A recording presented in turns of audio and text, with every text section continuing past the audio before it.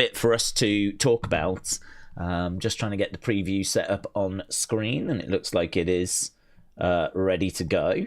So if we jump over to the preview, we can see that there's quite a chunky amount of stuff for us to get our teeth into.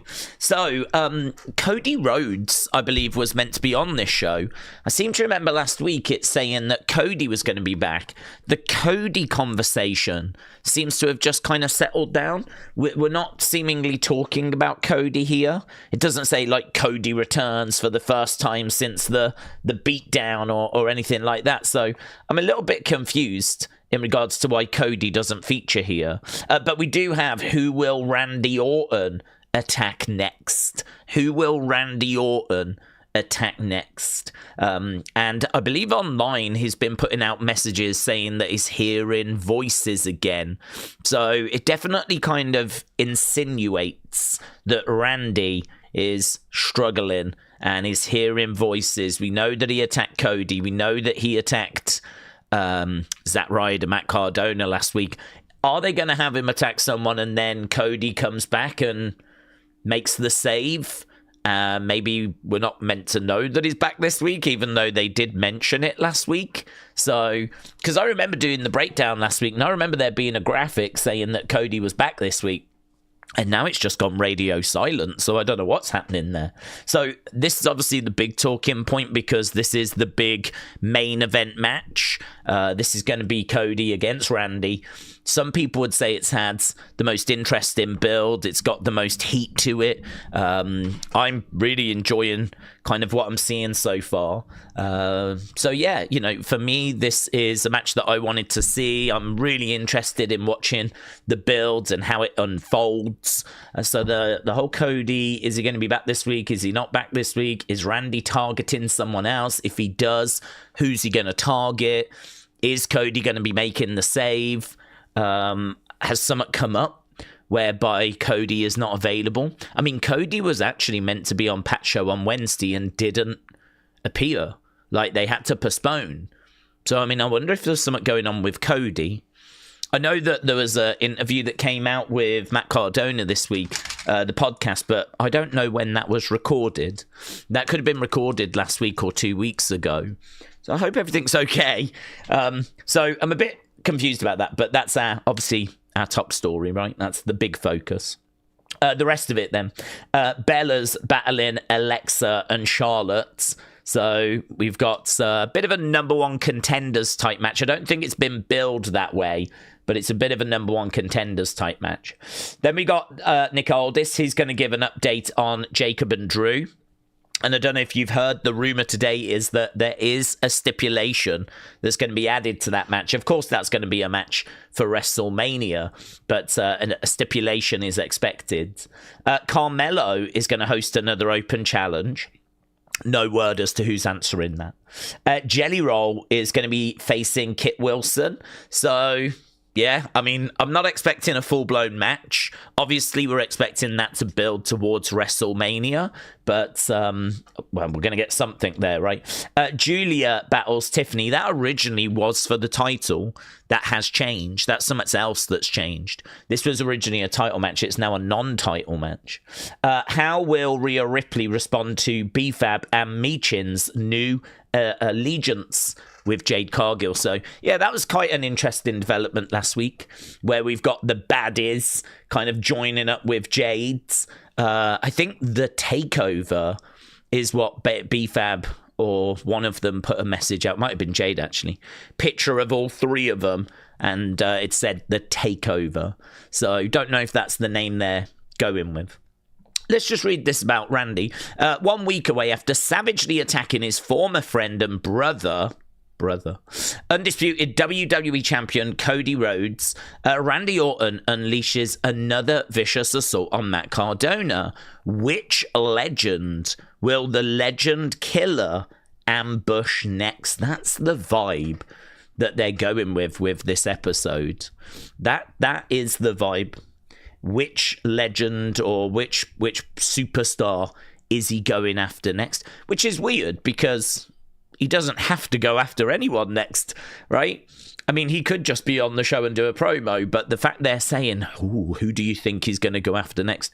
obviously makes me think that they've got a plan for him to go after someone, right? So just a little indicator as to what we could be getting tonight. Bella's against Alexa and Charlotte, we've already spoke about. Nicole just given an update there, we spoke about. Carmelo Open Challenge, there won't be any clues as to who that is. Jelly Roll, this could be interesting. On Friday, Jelly Roll will step back into the squared circle for the first time since SummerSlam to take on Kit Wilson. Wilson and Jelly Roll got into a toxic slam poetry showdown. Oh yeah, they did. Oh yeah, they did. And it ended with Wilson attacking Jelly Roll on March 20th edition of SmackDown. This incensed Jelly Roll, who asked GM Nick Aldis for the chance to face Wilson. Can Jelly Roll claim his first win in WWE? Giulia battles Tffany, and they are confirming there that it is non-title. And then we've got this here. So pretty stacked, to be honest. Definitely feels like a WrestleMania season show where there's lots of stories going on, lots of different things happening. Jelly Roll, Giulia, Tffany, Ria responding to a new group that's formed around Jade, Carmelo continuing the open challenge, Nick Aldis speaking about Jacob and Drew.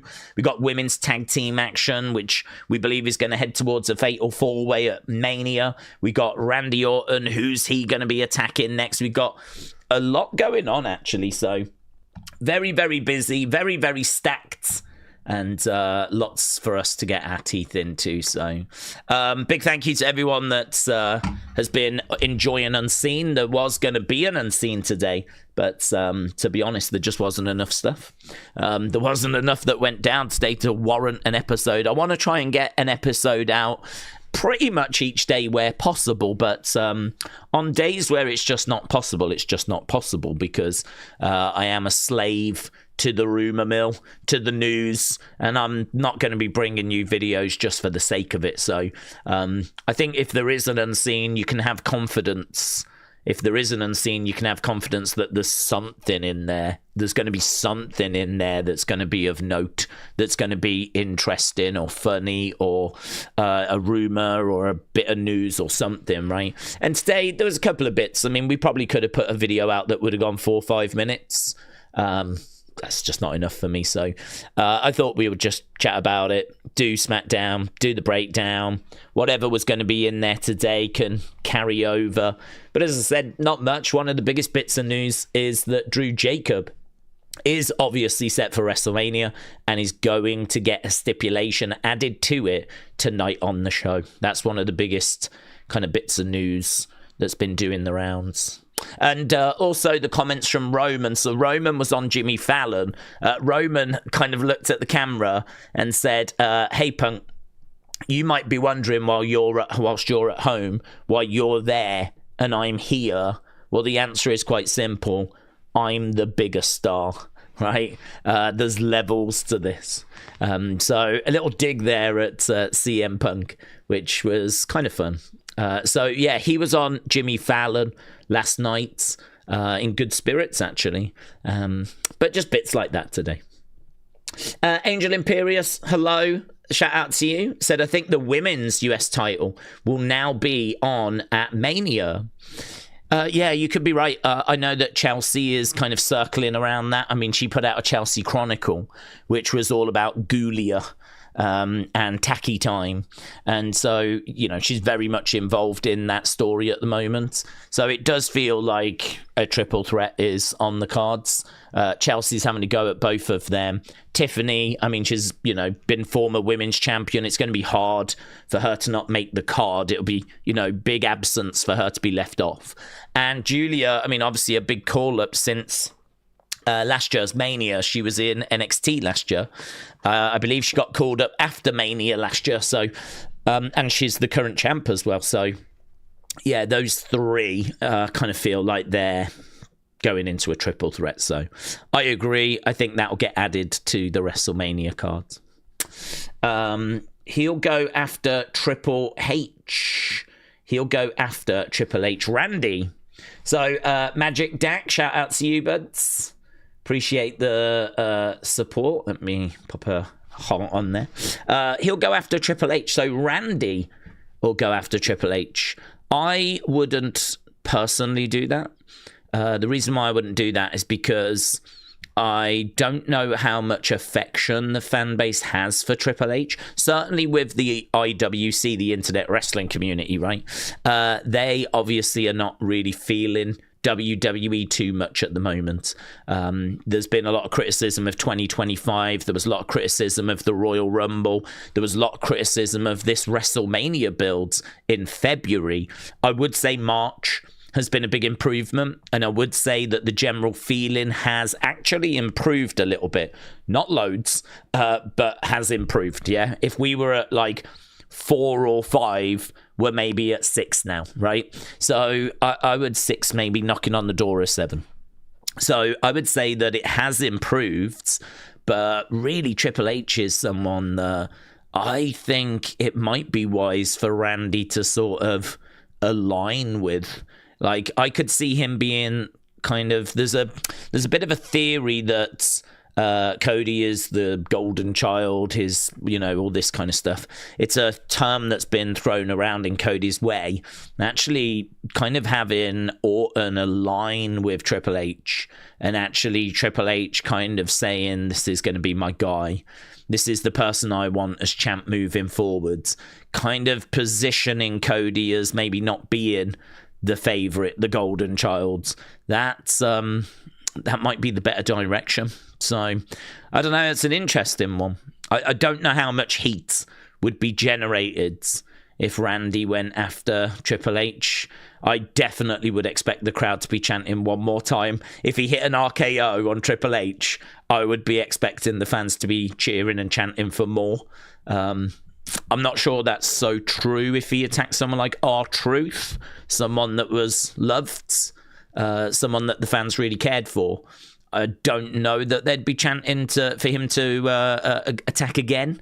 But like if he goes after Triple H, I'd imagine a lot of the crowd would be like, let's go. He deserves that for 2025. Connor, hello, said, as per Body Slam, the match between Drew and Jacob is set to be made official for WrestleMania on tonight's SmackDown and is reported to be a no rules match. Yep. Alfie said, I think Randy teaming with Triple H would build more heat. Randy punt kicking Triple H would probably make him a bigger babyface.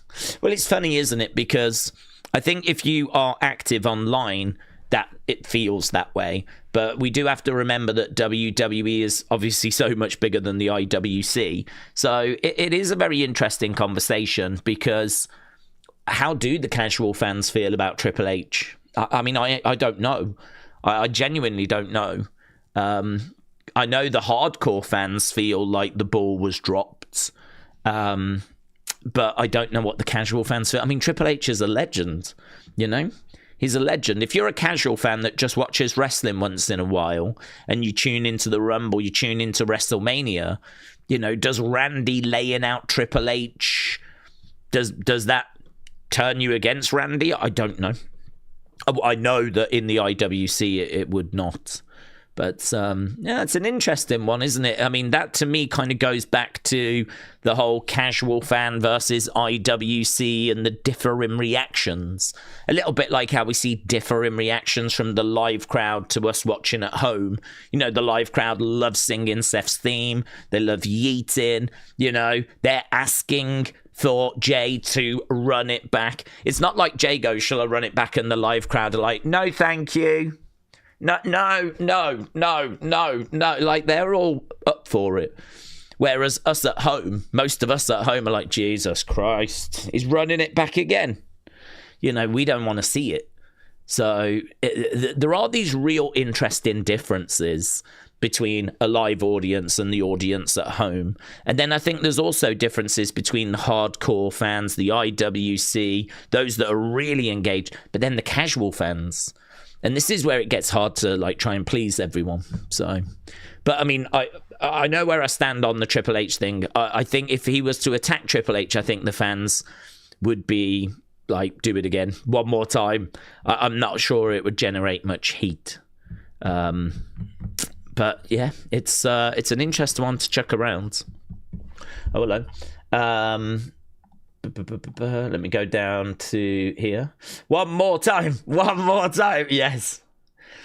I get the feeling that Magic Dak is only wanting to see Randy go after Triple H so that we can champ one more time, actually. So, I mean, look, I'm not against it. I'm here for it.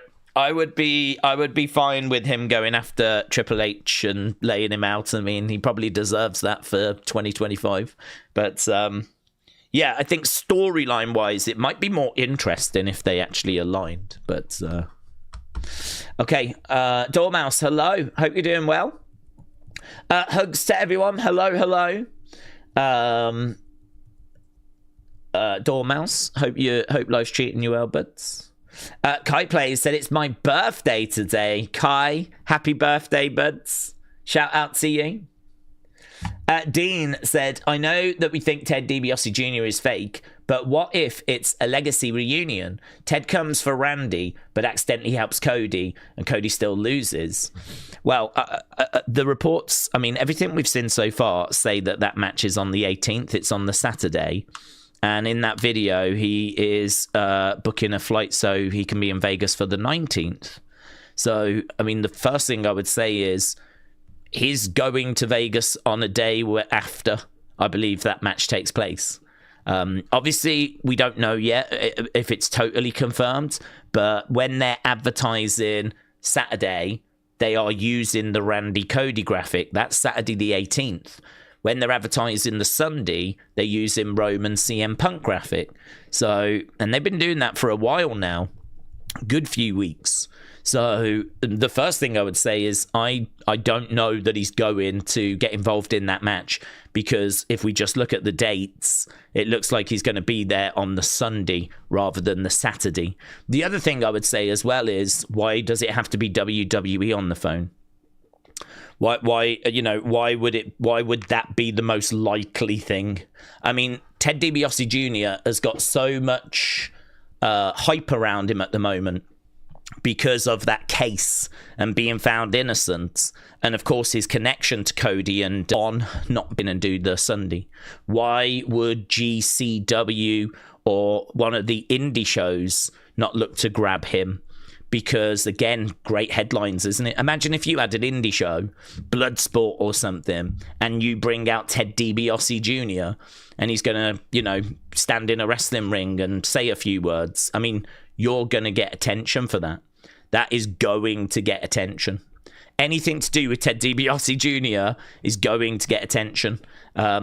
So, when we look at the date, when we look at the amount of different companies, the amount of different, there's bars that are going to be looking to get like meet and greets and, come and watch WrestleMania Sunday with us. We've got Ted DiBiase Jr. there. Like, the idea that Ted DiBiase Jr. had a phone call and it has to be from WWE is very wishful thinking in my mind. And also the fact that it appears to be the wrong date is another kind of stumbling block for me. So, there's been no groundwork done for Ted DiBiase Jr. either, in the sense of Legacy was a long, long time ago. We haven't spoken about Legacy. We haven't touched Legacy. We haven't had that sort of back and forth yet. Now, of course, we've still got a few weeks where we can do that and we can have these kind of conversations and we can mention Ted, but Ted hasn't been mentioned. I mean, he's been going through legal trouble.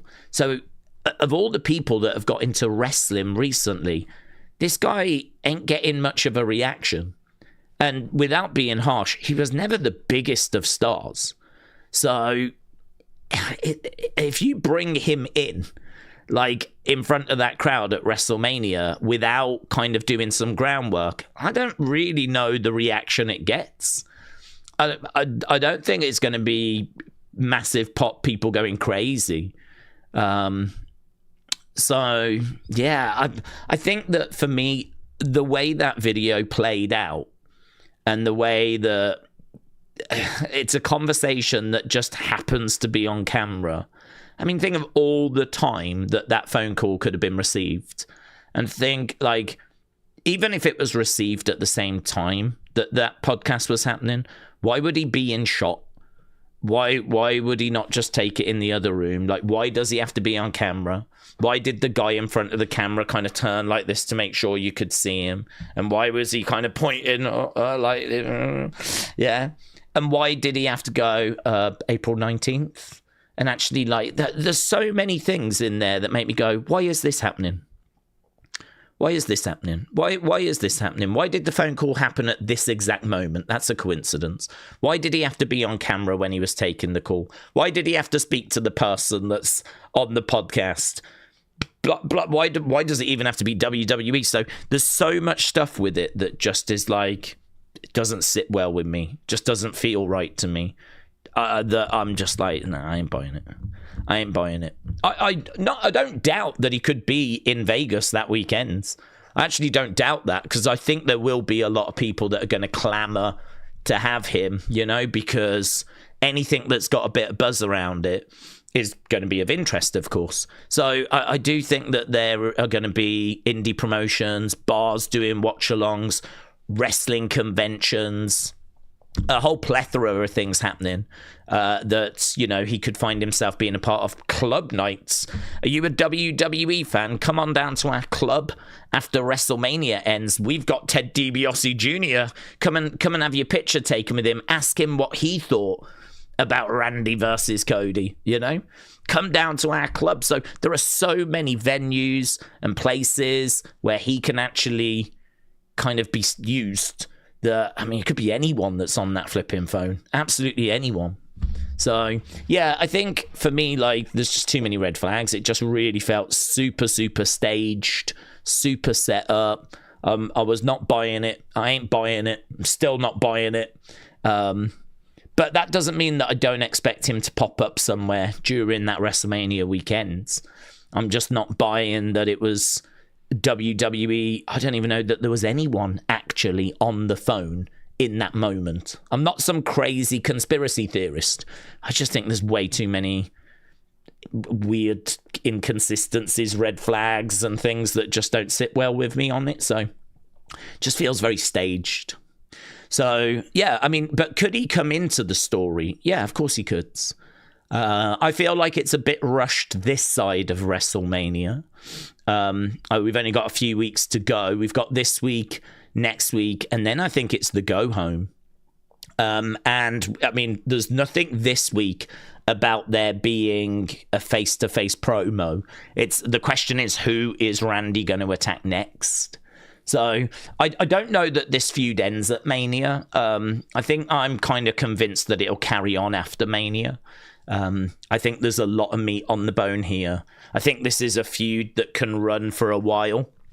This feels to me like a pretty big feud. And this just feels like the start of it. If you think about how long feuds tend to run for, it's months. It's months. And so, you know, I think Solo's had the lantern for like 70 odd days. And that wasn't the first thing he did.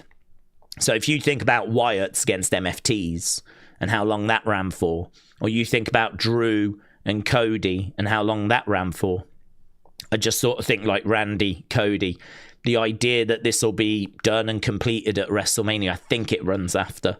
And I could see us moving on to like something to do with Ted and legacy and everything, maybe post WrestleMania. So I'm just not convinced. I'm not sold that he is going to be a part of it. He could be. I mean, he could be at Mania. He could be. I don't want to just sit here and go, he's definitely not, and then run risk of having egg on the face, because he could be. But I am not buying that clip. I'm not buying that clip. So I'm in agreement with you that he could be a part of it, but the headline for me is I'm just not buying that clip. Daze, I'd love to get on WrestleFeud sometime if you've got one of those free slots.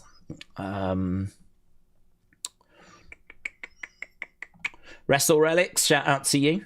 Yeah, I put a post out big post, lots of information. Really looking to double down on Wrestle Feuds. It's a members side that is really popular. I get a lot of people that have been on that want to come back on.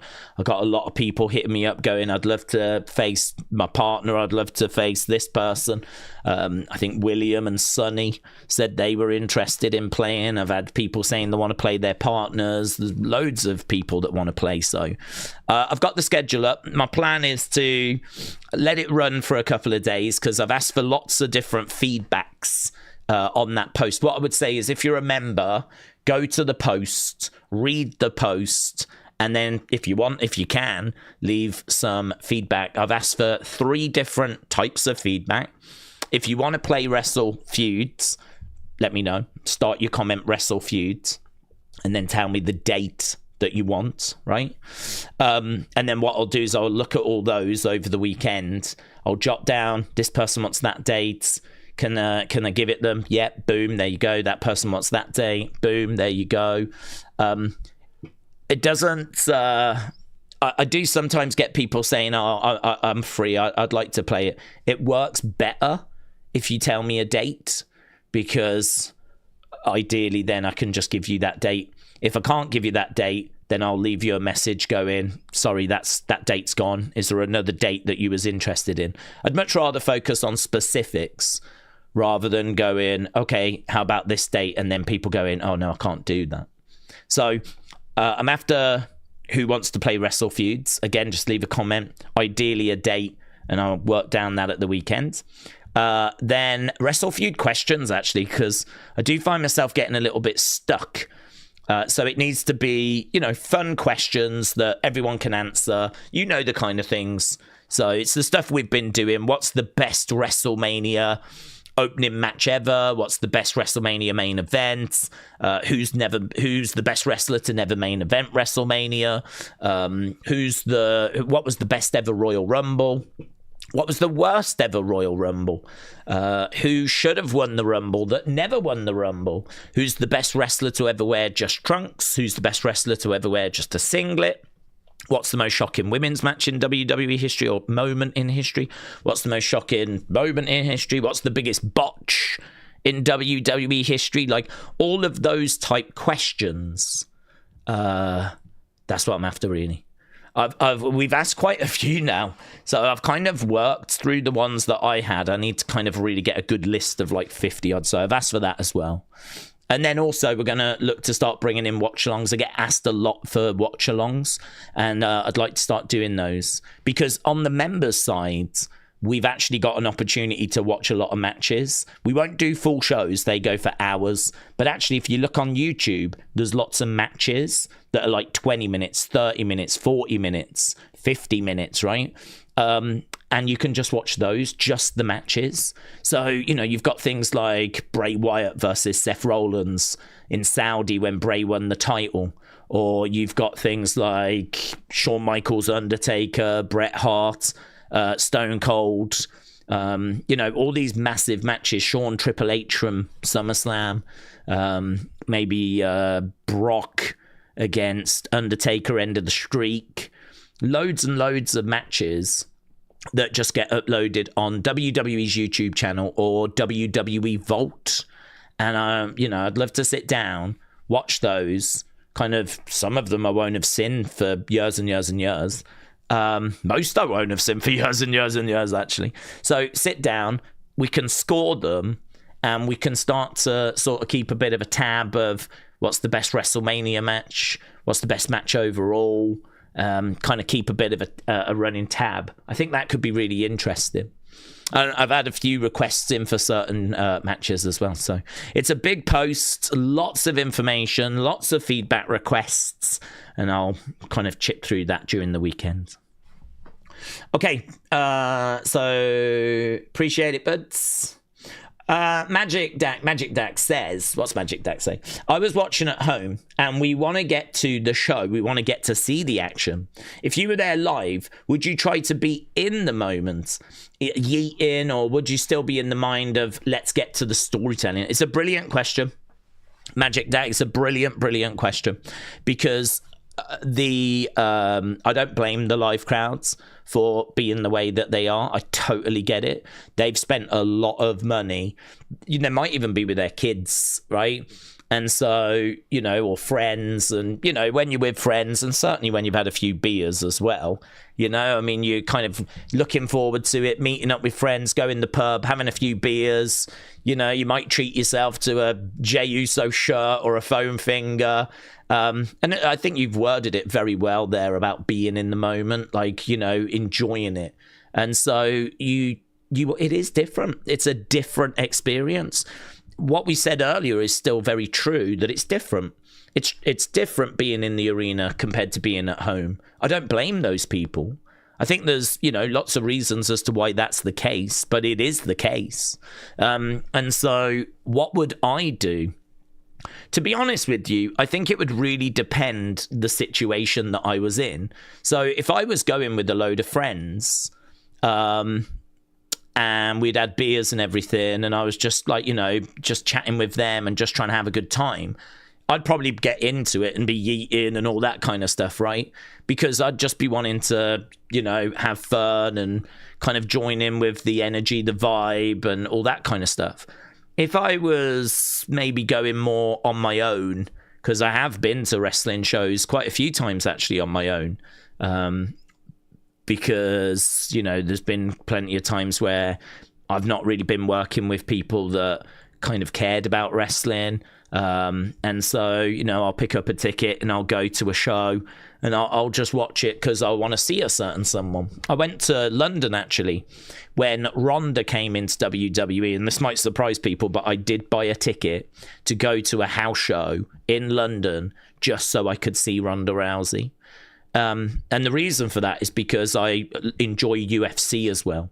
And Ronda is someone that really, achieved a lot for women in sports. Now, obviously, a lot of people are down on her and her kind of involvement in wrestling now. But this was when she first came in and there was a bit of excitement around it, right? And, I was really excited. She was wearing Roddy Piper's leather jacket. She'd actually gone to him before he passed away and said, "Can I use the Rowdy name?" And he'd given her his blessing. And so there was this kind of, that's why she had the same kind of shirt, white with that font. She, she kind of loved Roddy Piper, and she wanted that Rowdy name, and he loved her. And I don't know, man, she opened up the door for women in UFC, and she was a badass. I mean, legitimately, she might have been like one of the baddest women on the planet at one time, right? You could make an argument she might even be now, but I think UFC has very much passed her by. Women have, massively improved since she was on top in UFC. But anyway, by the by, I actually went to that show on my own to see Ronda and just catch the show as well, but mainly to, say that I'd seen Ronda. And to be honest with you, I'd do the same if there was a house show that was going to happen in this country where AJ Lee was going to be there. I would go to that as well, because AJ is someone that I've always respected, always found her work to be very entertaining. She was quite psychotic. She was playing mind games back in the day.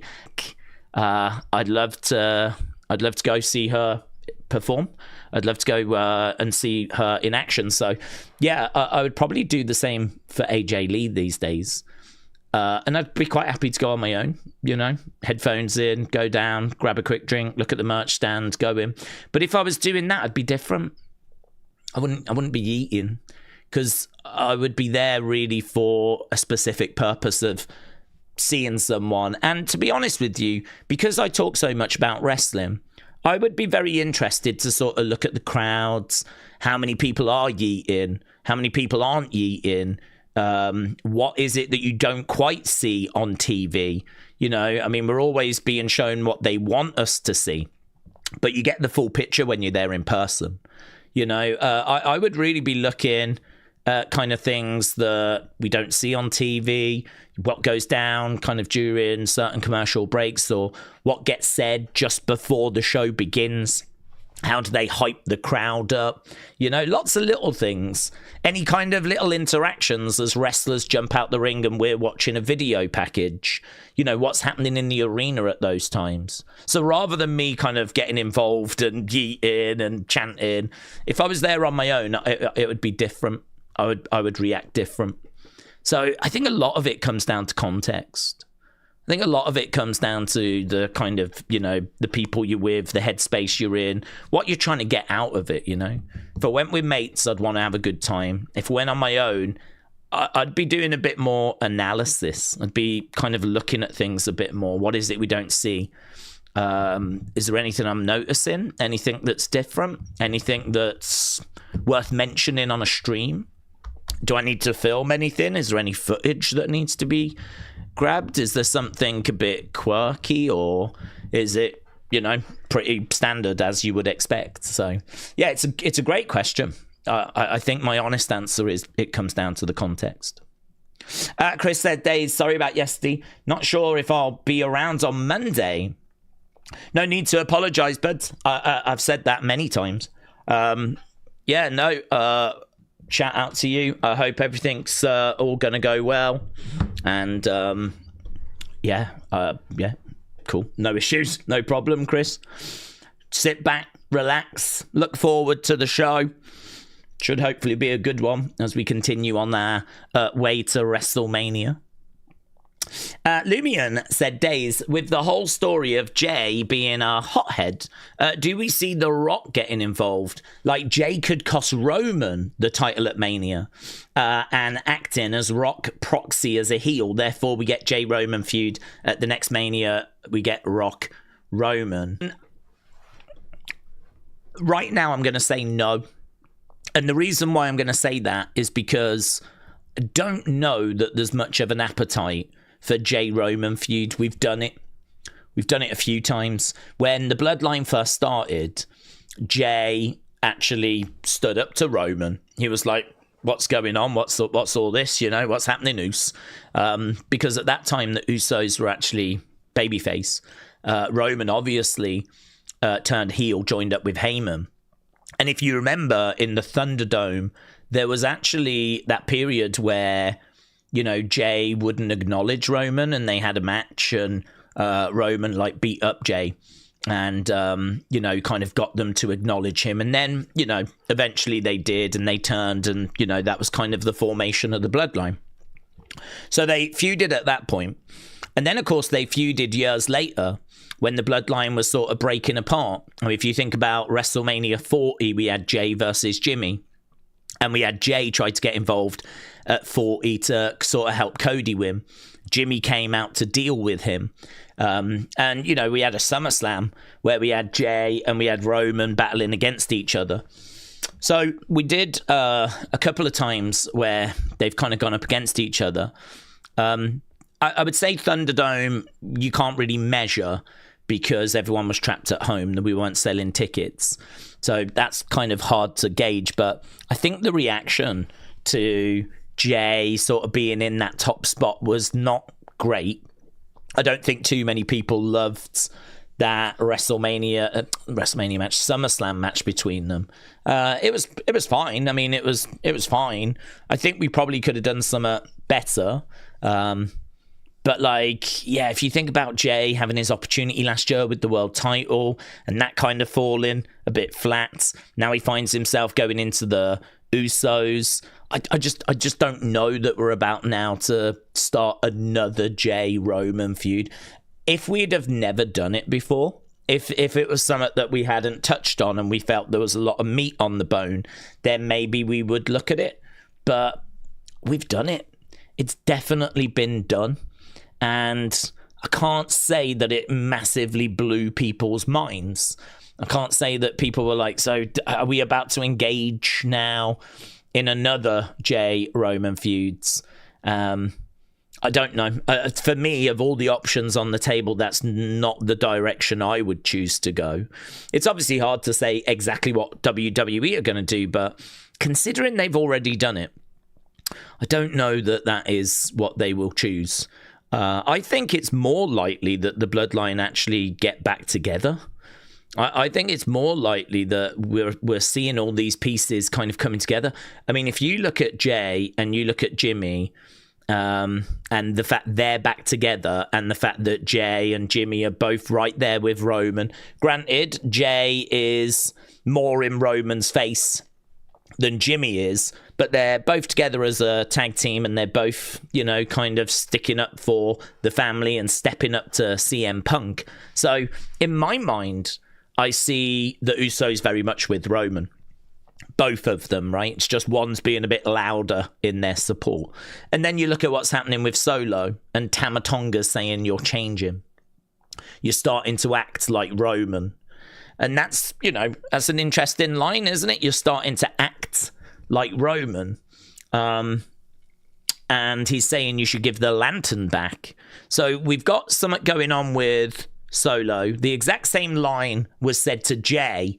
You're starting to act like Roman. LA Knight said it to him. So you're starting to act like Roman. You're starting to act like Roman. We saw what went down the other day. We know what's happening with Sammy, because Sammy's crashing out. I mean, no one has said to Sammy yet he's starting to act like Roman, but I wonder if that will be said to him. But yeah, Sammy needs to sort of pick a lane. At the moment, he's really struggling with, like, you know, if I do things the right way, I'm not getting anywhere. And look at what's just gone down with Randy, you know. Randy now is getting opportunities, winning elimination chambers, and, you know, he's just embracing that darker side. So it feels like all these elements are coming together. It feels like the Bloodline are sort of kind of everything's circling around. We've got this storm that's brewing, you know. Where that's going to play out, obviously you've got options. I don't know that Jay Roman is the one they choose. It's definitely an option. It's definitely an option, but I don't know that it's the one that they choose. The other thing as well is, can you rely on The Rock? You know, he's always doing films. I mean, we didn't know if he was going to feature at all in the builds, and then, you know, just found out that he's been filming Jumanji 3. So he's not been able to do that because he's been doing Jumanji 3. I mean, is that it for filming, or does he go into another project now? Absolutely no idea. So I think The Rock is very difficult to sort of pin down. The Rock is kind of hard to know what he's going to be doing. I don't feel comfortable in saying, oh yeah, The Rock's going to get involved. He's such a busy man with so many things going on that, yeah, I can't really put much stock in him being around. I do think there's a big play for him next year, and if they want a big match next year, that surely means The Rock has got to kind of put a lot of projects on hold next year, because it's not just about being free for WrestleMania. It's about getting ready, and it's about being part of the builds. If you're going to do a Mania match, I mean, I'd imagine you're going to need a large part of early 2027 available so that you can be on Raws and you can do the videos on social media and you can get the training in and get your body ready. So with that mindset of he's going to need to be available in 2027 for WrestleMania, I wonder if he does more projects and gets a lot of stuff sorted in 2026. So in my mind, it just makes me doubt that he's going to be around. He could pop up at Mania, The Rock, just to have a presence, just to give the show a boost, just to provide a moment. I mean, if he's free on that day, he can, of course, just come down to the ring and play a part, right? We could absolutely set the table for next year, this year. We've done that before, where we've kind of, you know, set up next year's Mania the year before. We could absolutely do that. I'm still with you with, you know, the fact that CM Punk could get the win. The Rock could play a part in costing him, and it could then set the ball rolling for next year. I'm definitely with that. Just don't know that I can sort of go as far as to say that we're going to do like a Jay Roman feud before. But some very interesting thoughts there, Lumion. Very interesting, because, again, like most of the conversations that we have, just like earlier when we were speaking about, are we going to be seeing Ted DiBiase coming in and getting involved in this story and all that kind of stuff. Like, we absolutely could, because he is a part of Randy Cody. But then there's elements like the video that I really didn't like, that just felt really staged to me. That you go, I'm not keen on that. But could we still get some with him coming in? Yes. In regards to Rock Roman, are we going to get them next year? Well, it's not confirmed, but we know a massive offer is apparently on the table for The Rock, so that he will be in that Mania main event, right? So, yeah, it feels like that is a direction that we're heading in. How we get there, though, and if what we're seeing at the moment is going to play a part in next year and Rock Roman, I mean, what we're doing right now might have absolutely nothing to do with The Rock. It could absolutely also be the case that we're just doing some stuff where we reform the bloodline and they have a big summer, you know, and Rock might not enter the picture until early 2027. So you know, it's hard to say, isn't it?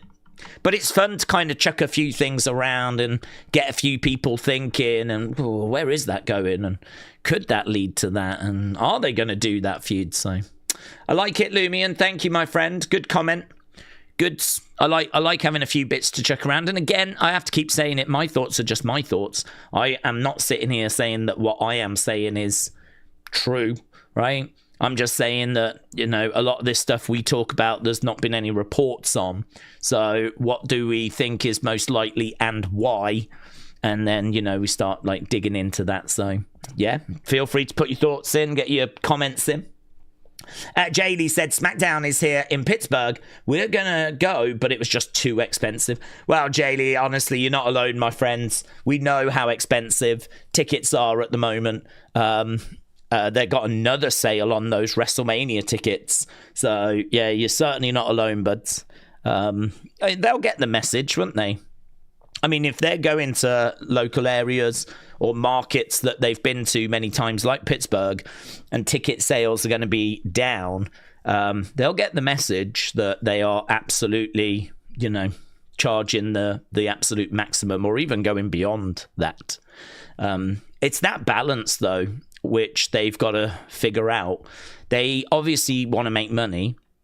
And we want them to make money because we don't want WWE going away, right? So we want them to make money, but we obviously still want tickets to be affordable, right? I mean, God, the amount of sponsorships and all of that stuff. I mean, it'd be a little bit easier to have the ring covered in sponsors and have, you know, dude wipes on Dominic Mysterio's shirt and have the barricades with sponsors kind of plastered on and mascots flipping dancing around the ring during WrestleMania matches, which I'm sure we're going to have again, right? We all remember a few years ago when Sol Ruka was that, I don't even know what it was, some sort of cereal mascot that was dancing around at the ringside area.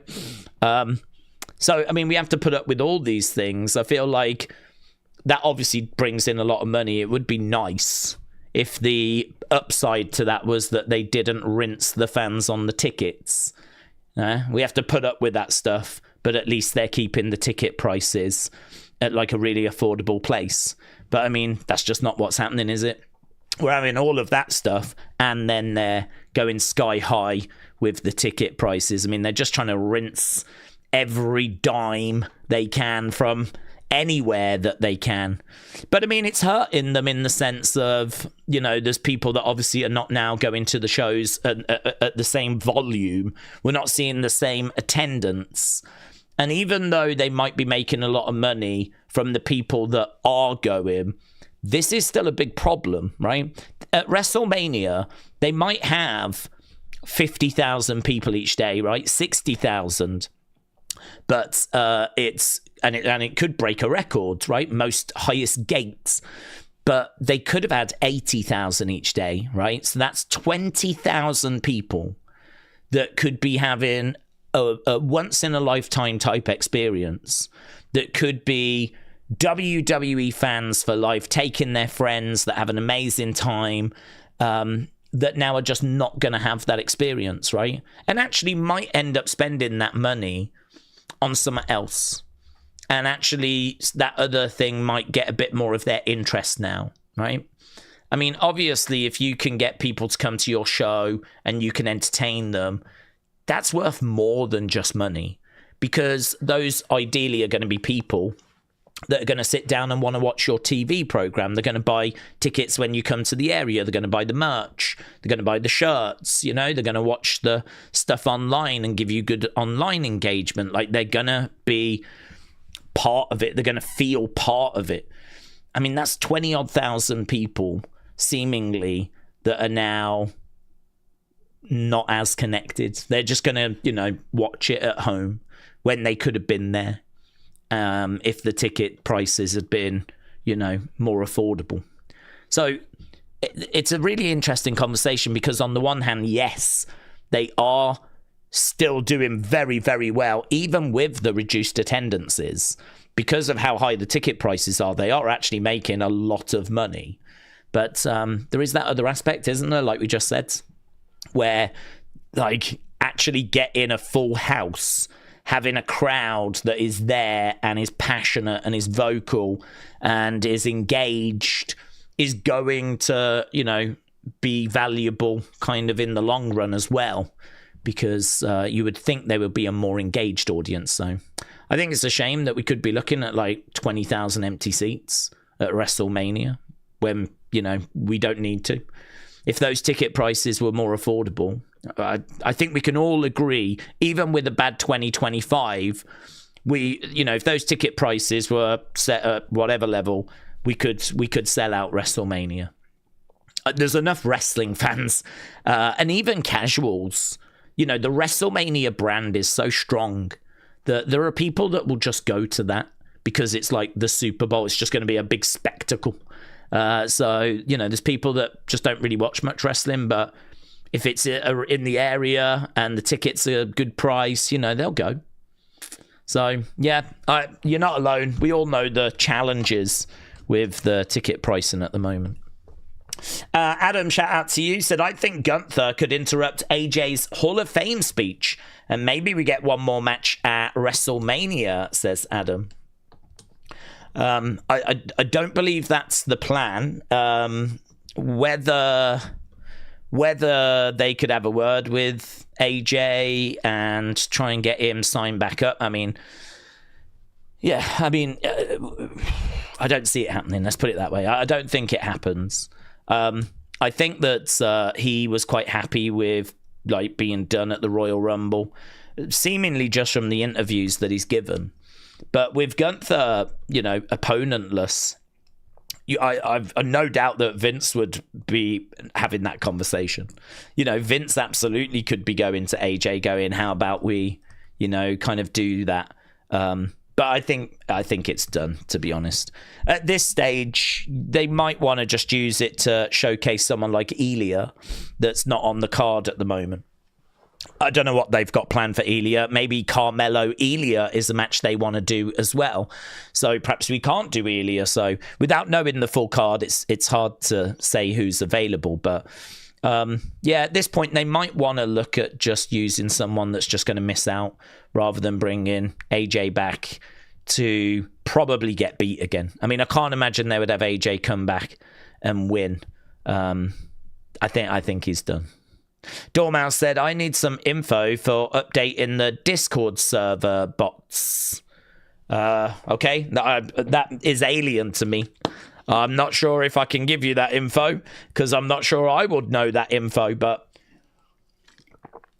ping me a message, but send me a DM or get in touch with me on X or ping me an email and, you know, I'll try and help however I can.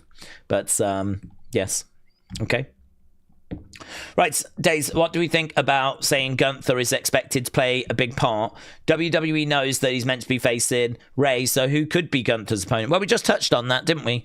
I feel like Giulia would be the one I would like to see, but I don't mind him coming out and doing an open challenge. And we did it with Randy. So Gunther comes down, issues an open challenge, and then just brings someone down. I've had suggestions of people getting in touch with me saying, how about we do this? How about we do that? And there's been some interesting shouts, You know, there's been some names that have been kind of circulating that you wouldn't necessarily think about. So like legends. So I wouldn't be down, honestly, on a legend coming out and Gunther beating them. I wouldn't be down on someone on the main roster coming down, like an Ilya. I think there's options. There's lots of options. I mean, we did it last year with Randy and we brought out Joe Hendry. So I wouldn't do that per se. But, you know, I think there's options. And the thing with Gunther is that he doesn't really need a build. I mean, people know who he is because he beat John Cena, retired AJ Styles. He was going to be in a feud with Ray, but that obviously fell through. So, yeah, I think it's just good news that they've still got some sort of plan for him. Jesse said Sid going into the Hall of Fame is great. His character was so scary to me as a kid. Yeah, I agree. That is great news. He does deserve it. I'm pleased for him. It's a bit of a shame he's going into Legacy because I don't believe Legacy, they get, like, you know, their family to say a few words. I'd sort of like for, you know, them to have like 5-10 minutes to just, you know, share a few stories, say a few things, maybe, you know, tell us a couple of things that Sid would say. Like, I don't know if Sid's partner is still around or the kids are around or someone that used to travel with Sid that kind of knows kind of him and some of the stuff he used to say. Like, I'm sure there's stories. I'm sure there's really interesting things we don't know that could be shared. And I always find that the Hall of Fame speeches are so much more enjoyable when they have those kind of elements to them. Obviously, when they're just thanking people a lot, it can be a bit like, okay, I get that you have to do this, but the most like enjoyable parts are the parts where they kind of share some stories and they talk a little bit about how they got in the industry and, you know, the challenges they had to overcome. And I suppose, in a way, if you go in the Hall of Fame and you dream about going into the Hall of Fame, you sort of dream about being on stage and being allowed 5-10 minutes to just kind of, you know, talk about yourself, say the journey that you went on. I don't know that anyone dreams of going in the Hall of Fame after they've died. And then also, because they're not around, like, there being no sort of speech for them. So it just doesn't feel quite right. I get that, like, there's time constraints. I do understand that. I mean, I don't know if you don't, like, you could even have 3 podiums on stage. You could bring out the legacy class, right? And you could go to the first podium, give them 5-10 minutes, right? Well done. Then you go to the next podium. So, do you know what I mean? It's quick. It's not like you have to do, like, all this stuff. Like, half an hour of the show goes to the legacy class. 3 induction speeches. Family are there. Bang, bang, bang. It's quick. It's concise. Kind of speak to them about, try and share some stories. Hopefully make it interesting. I'd love that. I think that'd be brilliant. So my only grumble is that, you know, this whole legacy thing, I just don't think it's needed. I mean, Sid should just be in the Hall of Fame. This whole legacy stuff, what's that about? I mean, legacy, a few years ago, it used to be like people that weren't really connected with WWE. It was kind of a lot of like Farmer Burns and Frank Gotch and George Hackenschmidt and Ed Strangler Lewis and Lou Thez. And it was all these people that had been active in the 1900s, 1910s, 1920s, 1930s, 1940s, 1950s, 1960s, 70s territories outside of WWE. And so it was a way of just getting in like 20 odd people. So, I mean, if you looked at the size of the legacy classes back in the day, they were absolutely huge because WWE was just chucking all these people in that had played such a pivotal role in the history of professional wrestling. Hence, legacy, really. You know, they had built the legacy of professional wrestling. And so we were chucking all these people into the Hall of Fame, right? And then as, you know, time went by, we started to see, like, Luna Vachon go in that way and Lord Alfred Hayes go in that way. And I found those to be a bit strange. Luna Vachon was at WrestleMania 9. She was around in the Attitude Era. Why is she going in with, you know, some of these names from the past, you know? That were, yeah, didn't feel right. So the water started to get a bit muddy. And now we're at the point where I think last year Kamala went in that way. And now Sid's going in this way. And you're like, I don't get this. Just put him in the Hall of Fame. Give his family a little speech. But I mean, look, there's no point kind of critiquing the Hall of Fame induction ceremony, because I think we can all see that it's not right. I mean, that thing has changed so many times. I mean, we've done it as a bit of a dinner. We've done it as being on a stage, which I think is where we are now. Obviously, we did it in the ring. And we did it like straight after SmackDown. So we would take the ropes off and we would change it over and all the superstars would be on the entrance stage. So, I mean, this is a format that has changed many, many times. And we know how the speech is overrun. We know that it's a logistical nightmare. We all remember Triple H having to come on and have a word with Ric Flair a couple of times during his speech. You know, Triple H said it was one of the worst things he ever had to do was go on and speak to Ric Flair during his Hall of Fame induction speech and say, "We're a bit pushed for time here, bud. We need to wrap this up." Yeah. So, you know, the whole thing's a bit of a nightmare, isn't it? They never have seemed to get it quite right. So I think where we are now is they tried to induct like 5 people in a match. I mean, even that's new. That only started last year. We used to have a Warrior Awards. That's gone. Yeah. So we don't even do that anymore. So, yeah, it's a mess. It's a mess, but I'm pleased he's in. He deserves it. His Wikipedia will say Hall of Famer. And so, yeah, he's in the Hall. But I would personally do it whereby we can still get some of those stories. I think if you don't know about these people, the Hall of Fame should be a good place to go to learn, you know.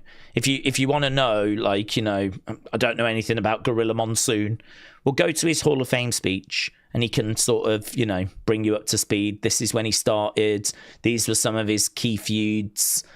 These are the people that he wants to thank. You know, the video package before he comes out is going to tell you the impact he had on the business. Like, I sort of feel like they should be little capsules of information. And some of the best speeches are, I mean, there's some amazing, like Bobby the Brain Heenan speech is just so loved. Full of like really funny stories and stuff like that. Like there's some fantastic speeches. And I must admit, actually, some of the recent speeches have been very good. Some of the recent speeches have been very good where I've found them to be very, you know, funny and insightful. I definitely think Triple H could have shaved a lot of time off his. But I can't criticize him for waffling because I think we all know if I was going in the WWE Hall of Fame, I would need the full 3 hours, right? So, yeah, he probably could have shaved a bit of time off his. But, yeah, deserved. I agree. I like the fact Sid's going in. My only grumble is about the legacy thing. Bad News Brown going in as well. Maybe not as big of a star, but certainly someone that made an impact and certainly someone that features on a lot of those sort of early PLEs in the 80s. And someone that, you know, even as a little kid, I was watching. You know, him, I mean, one of his matches, that match with Roddy Piper has been completely erased now because of Piper being like half black. That was Piper, Bad News Brown. He deserves to go into the Hall of Fame just for putting up with that BS, right? That's Hall of Fame worthy on its own. But yeah, he did quite a bit. Just never made it to that kind of top tier, you know. But not down on him going in either. Right, RTX 406 OTI. Yes. RTX said Drew versus Jacob. What would be the best stipulation? I would like a stipulation that we haven't seen in years. What haven't we seen in years? I mean, we hadn't seen a 3 stages in hell for a long time, but we did that recently. The 4 corners thing we've done. You haven't seen a flag match in a long time.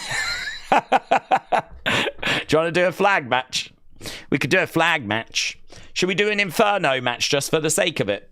Should we do a casket match in tribute to The Undertaker? Gone but not forgotten. Bra and panties, just for the sake of it. Ball gown, Playboy pillow fight. We could have the mud wrestling. We've done that before as well. I think in regards to this one, the word is it's going to be a no rules match, right? So I think it's just going to be a street fight. It's just going to be anything goes. I think a lot of people were saying they would have liked this to have been Hell in a Cell, and Hell in a Cell was definitely floating around as an option. I think there's a need for some new match types, new stipulations. I mean, I don't know about you, but vast majority of these are the same.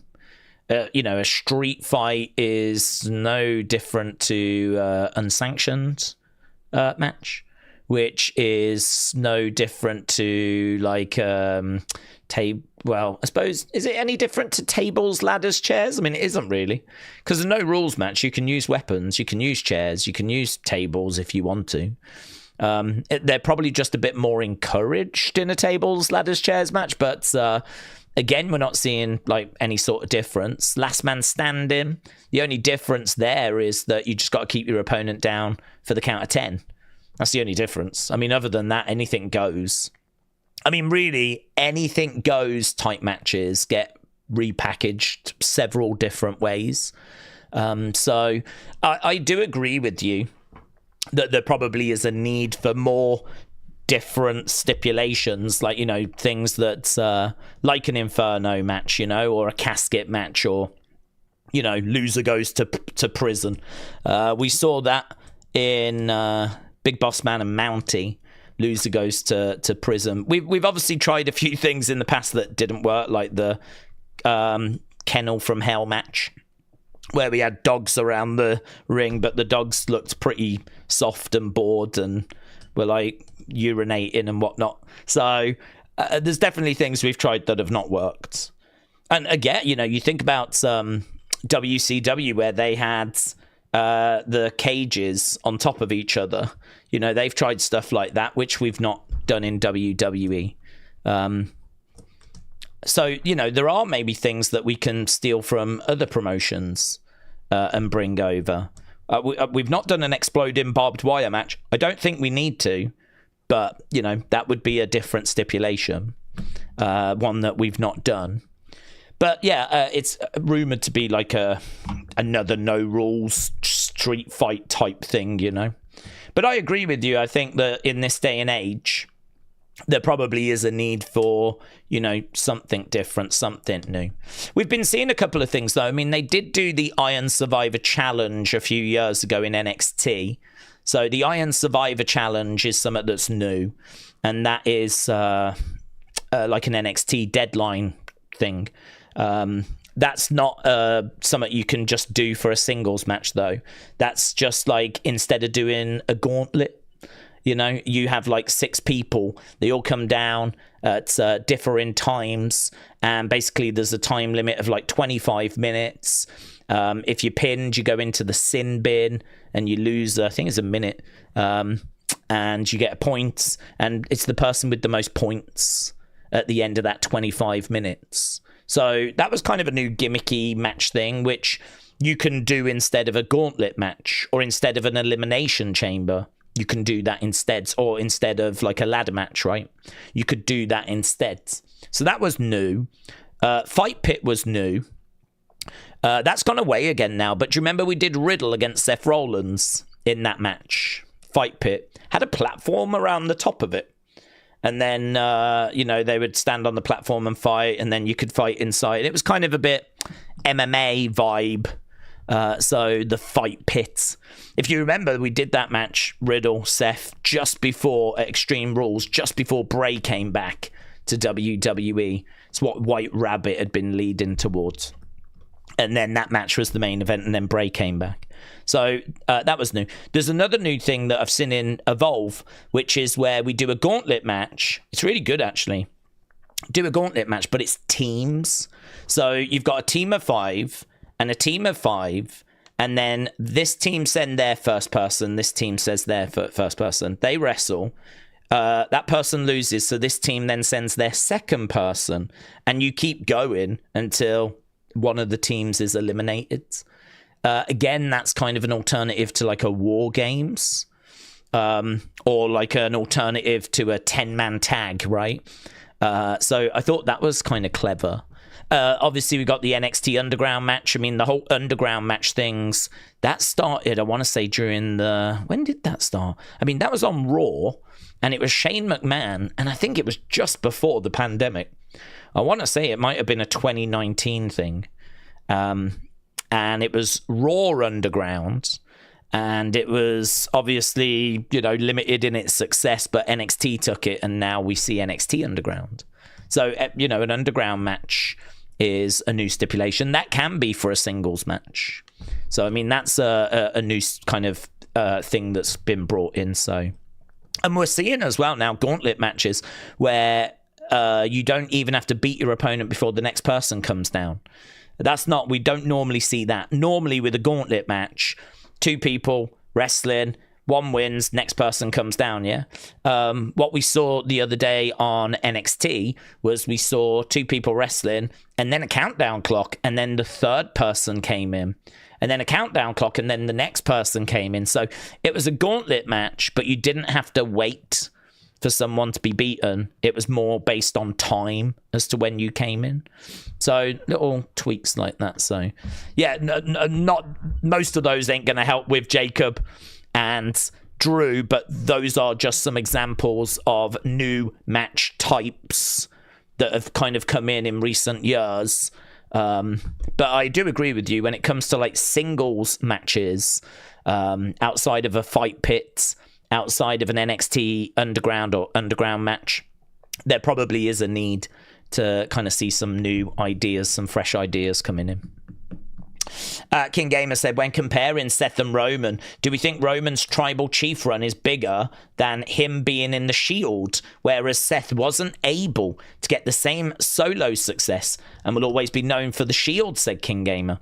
Well, that's really interesting, actually, because I mean, I feel like Seth in the Authority was pretty big. I don't know that I could say it was as big as the Shield, though. So, I mean, you could be onto something.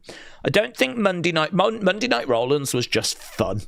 That was a really fun time. I mean, Monday Night Rollins was basically what Carmelo is now. That was doing open challenges, even when you're not a champion, and just putting on bangers. And just being a part of the show that you look forward to each week. And that was just a really fun time, Monday Night Rollins era. Messiah, I was not a fan of. And Visionary, I mean, I don't know how big we can say Visionary was. I don't think Seth found the thing that he is going to be like. He hasn't found that bloodline run. I can go that far. Seth is a man of moments. So, you think about the heist of the century, or you think about the ruse of the century, or you think about Heyman aligning with him, I feel like Seth breaking up the Shields. I feel like Seth is a man of moments, whereas Roman is just had that consistent push, hasn't he? Roman he's just been in your face for years and years and years. Whether you wanted him or not, he was the top guy. I mean, he main evented WrestleMania 31. He main evented WrestleMania 32, 33, 34. Didn't do 35. That was the women. 36. He was meant to. But obviously, with COVID and everything, he was off that Mania. But then he was back to do 37, 38, 39. So, do you know what I mean? Like, he's just been pushed even before the Bloodline run, he had a good chunk of WrestleMania main events there, as the company identified him as being the guy they wanted to get behind. Whereas Seth has never enjoyed that level. He's had been WWE champion, of course, but he's never enjoyed that level of promotion. I mean, there can only be one, really. I mean, there was only one Hogan, there was only one Cena. Attitude Era, for various reasons. We had, but I think we can agree it was largely Stone Cold up there, Rock up there, Triple H. There was injuries and bits and bobs which gave people opportunities. But that was a little bit more chaotic, but it was just a bit of a chaotic time. But if you look at the 60s, Bruno was on top, he was kept there. Bob Backlund on top, he was kept there for like 4 years. Hogan on top, he was kept there. You look at Cena, you look at Roman. Seth's just had to play that sort of second fiddle, hasn't he, really? He's been the macho man. He's been in that position. So, that's a really good thought. Did Seth achieve anything that was as great as the Shields? I mean, what I would say is, if Seth had come in after the Shields and had just done everything he has done as a solo star, and he was not in the Shield at all, he would definitely be a headline Hall of Famer. His career is amazing post-Shield. I mean, he's one of the top stars. Arguably the second biggest star behind Roman, right? Arguably, because obviously you've got Brock around, but it's just that Brock's not around all the time. Got a little bit of Undertaker in there. Not much, if we're being honest, though. Obviously, Punk comes back, Cody comes back, but I think from the moment the Shield breakup to where we are now, I think you can make a pretty good argument Seth's number 2. So, and obviously AJ's in there. AJ comes in 2016, though. Shield broke up in 2014. I don't think we can say that AJ's booking has been great in recent years. I mean, he was teaming with Omos for I don't know how long. So, and he's had a lot of injuries as well. So I think you can make a good argument that he was number 2. So, yeah, even if he wasn't in the Shield, he'd be a headline Hall of Famer. He'd go down as one of the big names. But as he just had moments, runs, periods that you would say were as impactful as the Shields, that's interesting. I think it depends how you feel about the Visionary character. I feel like he wore a lot of wacky clothes that were not very cool. And I found the song got very irritating.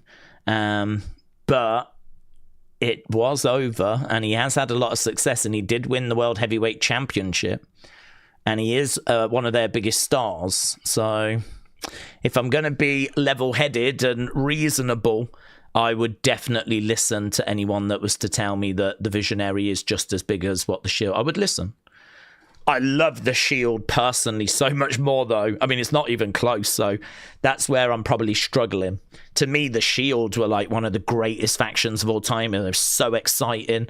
Like, it felt like a breath of fresh air, and they were cool. The music coming through the crowd, the look, they were so dominant as well, and you just knew that they were going to go on and do massive things.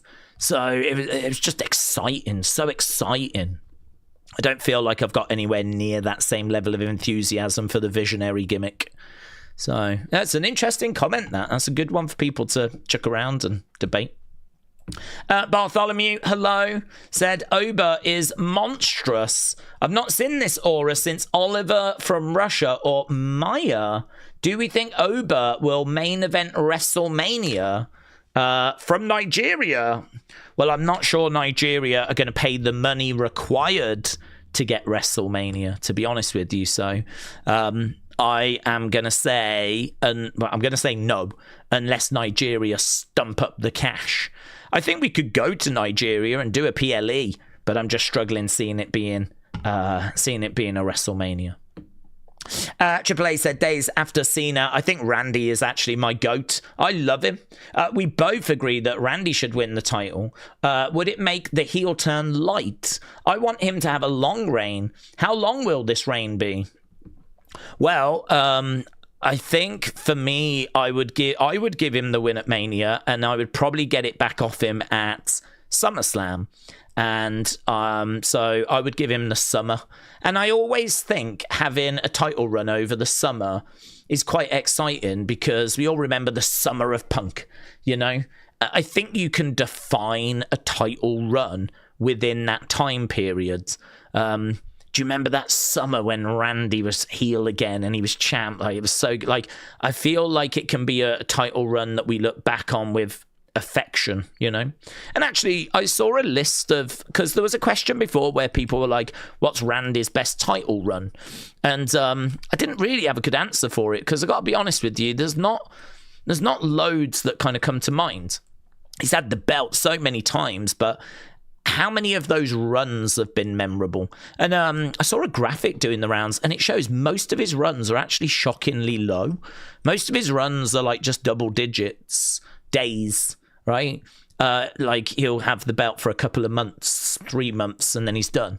There isn't many triple digit sort of runs in there, which was quite surprising, actually. But then I suppose if you have been champion 14 times, you're probably not going to have loads of long reigns in there, because you probably need to lose the belt to then win it back again. Plus, if you think he's a 14-time champion that's probably not won the belt for like 5 years right now. So that's crazy, isn't it, if you think about it? That's crazy. I mean, he's had quite a long career, but it just shows that a lot of those runs are short. So I think I would like him to have the summer. And I think depending on how it goes, I would probably reassess SummerSlam. But as a starting point, sitting here, mapping it out, I'd probably go, yeah, give him the belt and give him like the summer. But I would be desperately trying to find ways to get in the crowd, as everyone knows, against him. I like my heels to be booed, ideally, to get heat. And I like my baby faces to get cheers. I'm very traditional like that. I think the old ways work. It's kind of where it's what the business is built on. This kind of, you know, moving into a grey area, I just don't find effective. I don't think it's clever. I don't think it works as well. So yeah, I would be obviously trying my hardest to kind of do that. One of the things I've said is that I would have Randy say that he's looked over his contract, and in his contract it says that if he becomes champion, it says that he is only committed to defending the belt once a year or something like that. I've got, you know, we could do a segment with Nick Aldis where Randy has got an announcement and he wants Nick Aldis in the ring. And, you know, it's kind of in the contract, it says, you don't know this, Nick, but me and Triple H, we go back quite a way. This is my contract that I negotiated a few years ago.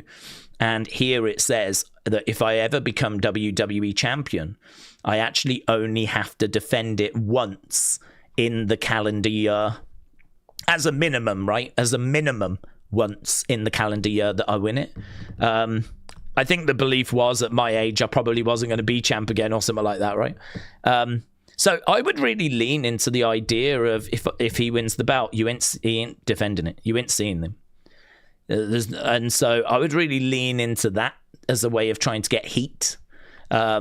Because one thing the fans won't like is the belt being hijacked.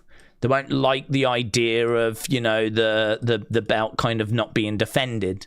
And so I would probably lean into that. But of course, it would be part of a story and you would find a way out of it. And of course, he would have to defend it over the summer. But yeah, I'd flesh it out.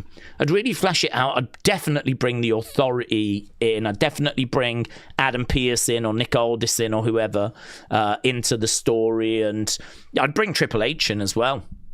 And find a way of kind of, you know, fleshing it out post-Mania. And I'd bring Brandy in as well and get her involved. You know, try and make it as vicious and as big as possible. I would bring Ted DiBiase in, but I do think there needs to be some groundwork laid first because I think most people won't know who it is. But I would really dig into Cody feuds and ideally move him on as well past Cody and onto someone else so that it's not just Cody. I think it'd be good if Randy won the title. Yes, that would have to continue post-Mania, but maybe it be that if you don't beat me at... I don't know what shows are coming up. Normally we do Backlash. Normally we've got Money in the Bank, but that's moved this year to September. So whatever the summer is going to look like, do a match where... if you don't beat me, you don't get a shot at this belt. I don't want you to be a problem that I have to worry about whilst I'm champion. Maybe do one of those stipulations where if I beat you, you can't have this belt whilst I'm champion. And that would get rid of the Cody problem. And then that means you can move Randy onto someone else afterwards. I don't know that I would do that as quickly as Backlash, because Backlash is not too far after WrestleMania. And I still think there's a lot of meat on this feud. So I can't say I would move that quick, but I would, definitely be getting this done by June. And then that means that I've got the rest of June, July, going into August to, move on to someone different. So, yeah, but then it could be working and it could be cooking, and I might look at it and go, oh, no, I need to keep this going. So as a starting point, I'd look at SummerSlam and have a summer of Randy and make it vicious and maybe give some people to Randy as some backup. Maybe you even give him Ted DiBiase Jr. I mean, I don't think the guy wants to wrestle, but he could certainly come in and, play a part. And you could have a new legacy with Randy, which could be interesting. So I think there's lots of options. But if I got to the summer and it was working, I might go past that. But if, like, the Cena run, it's fallen flat or it's just not worked, then it might be like, okay, let's get the belt off him. We'll still keep going with the heel thing, but, let's move him onto something different now. Maybe Howdy, if that is ready. Hard to see it being ready because Howdy's been so badly booked that I think the majority of people, I don't know if they'd be interested in that. But Howdy and Randy, I think we can agree, should cross paths at some point. Because Randy is Bray Wyatt's greatest rival. So I feel like Howdy should cross paths with Randy at some point. Whether that would be this year, probably not. Rapturous said, Daze, do we think LA should win King of the Ring and then beat Punk or Roman at SummerSlam? And Javon win Money in the Bank? He could be the youngest world champion. Bonus points if Randy is champion, he gets cashed in on. I wouldn't, to be honest. I wouldn't, because LA Knight winning King of the Ring and going... I just don't know the numbers for LA Knight. I mean, LA Knight is one of those internet darlings that enjoys good live crowd reactions, but the fact that they have not pulled the trigger on him, the fact that he has not won the Rumble, won Elimination Chamber, didn't win Money in the Bank last year, didn't win King of the Ring, his presence is ever growing, which is a great sign, but the numbers can't be there. The numbers just can't be there, because if they were, then I think we went that way, because the numbers would say we have to go that way. But the fact that we have not been doing that, and, look, WrestleMania is coming up and he's not there, right? He's not, I mean, currently he's not on the show at all, right?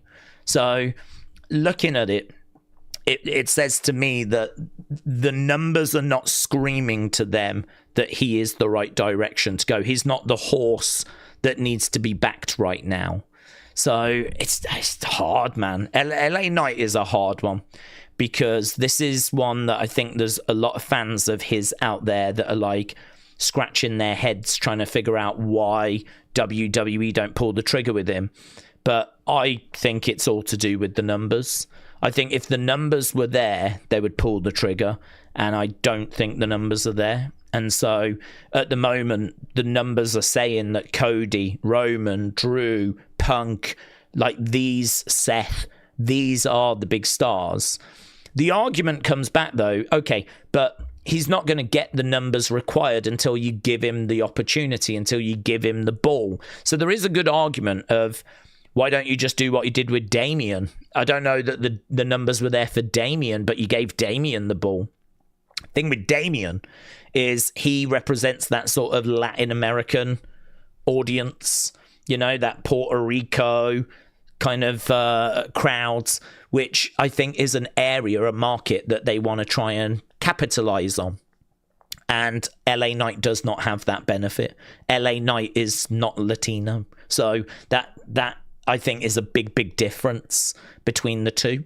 I don't think the numbers were there for Damien, but I do think he represents a market that they wanted to see growth in. Just like how Jinder Mahal might say that he doesn't believe he was given the WWE belt to capitalize on India, right? I would beg to differ, and I think many others would as well. I mean, for Jinder to get from nowhere to being world champion, I think that they were trying to grow in India. They were trying to expand. He says that was not the case, but it's a hard one, that to not kind of, do you know what I mean? That's a difficult one to believe. So I think LA Knight is in the conversation, but I don't know that I can say he wins King of the Ring. I mean, to be honest with you, can we make an argument for LA Knight winning it over Femi right now? I mean, Femi is getting crazy reactions. The fans are super excited. He looks like he's taking on Brock, obviously, at WrestleMania, unless there's any injuries. So it looks like he's taking on Brock. There's a good chance he's going to win. The momentum that he's going to have coming out of Wrestle. Where do you go after you beat Brock? I mean, I don't know that you go after Penta and the Intercontinental Championship. I mean, can I make an argument that it should be LA Knight over Oba? I don't know that I can. And again, what are them numbers saying? I mean, the engagement on those segments with Oba are going to be big, aren't they? You know, the video views and the hype and all of that. It's, I mean, like everyone's doing the walk and let's just say LA Knight's going to be in the mix, but I'm not sure that he wins it. Javon Evans winning Money in the Bank and becoming the youngest world champion. You can do it. It's not something that I'm not bothered by it. The reason why I'm not too bothered by it is because of the fact that Javon is not getting the sort of reactions that Oba's getting or Trick Williams is getting. It sort of feels like Javon's got a really good moveset and he's got this bubbly personality, but I don't really feel like we've done anything with him yet, where, you know, he's just kind of had a few matches. He's kind of done a bit of a feud with Los Americanos. He's been in there with Rayo, Bravo, El Grande. He's kind of been doing some bits like that. And he gets a nice pop when he comes out, but I can't say that I'm looking at him going, world champ, we need to get the world title on him right now. Like, for me, I could see him being the mid-card champ first. I could see him having an Intercontinental Championship run. And I feel like if he was to get like Money in the Bank and cash in, which would be the best way of doing it, by the way, that I agree with that. If you want to break the record, which I don't even know if you can, because I don't know, like age-wise where we're at with him, but if you wanted to specifically break the records and you wanted it to be him, I agree Money in the Bank would be the right way forward. So I am in agreement with you on that. I just don't think I'm in a rush. I'm not really in a rush. He's like 21, 22. I'm not really too worried about that record being broken. I'm kind of more interested in booking him correctly, getting him over with the fans, but not just because he's like can do stuff in the ring. I want to get him over. I want to get his personality over. I want to get him connected. I want to put him into some stories and all that kind of stuff, like give him some feuds and have him sort of going after the mid-card belt and backstage brawls and promos in the ring. And, I'd like to see him up a bit of his social media game as well, actually. I think that's a big thing that he's not capitalizing on. I think he could do a bit more on social media. That worked very well for Drew. when he was in that feud with CM Punk. It worked well for The Rock, of course, when he was putting his little promos out. But to be honest, there's not been much for Javon really to get his teeth into, because we haven't really been giving him too many feuds. So you can give him Money in the Bank. I think there's probably other options. I mean, maybe LA Knight fits Money in the Bank. I mean, if LA Knight is sort of there or thereabouts, but the numbers aren't quite there where...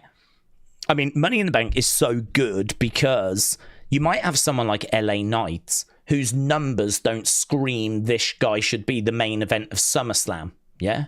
Because if you're going after a world title, there's a chance you're going to be in the main event. And his numbers might not be quite there for him to be at that level. But he's got great support. So you're sort of in this grey area where you're not quite where you need to be, but there is some buzz around you. And the great thing about Money in the Bank is you can put the briefcase on that person. That person then is, you know, likely going to be a world champion. All of a sudden, people start looking at that person a little bit differently, right? This could be our future champion, world champion. So you start looking at them a little bit differently. And then, of course, when they cash in, they don't need to be selling tickets and they don't need to be the big advertised name, because that will be a different match. They cash in, they get the belt, big moments. Mentally, we were sort of prepared for it because they carried it for a period of time. They're in that sort of grey area. Obviously, it's make or break at that point.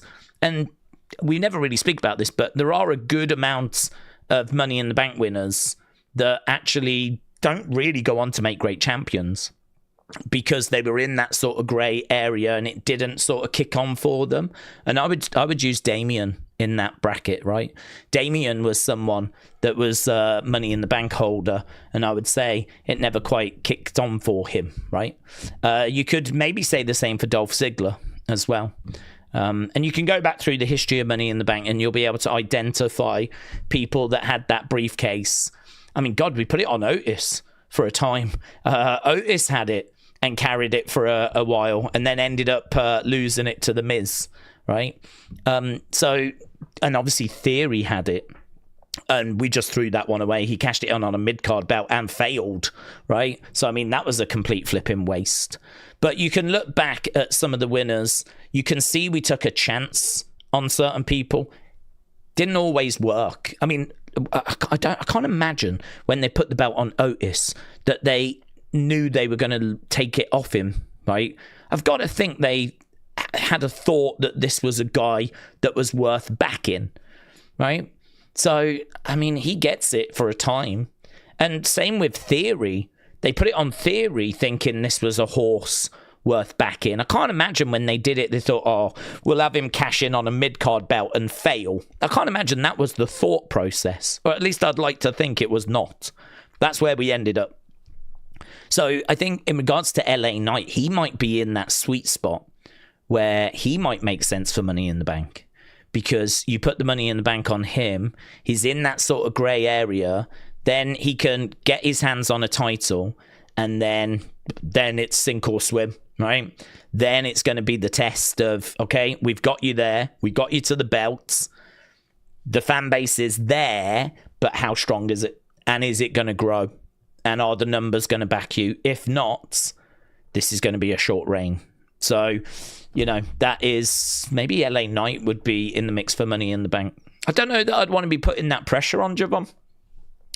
Young kids. So, like, 20-plus year career ahead of him, just for the sake of breaking a record, which I'm not bothered about breaking.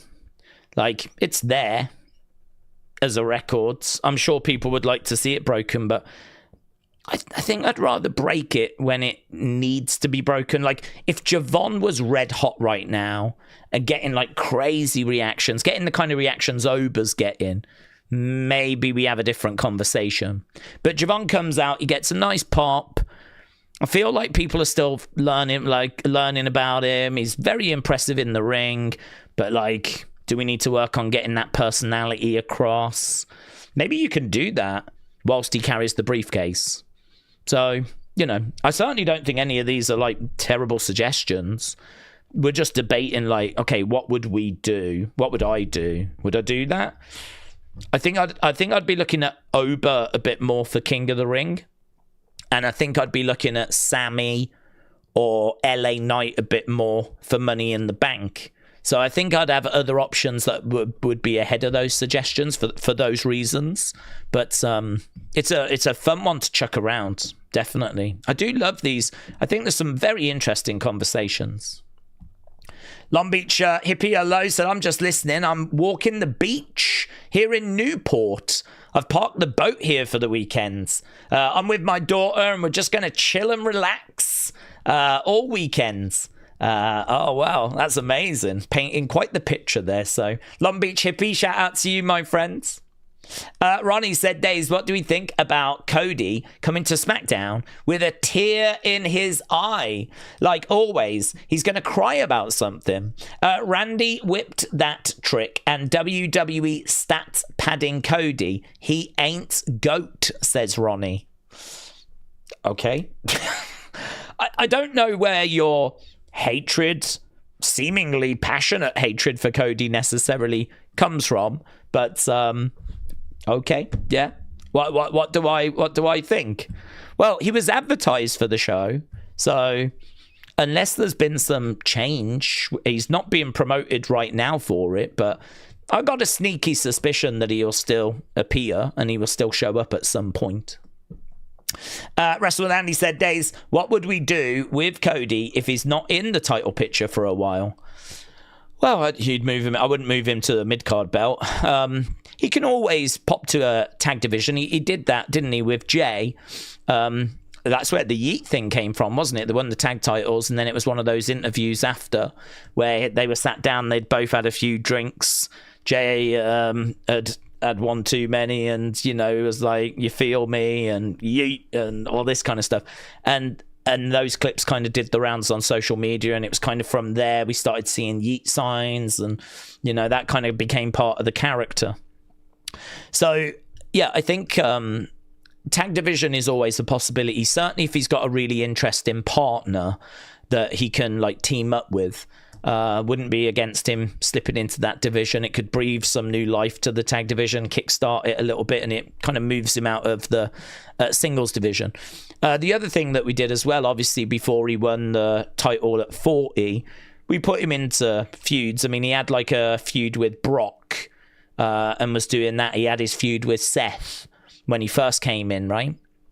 So, him going off and doing like a program with someone. Who that person would be, tricky, because heel-wise, you've got Gunther around, but, I mean, Gunther needs wins. I mean, I suppose you could do a bit of a Gunther-Cody program with Gunther getting the better of it, right?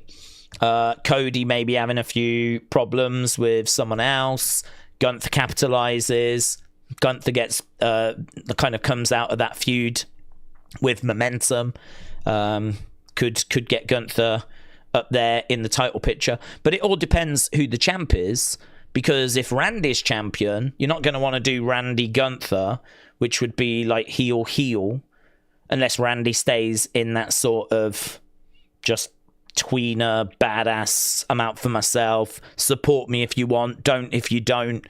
You could keep Randy there. I'm not a fan of that personally.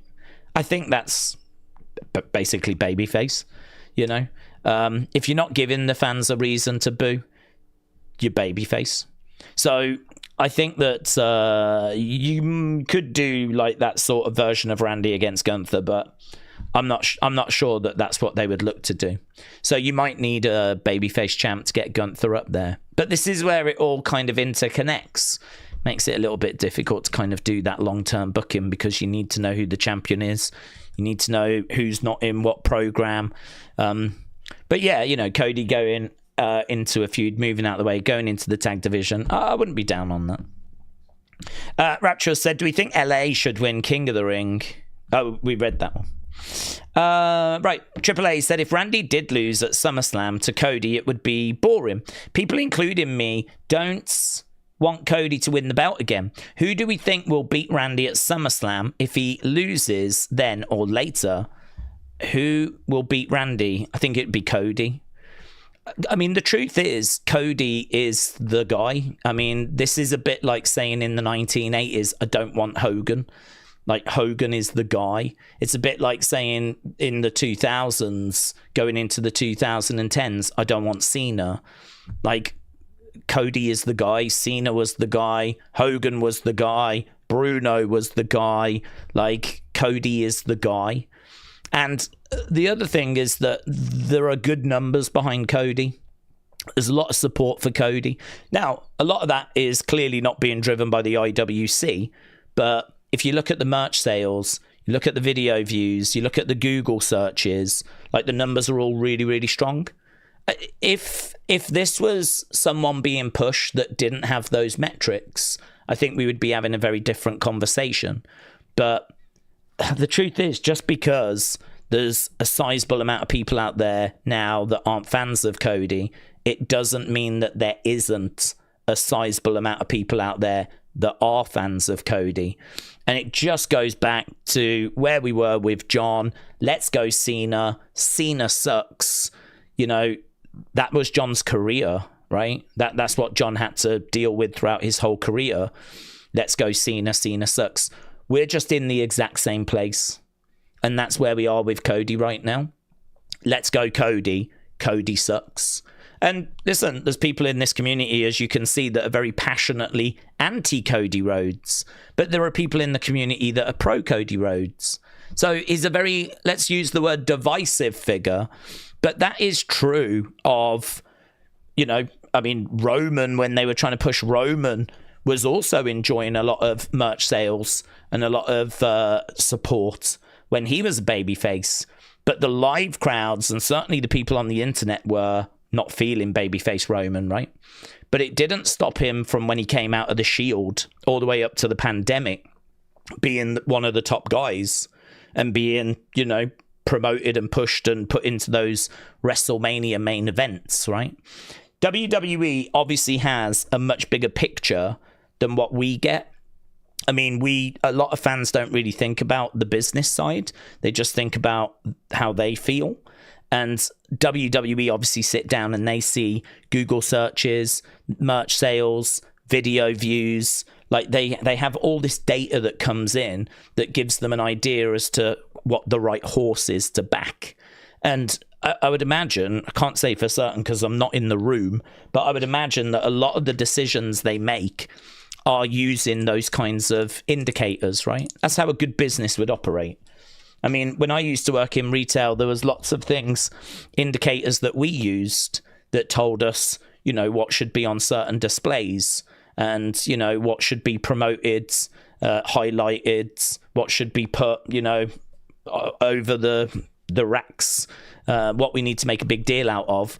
I mean, we had lots of different indicators from the store, from the region, from the company, how things were performing over the day, over the week, over the month, over the year.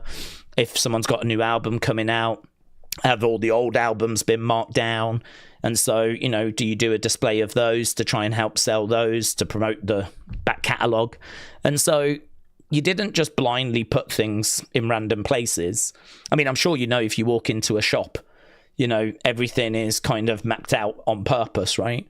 Well, WWE is exactly the same. You know, they're not just going with vibes. They're not just going with, you know, their emotions. They're going to be going off numbers and indicators. So the truth is that I think Cody has to be in the mix because I think he is one of their top stars.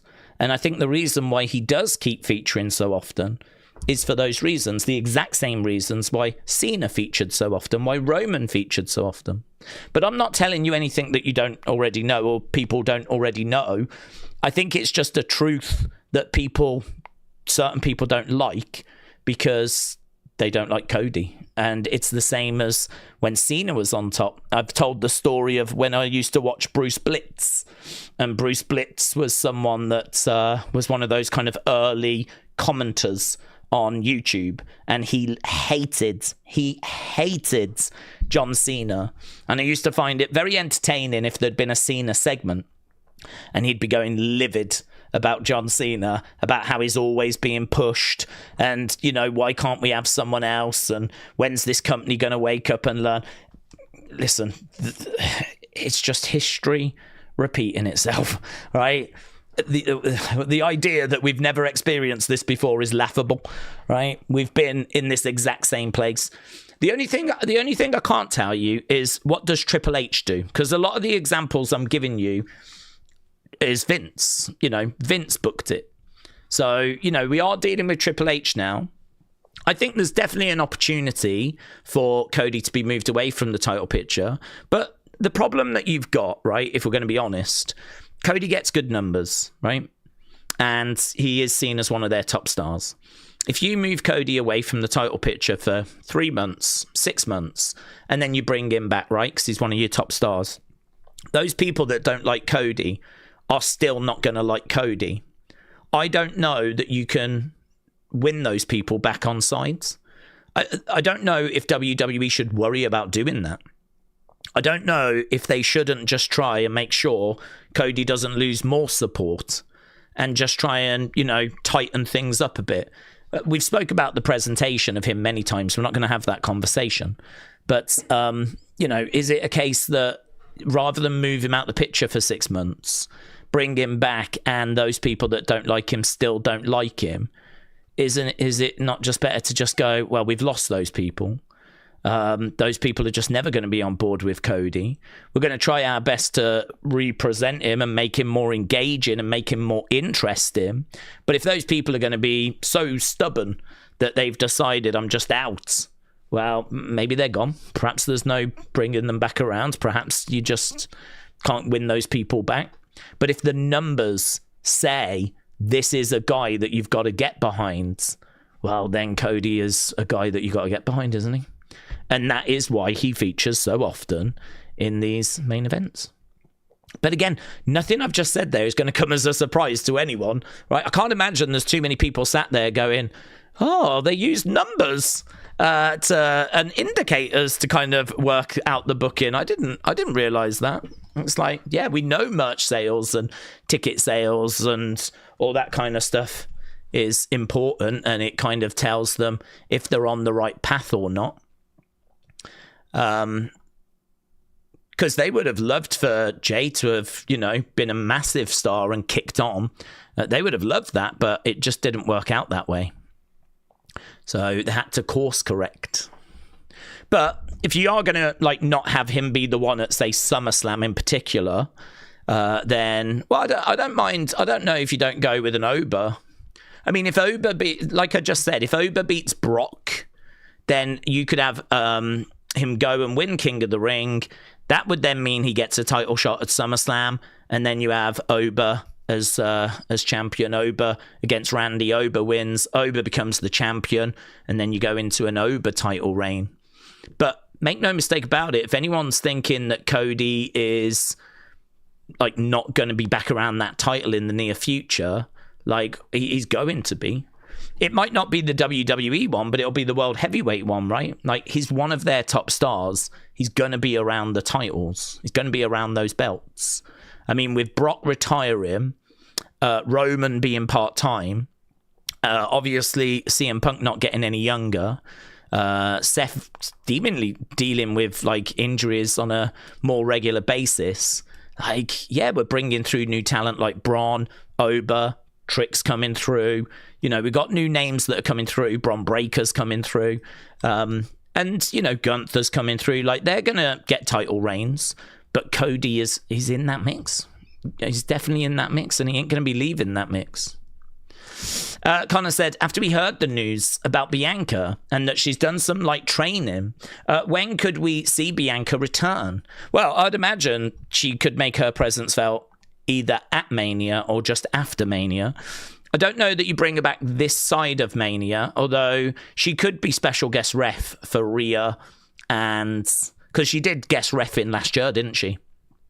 SummerSlam, I believe. So she could come back and do, like, a special guest ref spot now and be involved in the Jade Ria match.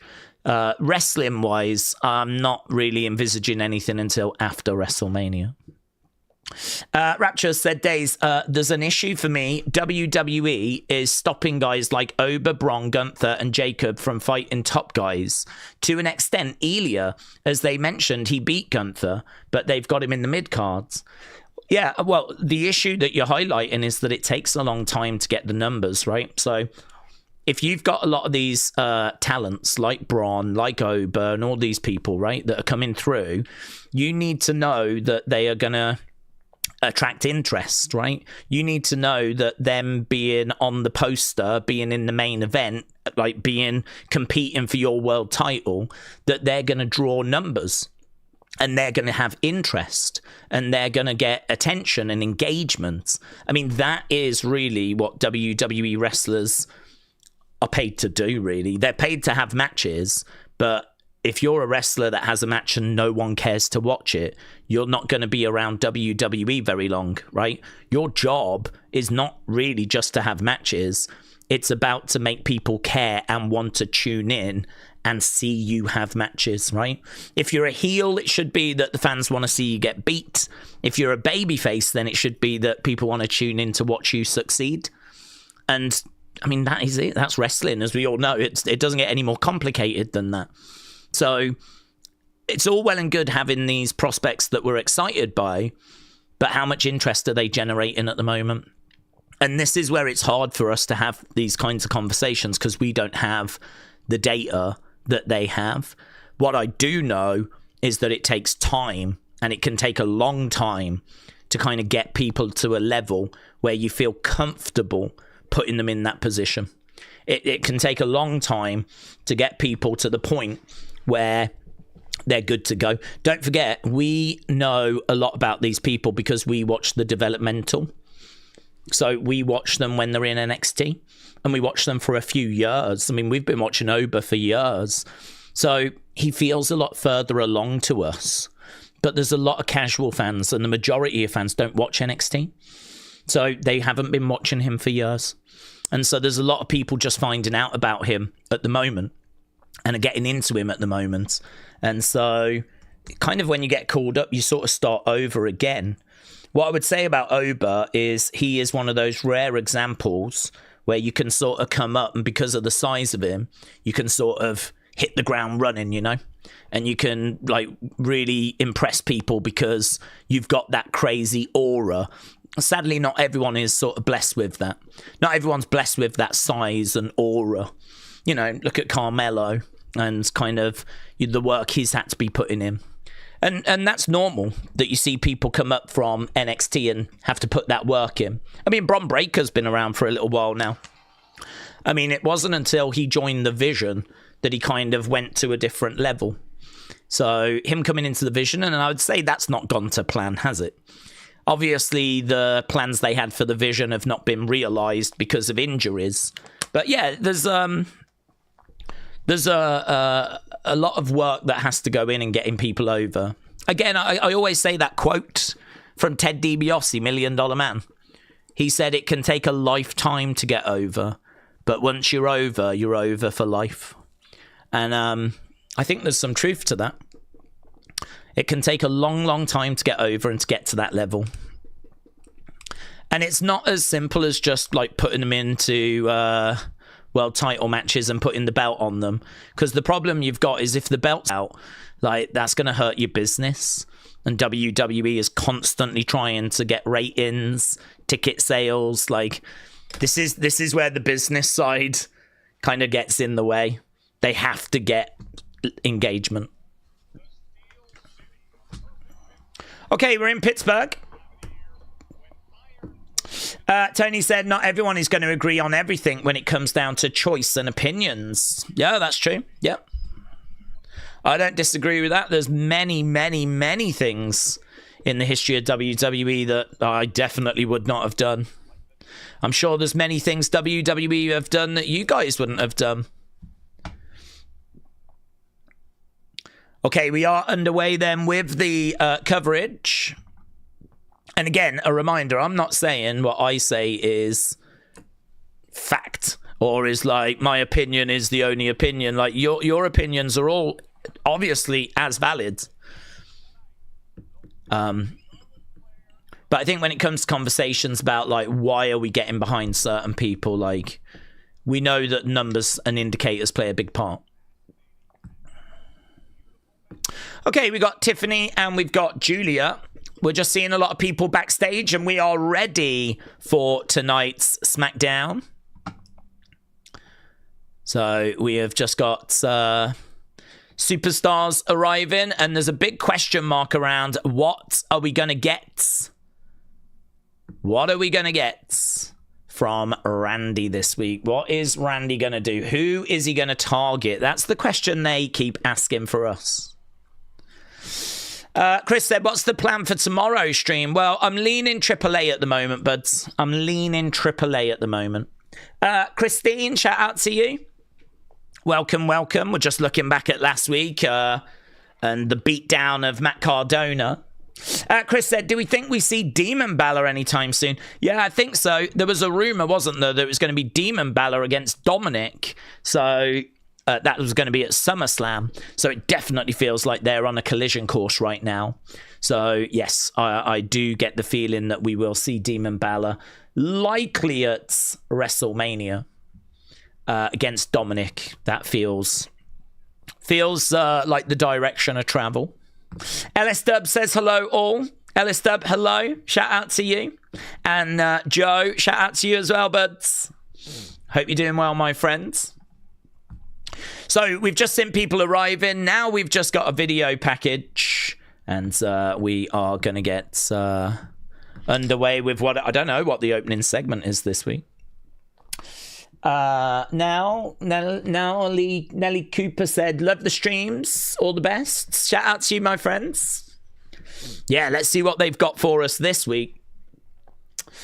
Millennial said, it's a tape show for AAA. I saw the spoilers. It doesn't look like there's anything interesting. Oh, that's a shame.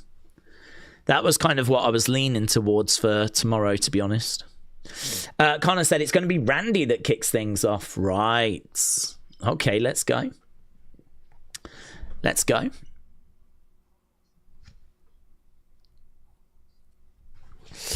Hello, Black Onyx. Shout out to you. Corbin said, who do we think will beat Cody for the title after SummerSlam? If Cody, will he get the support he needs? Who will beat Cody for the title after SummerSlam? Well, I don't know that Cody does get it back at SummerSlam. Conversation we just had was that I think he will be in the mix. I think he will be in the conversation. I don't think that they're looking to move Cody away from, like, you know, belts. They could move him away from Randy. But I would say let's focus on, like, WrestleMania first. Because we're still not 100% which way that goes. Although I would put the belt on Randy. I'm definitely down for a Randy Summer, at least. And as I said earlier, if we get to SummerSlam and it's all really good, maybe we keep going, you know?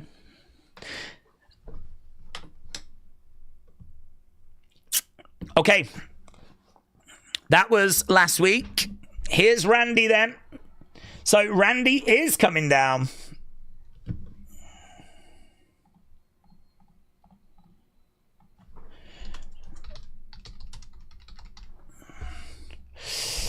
Put the belt on Vince, said AEW Live.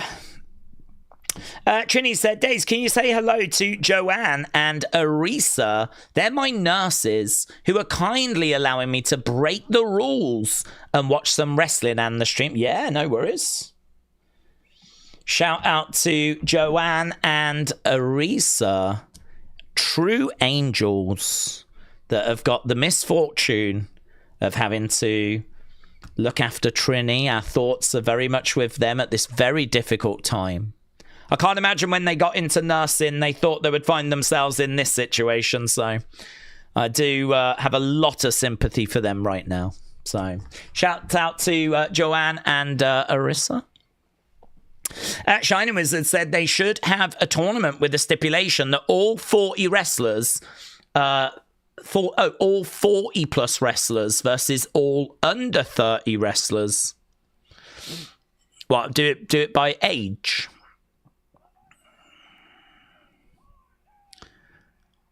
Okay, Randy then getting into the ring. It's an interesting thought. I was kind of thinking about, could you do a bit of a Raw Rumble where you just had under 30-year-olds involved? Like the future winner gets like a title opportunity. That's an interesting thought. I'd watch that. That'd be interesting. I can see the vision there, Shining Wizards. Randy then in the corner, posing away. Daze, would we like to see stipulations added to Randy Cody? Not really, no. I think that this to me is a very interesting match. Cody, Randy, with the dynamic that we've got as well. I'm just down for me, you add a stipulation when you've kind of been doing a bit of a feud and you need to spice it up a little bit, right? For me, like, let's just go. Let's just find out who's the best. Mano y mano. 1 against 1. Don't need no gimmicks. It's not needed. Let's just do the main event match. Who's the better man? Okay, let's see what Randy's got to say.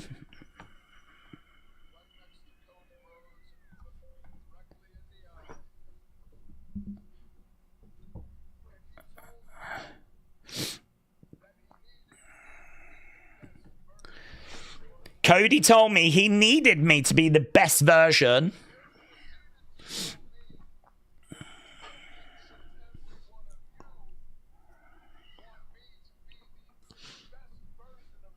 He told me that each and every one of you want me to be the best version, and fans react to that.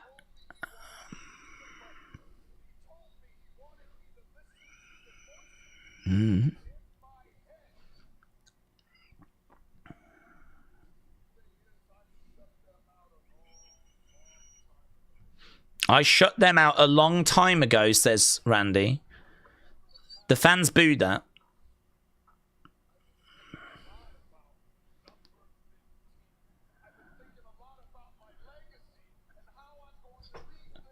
I've been thinking a lot about number 15. Cheer for that.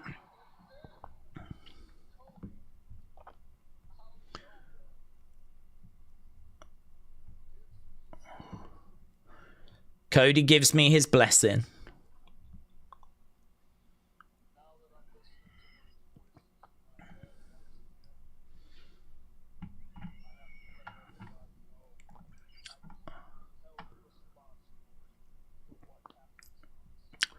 I can't be held responsible for what happens next now that I'm listening to those voices.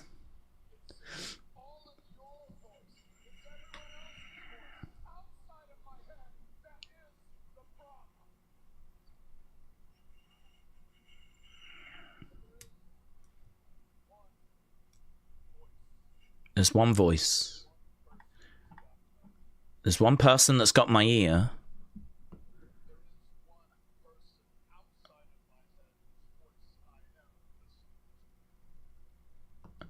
Okay, who is he listening to? There's one person outside of his head that he's listening to.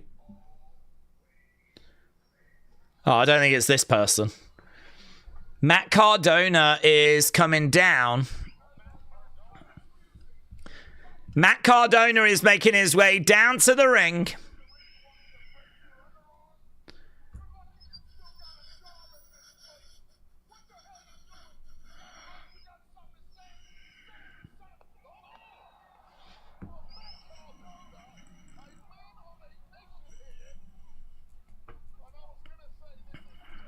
What?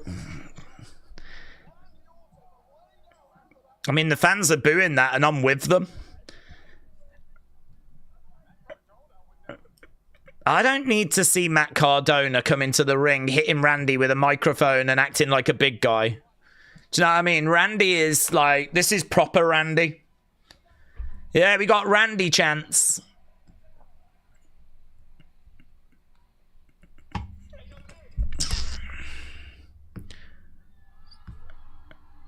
Okay, here's trick.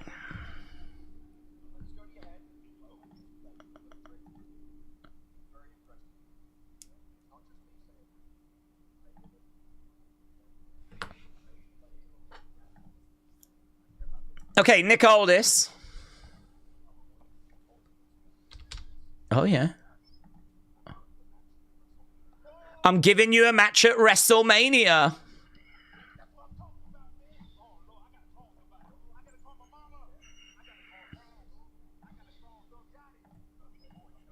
He's going to call his mom Lash Little Yachty. Sami Zayn's here. She calls him Gingerbread. Good news, Gingerbread.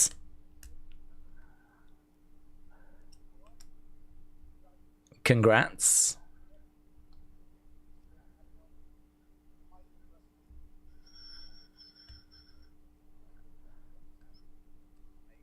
You're a major asset.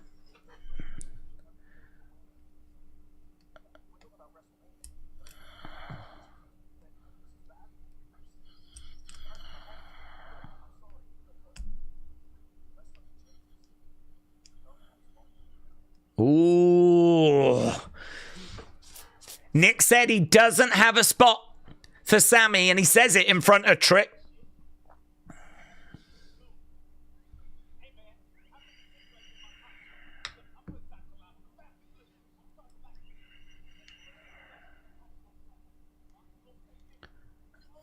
Okay, Sammy starts walking away.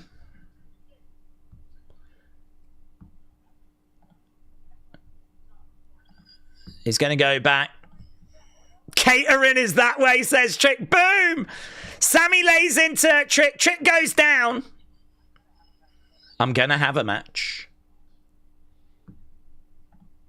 So, but he didn't tell Trick who he was facing. So, I mean, it obviously feels like that's the direction we're going. Okay, Bella's coming out. Bella's coming out. I did like when he called him Gingerbread.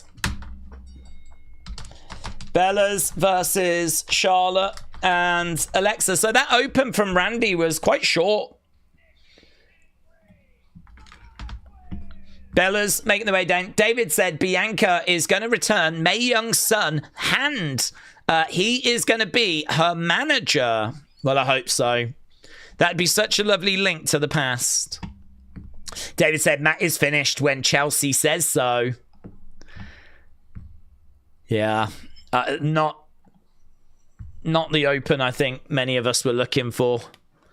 I don't know. Sunny, hello. Hope you're well. I'm looking for some new mods for the Discord. People that would be active and would like to help make the Discords, make the Discord more active. Okay, well, there we go. If anyone's interested in jumping in the Discords and being a mod in the Discord, working with Sunny, then hit Sunny up. Radiated Zombie said that was a bit of a weird start. Ronnie,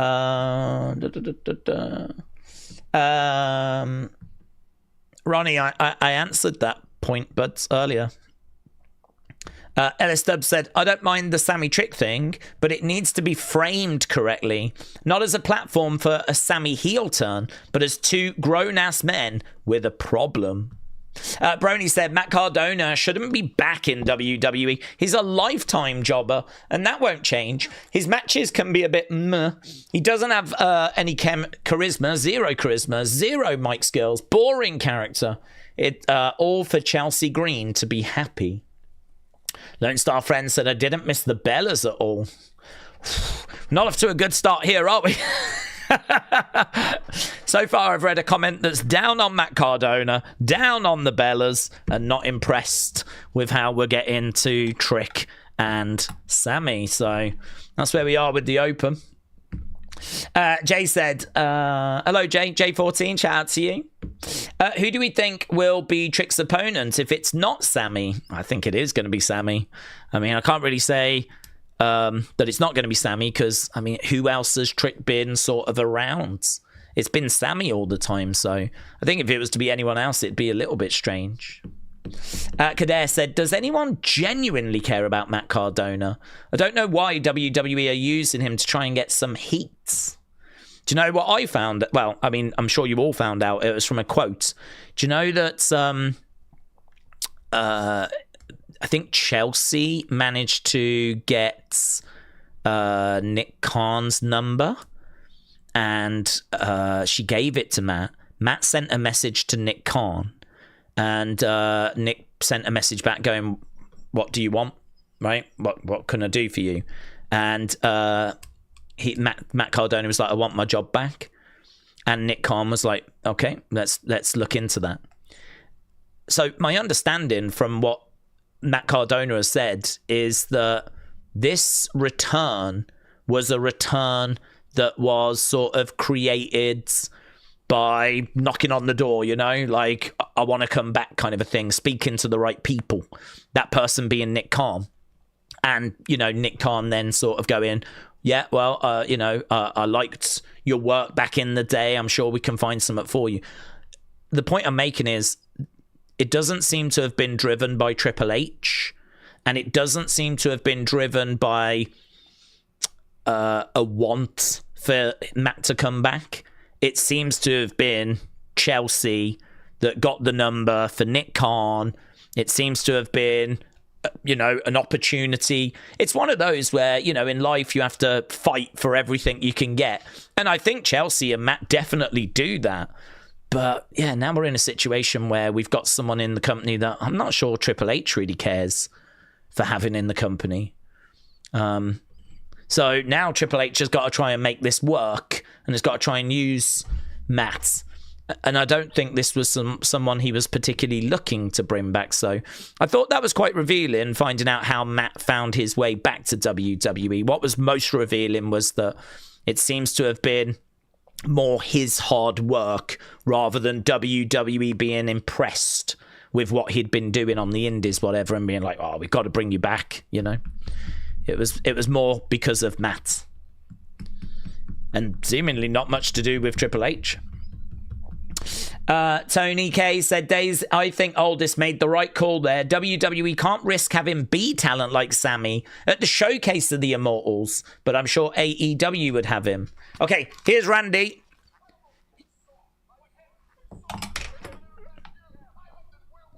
Where was you?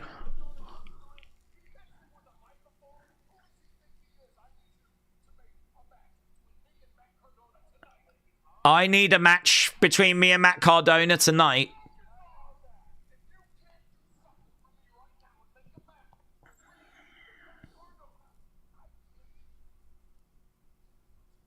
I can't tell you what will happen if you don't do it.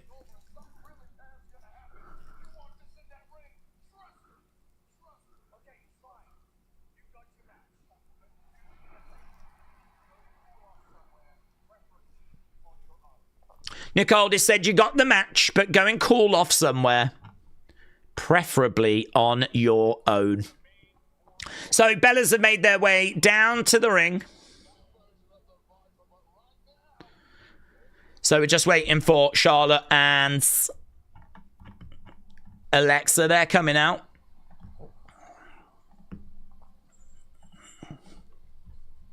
Dun-na. Okay, Sean said, who else can we expect on SmackDown? The entire roster is terrible. That's why they have got for WrestleMania Cody. We know that Cody is going to go over. SmackDown's just terrible, said Sean.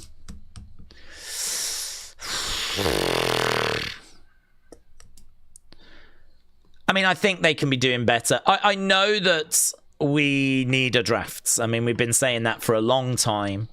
But, you know, we've had some new talent injected. I mean, the likes of Trick is, you know, over. We had Sammy move over as well. I feel like there are definitely people that we could be kind of doing stuff with. But, yeah, maybe you're right. Maybe the roster's just not good enough at the moment.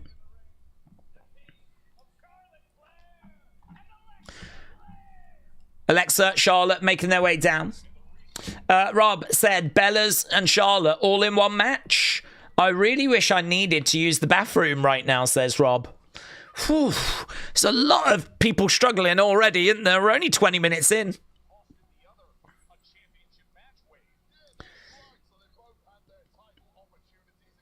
Alexa coming down, Charlotte coming down.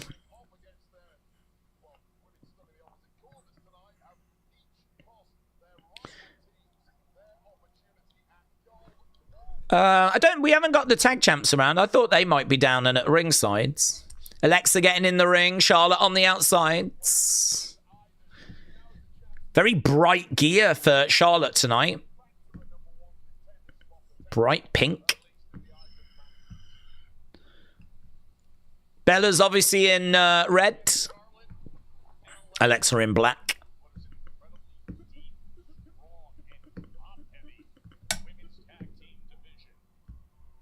Okay. Match number 1 then. About to get... about to get underway, but now we bring out the tag champs. I thought they'd be out there. This does feel a bit like a low-key number 1 contenders type match, you know? Bella's versus Alexa and Charlotte. The Irresistible Forces are coming out with some microphones. So they're going to have something to say. Nia looking at the crowd, shaking her head. Pittsburgh.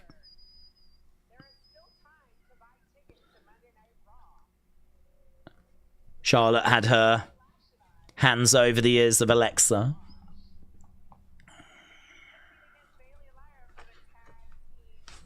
Now Alexa puts her own hands over her own ears. She doesn't want to be listening to Nia.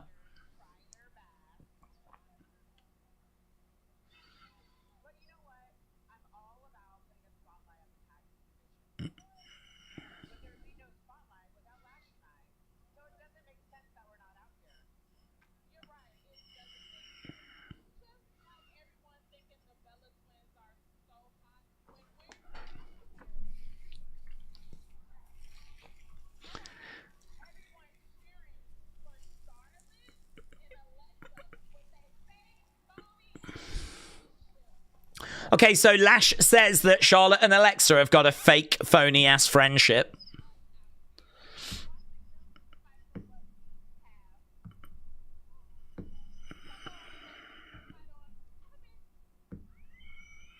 Okay.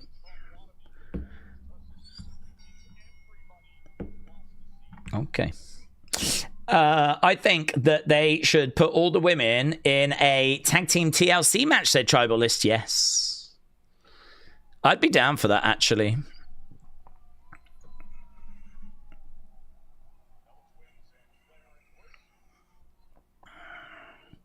Okay, right now we've got Nikki starting us off in there with Charlotte. Charlotte against the ropes, shoulder tackle. Down goes Nikki. Charlotte doing Nikki's twist. Grabbing Nikki, putting her in the corner. Nikki reversing, Charlotte going over the other sides to the outside. Big boot coming in there by Charlotte. Another big boot coming in. Charlotte going through the ropes, trying to roll up Nikki. Okay, Charlotte goes down. And now Nikki does the little dance. Daze, are we being a bit hard on WWE? The problem is we want every day to be like it was in the Attitude Era or the Bloodline Era, but it's going to be impossible for that to be kept up with, says Billy. Well, I mean, look, I don't think we're being too hard. I think that people are entitled to their opinions, of course, and I mean, you can understand people not being crazy about watching the Bellas in action. I mean, the Bellas have never been known as, like, great in-ring workers. So a lot of people will look at this and be like, I'm just not interested in watching this. It's not going to give me what I'm looking for. And I can understand that, right? To me, I'm still going to watch to obviously find where the story's going, see if there's any nice little moments in there. But I can understand why there's those out there that are like, I don't need this. But I mean, even the Attitude Era had bad moments, bad segments, like mid-card factions that people weren't crazy about, didn't care about. I mean, nostalgia is so powerful. I mean, you think back to when you was a kid and you sort of loved everything and everything was so magical, and it's like, kids are going to be feeling about this now. You know, kids are going to be into this now with Roman and Punk and Cody and Ober and you know, kind of where we are right now, and they'll look back at this period and be nostalgic. So it's funny how everyone's nostalgic for when they were kids, and some of those moments were at the time not regarded as great moments. So I don't know that we're being too harsh. I think just be honest about kind of how you're feeling.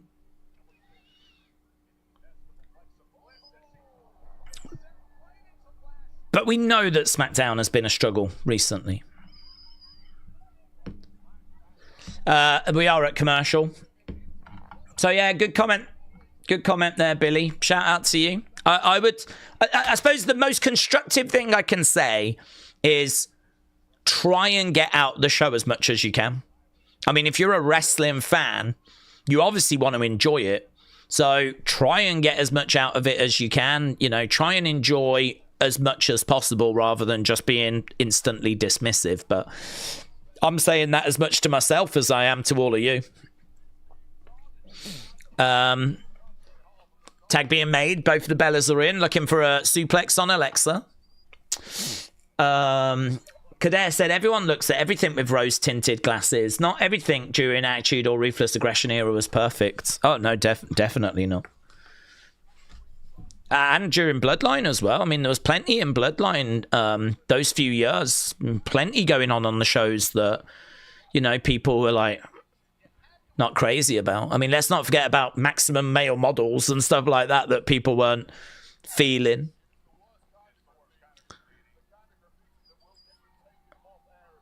Oh, shot coming into the midsection there by Alexa.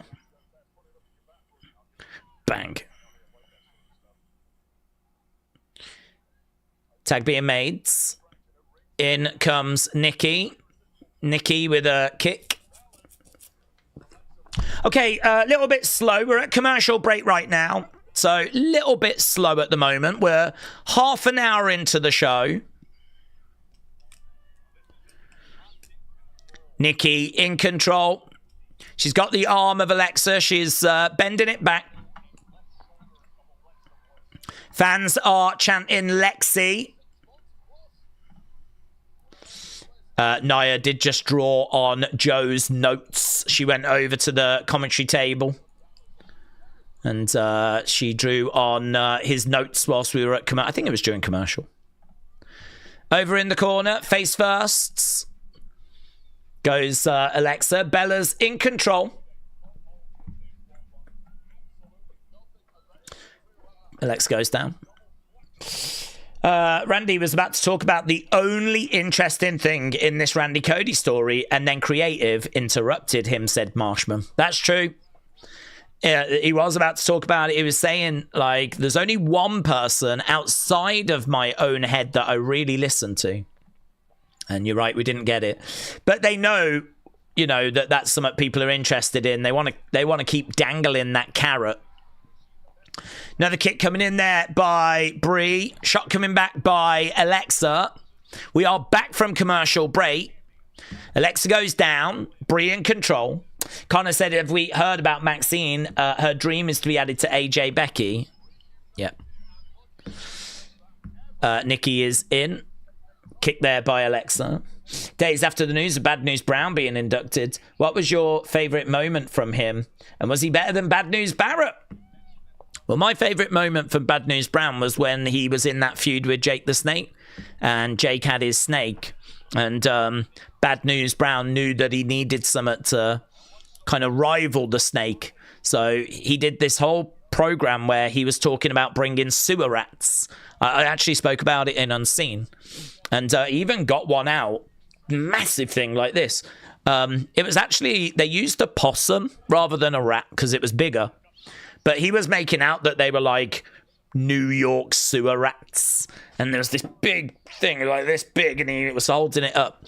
And so, I mean, like, I never watched that live at the time because it was just before I got into wrestling. But I remember like seeing the video package and the builds and everything and not knowing what he was going to do and what he was going to bring. And was the rats going to go after the snake? Like, didn't know what was going to happen. So I remember as a kid, like, really being into that.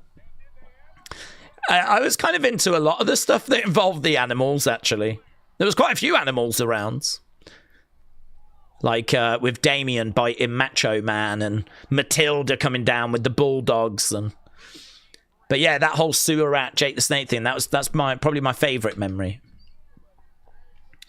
Mark, shout out to you. Said Daze, lucky 13 months. Let's all hydrate. Yes. Stay hydrated. Mark, shout out to you, my friend.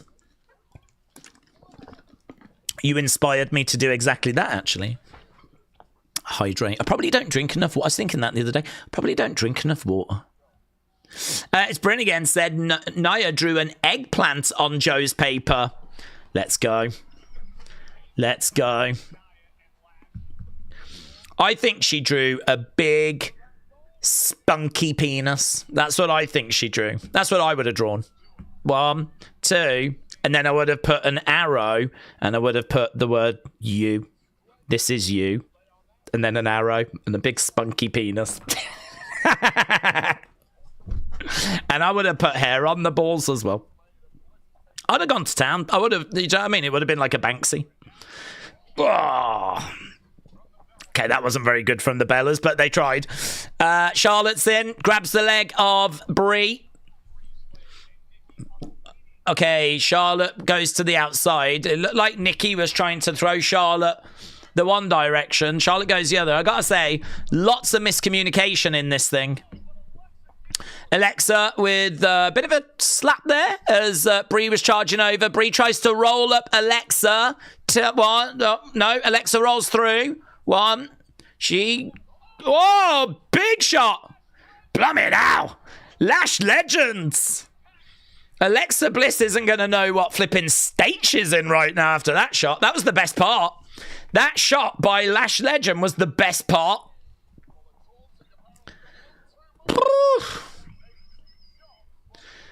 Alexa is down, and honestly, she's going to think she's back in the funhouse. Okay, now we've got Nia and Lash in. They're kind of getting involved.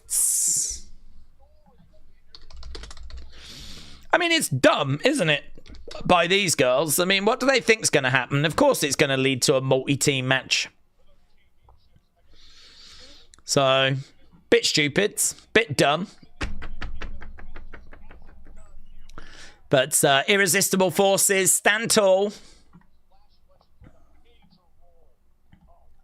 Right now, they've got Alexa. They're ragdolling her around. There's a bear hug here by Lash. Okay, Bayley and Lyra are coming out. Bayley and Lyra running down, trying to make the save. It makes sense them coming down because they're desperate to get added to WrestleMania. Really, the only place for them to go is after these tag titles. Coming off wins against Kabuki Warriors as well, I believe so. They're coming down. They're going after double drop kick. Nia goes down. Okay, they're trying to get Lash out the ring. It's not a flipping rumble.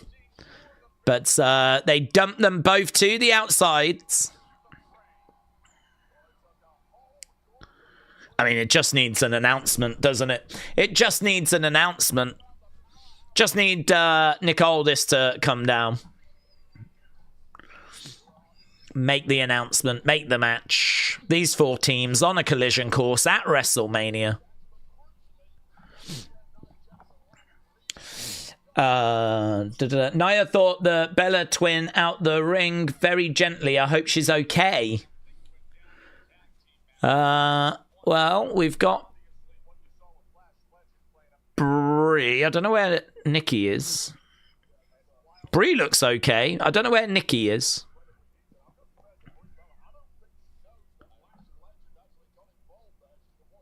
Bum, bum, bum, bum, bum, bum, bum.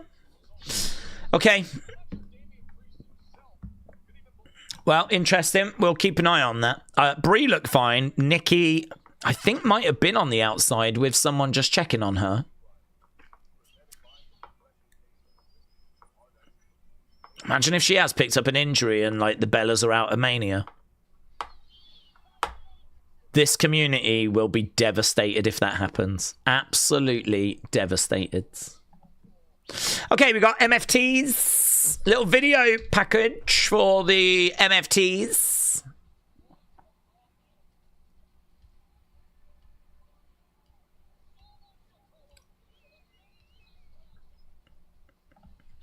Connor said, Daze, what do you think about a ladder match for the Women's Tag Team Championships? I would do that, yes. I would make it a ladder match. David said, Bayley returns in black leather. SmackDown is now 7 out of 5 stars. Let's go! Positivity is in the house. 7 out of 5. The reviews are coming in. 37 minutes into this.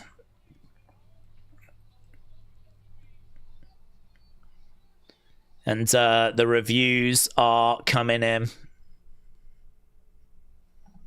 Okay, we're backstage with Damien, one half of the tag team champs. Okay, there's R-Truth.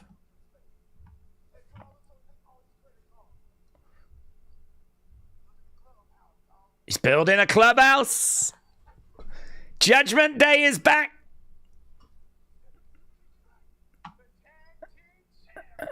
Okay, Jelly Roll is here. Okay, so R-Truth measuring up for a new clubhouse.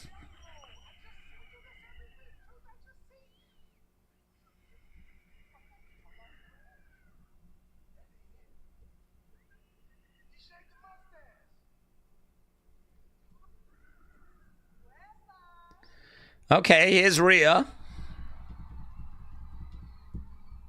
Does he think that's Dominic? Got it. You better hope that Liv Morgan don't see this, so he thinks that's Dom.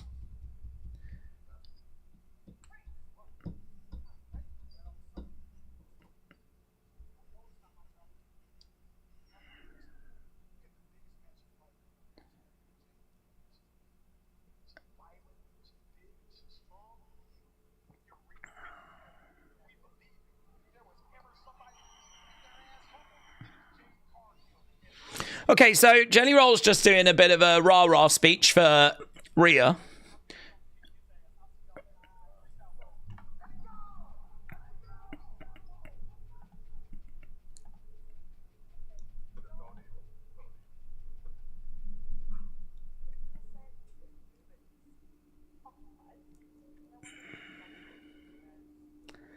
Rhea just congratulating Damien.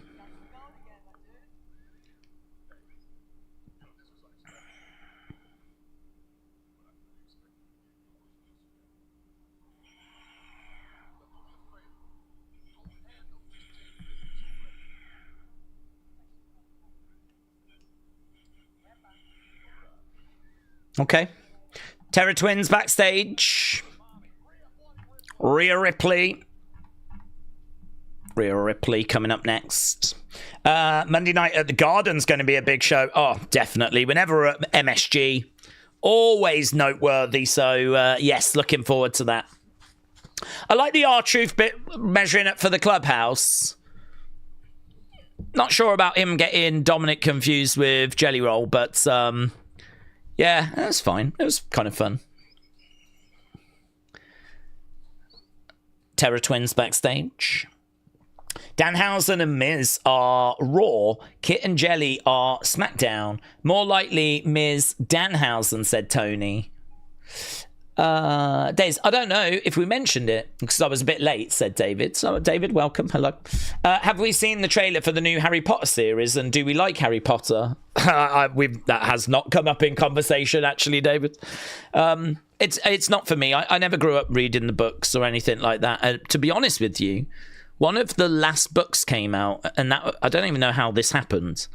One of the very last books, like, I don't know, it might have been was it the Half Prince? When was that? Harry Potter Half Prince. When did that book come out? I don't even know what book that is. When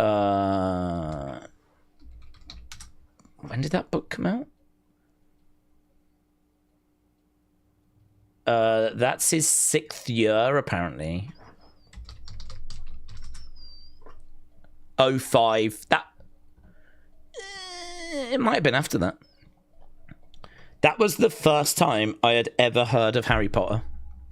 I don't know how it happened. I don't know, because I believe the first book came out in like the late 90s, but I never heard of it. No one in my friend circle was talking about it. I had not seen it on the news. This is like a cultural phenomenon that just sort of happened and I didn't even know. I swear to God, it was the mid-2000s till I was working in retail and we sold one of the books when it came out. And I think it might have been that Half-Blood Prince. It might have been after that. 05, I'd broken my ankle then. So I couldn't have been at work then, so it must have been after that. But anyway, that was the first time I heard about it.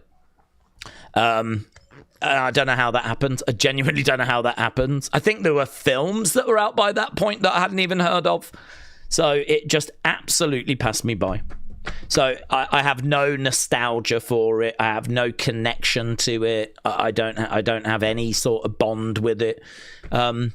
I've never read one of the books or anything like that. I have seen the films, and the only reason that I saw the films is because the partner I used to have, she was into it, right? She did grow up with it, and so she wanted to watch the film. So I ended up kind of being shown them, you know, and they were fine. I would not rewatch them. I will not personally be watching the TV show. I don't have a problem for anyone that does enjoy it. I totally get it. It's a bit like wrestling, I suppose, in a way. Like, most people get into wrestling when they're young, and then they sort of stick with it. I think Disney can be that way as well. You get a lot of Disney adults that get into it as kids, love the magic of it, and they stay with it. And I think that's the same with wrestling. You get into it largely when you're young, and then you tend to stick with it. You might drift away when life gets in the way, but, you know, a lot of people find their way back to it. I think Harry Potter's probably one of those. But it didn't get me when I didn't even know about it. You lot, the world was just kind of celebrating this thing that I didn't even know about. So I don't have a relationship with it. So if you're excited, very good. So I hope it lives up to your expectation.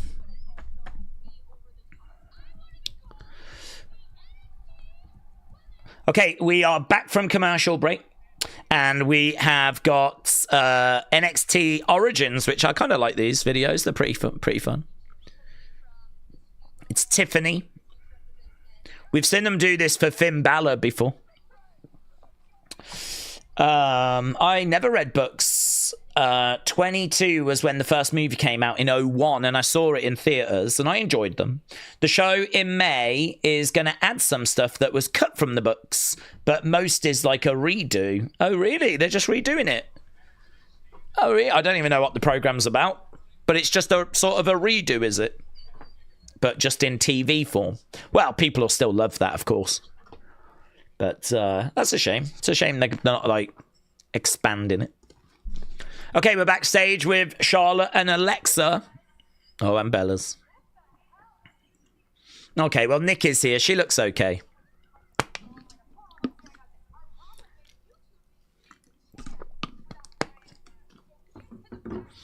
Get to the back of the line.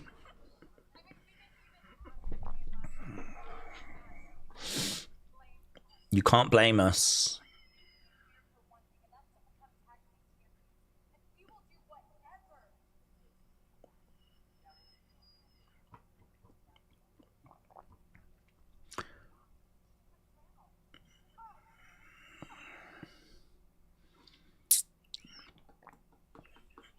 This is my brutality.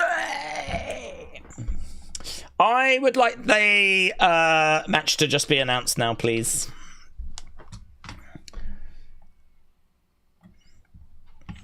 Okay, Rhea Blummin' Ripley making her way down. Okay, let's get rid of this poll so we don't get confused. My life. Okay, you lot absolutely loved that match. Oh my God, look at this. Good 83. Ria just waved at that dude. He just waved back. Okay, Liam said, I think this show has been terrible so far. Not good at all. Raw is really putting SmackDown to shame. Raw has been great for the last 3 weeks. I am actually not going to disagree too much. I think the only interesting part of the Randy at the beginning, I agree with people, was the bit with, I'm hearing voices, you know? And then we didn't find out whose voice he's been listening to in particular. And then I thought the Sammy trick stuff was okay. There wasn't really too much to it. It wasn't that long. Fine. That was fine. And then that match, yeah, not very good. Felt like a waste of time, really. I suppose you got to do it because it's getting us towards the WrestleMania match, but, well, it ain't blown your minds, has it? Good 83 is simply not good enough. Now we've got Rhea Ripley in there, and we've seen some pretty flat segments between Rhea and Jade. So I'm hoping this is not going to be another of those. David said, Kit calls Jelly's son, Cinnamon, to really ignite their WrestleMania match. Ooh. Okay, loud Rhea chants. Loud Rhea chants. Liam, I hope you're well, buds. Jennifer said, both orphans have a special power. They're rescued by an older mentor, and they've got to fight against a corrupt government and a big bad that's tied to their specific existence. Is that about the Bellas? Okay, here's Rhea. Oh, yeah. B-Fab and Michin. I didn't expect them to be so desperate. Okay.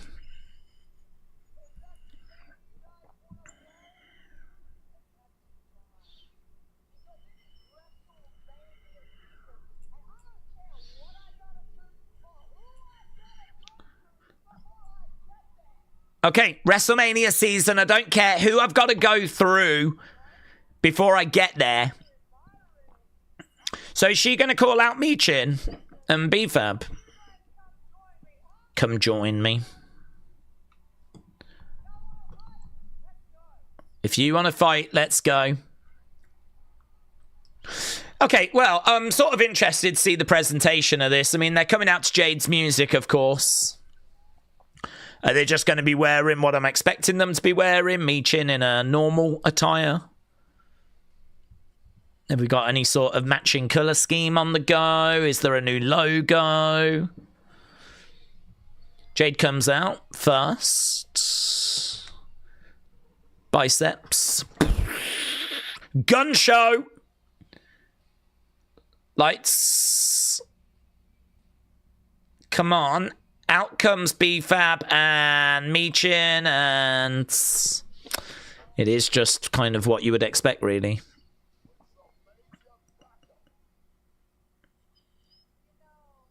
I think we could have done some there, but perhaps they're saving it for the future. Booze for Jades! Booze for Jades! Do you think we care about all that, says B-Fab? Okay, people are booing.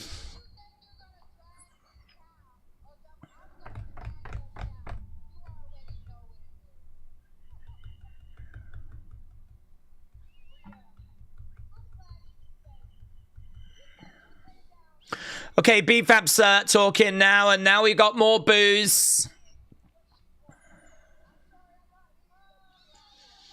I can't hear you. They're pretty loud here, says Rhea. They are pretty loud, actually. This is getting a bit of interesting heat. It's getting a reaction.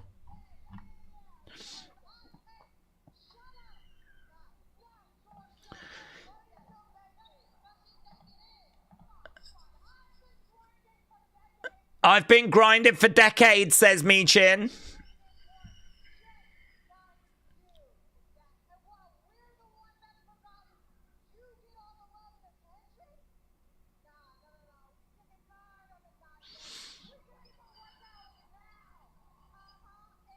There's a lot of talking going on, kids.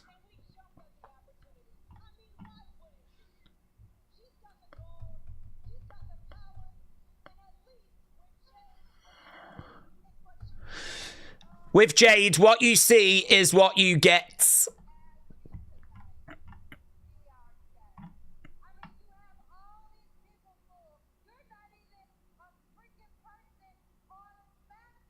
You're not even a freaking person on SmackDown, says Jade.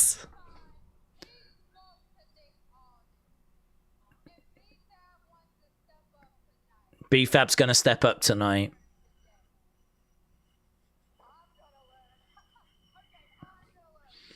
Well, that'll show you, Ria, won't it? You're going to have to get through B-Fab. Oh, my God. We're talking over each other.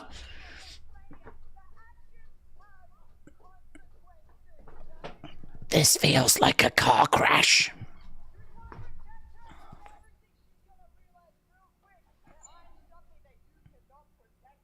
Hey, when does that new Harry Potter show start? Is that tonight?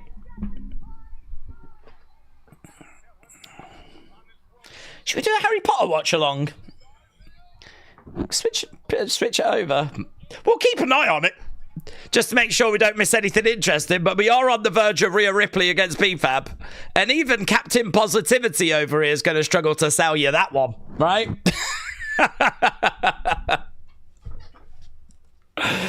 Oh my God, the talking over each other was flipping horrible. Oh, do you know what? Rehearsals really could be our friend. Rehearsing could really be a real big step forward for WWE, because that felt like a segment where I think everyone just turned up super late, like 5 minutes before the show, and we were like, dude, you was meant to be 8 hours ago. We were meant to run through this segment. It's fine. It's fine. We'll just come out and say some stuff. We'll shoot. We'll shoot. We're shooters. We'll just come out and shoot. Okay. Okay. I thought this show was bad. Well, now we get B-Fab Rhea, said Poppy Crocs.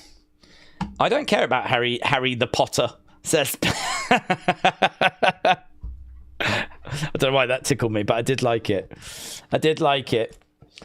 Pie McClung, Harry the Potter. Jade needs to lose the title. They need to just pick a name out of the hat to be champ, said Tony. Sean said Rhea is going to go over at Mania. Jade is just not the full package, and they have given her chances. Black Onyx said this show needs donkey punching. We all know what that is. We've all seen the film. Yeah. Is it in the side of the neck? I can't remember. I did see the film. When a man loves a woman. Yeah. And then boom. Side of the neck. Does it kill one of them in the film? I don't think I want to be making love to this show, though. I'll punch it in the neck. I got no problems with that. Tyler said SmackDown's women's division is not the same when Bianca got injured at WrestleMania last year in that triple threat. Yeah, we do miss her. It would be better if she was on this show. Liam said, I don't know how long I can sit through this car crash of an episode. Yeah, but sometimes it's worth just watching for that, isn't it? I mean, this could be, honestly, on track to be one of those episodes where we're like, oh, did you ever see the 27th of March, 2026 episode of SmackDown? Oh, it's legendary. It is legendary. Yeah. I genuinely thought the preview looked all right. I didn't think they were going to have the women's tag match be like the opening match that gets a lot of time. I just thought it would be on the show. Probably keep it quite short type thing, but I didn't expect it to be the opener. I thought they'd probably start with Carmelo and him do his open challenge, you know? Nana.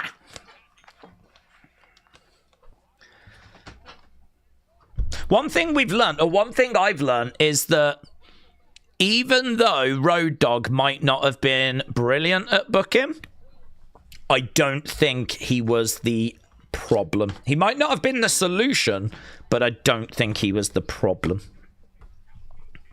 Okay, we are underway with match number 2. Ria versus B-Fab. Headbutt there by Ria. Jade gets involved in... Okay, the match has been thrown out. Not applicable. We don't need to even score that. Even WWE knows there's a limit. Even WWE know, right? Headbutt coming in there by Ria.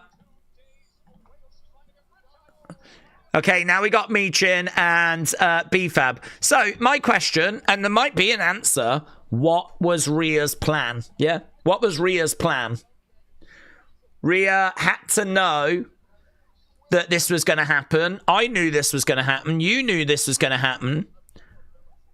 So what's Ria had planned all week?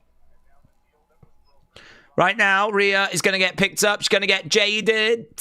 She's being paraded and then jaded. Okay. Doesn't look like there is an answer. B-Fab, Michin. Okay. So, Jade, Michin, B-Fab stand over Ria. Wow, wow, wow, wow, wow, wow. Okay, we're backstage with Kit Wilson. I mean, look, was that any good? No. But it was mercifully short.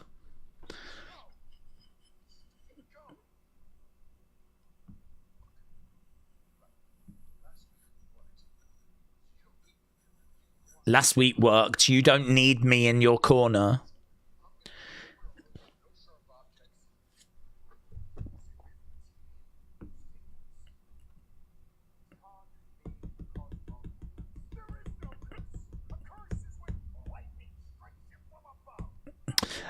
Okay, so Miz is having a bad time, and he's thinking...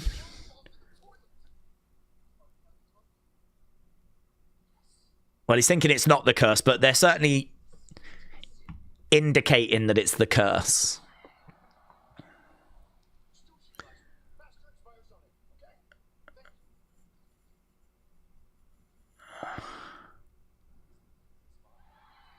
There's Dan. Big cheer for Danhausen.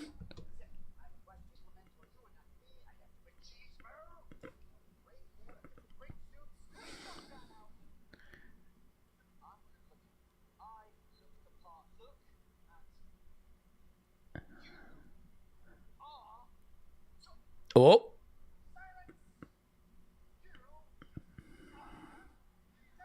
Cursed!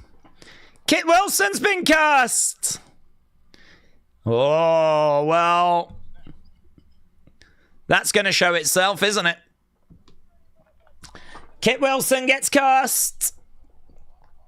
You are cursed. So I'd imagine we're going to have Kit Wilson and The Miz both kind of, you know, hitting hard times and consoling each other and desperately trying to get the curses lifted.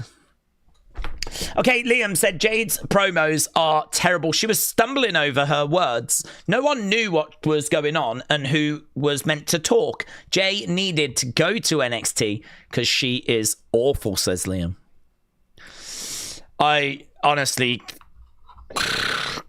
the only thing I can imagine is that they lost Edge at the same time. They wanted to make it seem like, okay, we lost Edge, but we got this girl, yeah? Don't worry about the fact he's gone there. Look at what we've got. So I think she was overly promoted and hyped because of timing. And I think they really hoped that she was going to come in and sort of get that Oba reaction of like, you know, this decent size. I mean, she looks great, doesn't she? We can all agree she's a good looking woman. She's muscular. She's quite big. Like, you can sort of see why WWE are excited about her. But yeah, completely agree. She absolutely should have gone to NXT first. I mean, if they'd have done that, they could have got the Jade Cargill that they want. Like, maybe now. You know, if she'd been in NXT for because she's been in a couple of years now. If she'd have just been in NXT cooking away for a few years and they'd been working with her and improving her, maybe they would be at a place with her now that they want to be. Instead, I mean, we've still got, you know, big limitations there. So, I don't know. WWE are going to do whatever they think is right for their business, but definitely feels like she should have been going to NXT. Bartholomew said, Daze, that might have been the loudest reaction B-Fab's had in a long time. That's true. I miss Top Dollar sometimes. Well, I mean, they've got good heat. Rhea is a beloved superstar. The fans are very much on Rhea's side, and the fans are very much not on Jade's side. So the fact that Michin and B-Fab, who haven't really been getting much in the way of reactions, have kind of embraced Jade's. That, I mean, the reaction-wise, we can say that worked well. Definitely that new group getting, you know, good amount of heat. I doubt WWE cared about losing Edge. They had nothing for him, said Jim. Oh, no, they cared. I mean, they did have stuff for him, but they just didn't have full time for him. But I think the optics of someone like Edge going to AEW was quite harmful. You know, Edge is a massive star. You know, one of the most recognizable superstars in WWE history. You know, someone that's main evented WrestleMania, been a multiple time world champion. You think about his return at the Royal Rumble, the size of that reaction, you know, the goodwill that was around him coming back. Like, it wasn't that long after all of that he then goes off to AEW. So I think that it always felt to me like the timing was very interesting because Jade came over at the exact same time that Edge went the other way. And I do wonder if, like, optics-wise, WWE just wanted to make it seem like, yeah, we're not bothered. Doesn't matter. Don't worry about that. Look what we've got. And if they'd put her in NXT, they couldn't really go with that message of saying, you know, we've got this amazing talent, but we're going to put her in NXT. Part of me does wonder if, you know, that was why they moved as quick, or one of the reasons. I mean, I'm sure they had to spend a bit of money to get her as well, because I'm sure that AEW were paying her a good wage. So I'm sure that was, you know, a consideration, a factor. We're going to pay this girl quite a bit of money. We want our money's worth. But I think the point I'm making is that her skills do not scream main roster, and they never have, and they never did. And when she first came in, we thought she was going to go to NXT. And she did not. Well, she did. She popped up there once or twice, but she's been a main roster star since coming in. Okay, we are back from commercial break. We are done with hour one, and I think that first hour, we can say, needs to do better. That's how we're going to word it. Could do better. But maybe we're going to get better. We've still got Randy, of course. I mean, we're going to do a Randy match. We're still going to do the Carmella Hayes Open Challenge. They tend to bang. So not down on that. And I think we're about to go to the announcement of what's going to happen with Drew and Jacob now. So we're just looking at the video package for those two and what went down last week with them kind of fighting all throughout the show.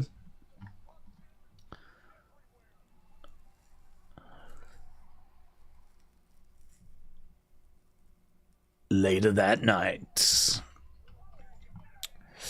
I'm going to get put off by the amount of pointless matches, says John. And ad breaks. What was the point in the BFAB Ria just for Jade to get BFAB disqualified, says John.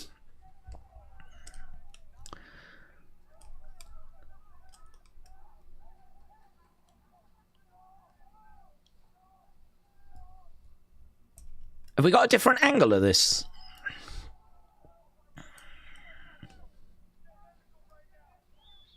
There are different angles, but you don't see anything different. Okay, there is Drew. He's backstage. He's all bandaged up, strapped up. Here's Kathy.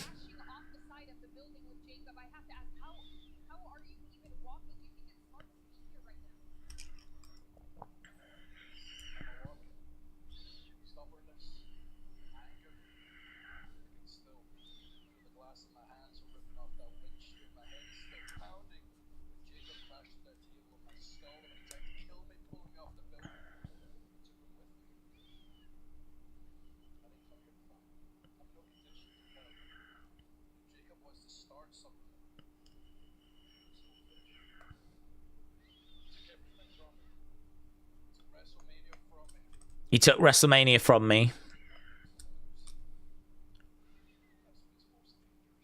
Okay.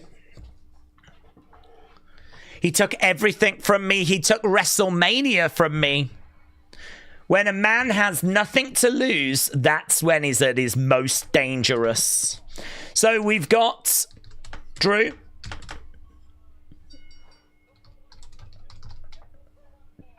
All banged up and bandaged. I wonder if he's playing possum a little bit there.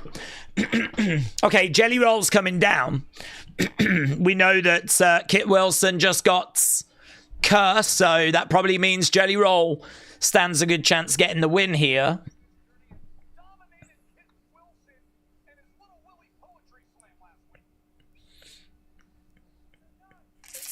Yeah, this segment should have bombed, man, but it didn't.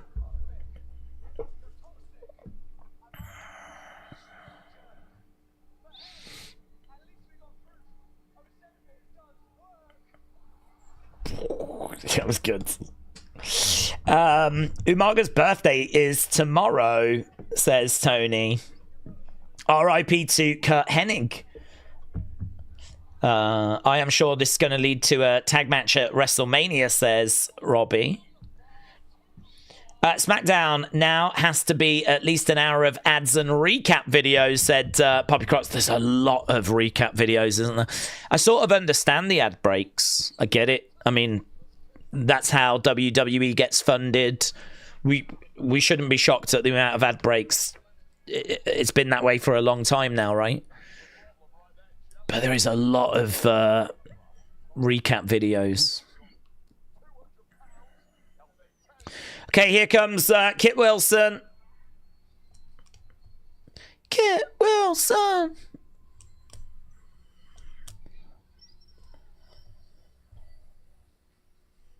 Emotion. Okay, Kit Wilson making his way down to the ring. He'd just been cursed. I don't know how long this thing's going to go for.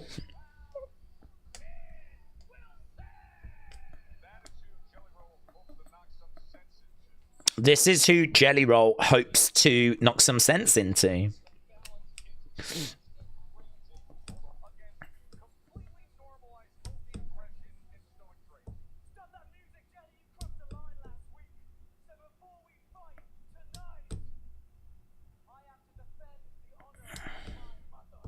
Oh, before we fight tonight.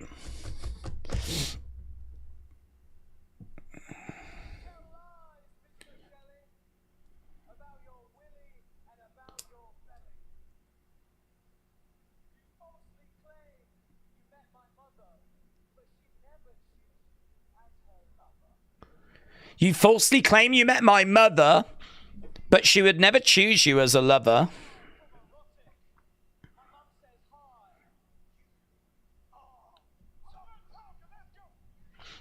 Okay, yeah, that wasn't as good, to be honest, but we are underway. He wallops him with the book.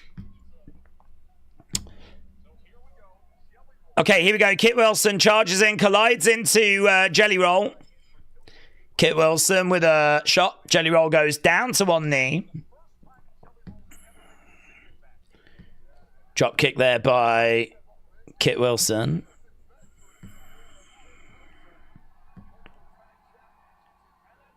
Leg drop there by Jelly Roll.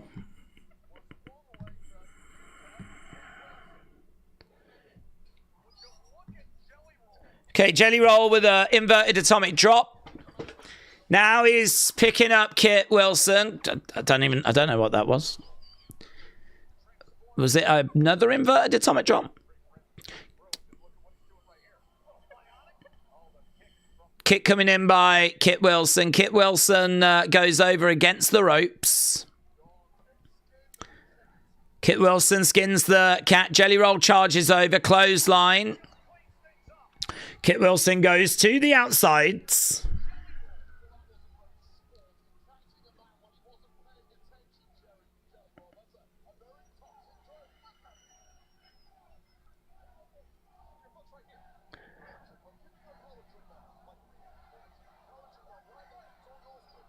All right, he's getting that book back again. Is he going to do more poetry or... Jelly Roll's got the book. Referee takes the book away. Shot to the back of the heads. Kicks coming in there by Kit Wilson. Kit Wilson backing away. Jelly Roll in the corner. Kit Wilson collides into Jelly Roll. Jelly Roll goes down. I like that sign in the crowd that says toxic. It's very brat. It's very brat summer. Jelly Roll down. Kit Wilson grabbing him.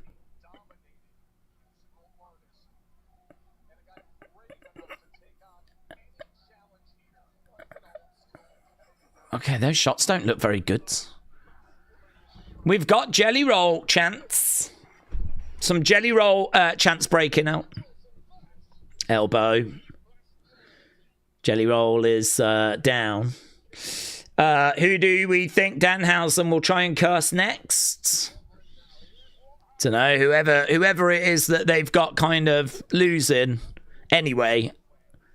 I mean, I think it was a good use of it here, actually, because Kit Wilson is the wrestler in this match against Jelly Roll. So really, Kit Wilson should be able to get a win over Jelly Roll here. Jelly Roll is not a wrestler. He's a singer. But, you know, if Kit Wilson loses, well, there's a reason for it, and that is the curse. So I actually think it's a good way of using the curse.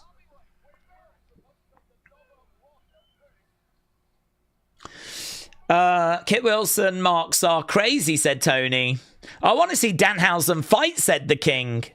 Street Fighting Grid said this is a waste of time match. I gotta say, the crowd, though, are into it. They are into it.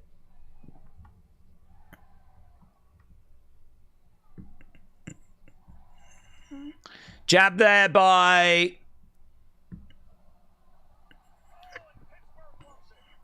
Jelly.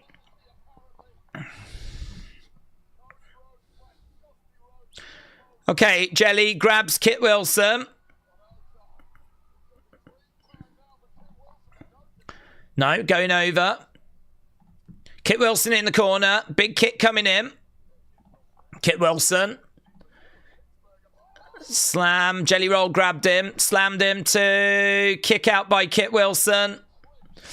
Masterback said, how is Jelly a better seller than Nia? Kit Wilson down.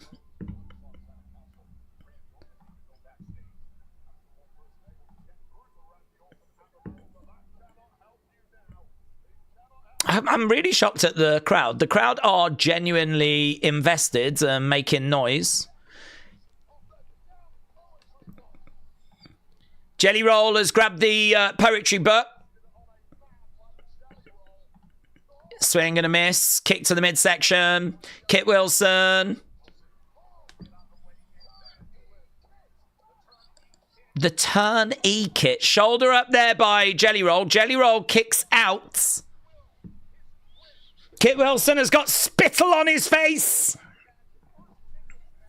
He's seething. He thought that was going to put him away. Wow. Yeah, I'm shocked. Yeah, no. It's like a twist of fate, isn't it? But he's just got a different name. Going over in the corner. He's upside down in the corner. Jelly in the middle of the ring. Kit Wilson coming over. Jelly grabs him, looking for a choke slam. Choke slam. Kit Wilson down. 1, 2, 3. Jelly Roll wins. I'm gaining respect for Kit, says Poppy Crocs. Okay.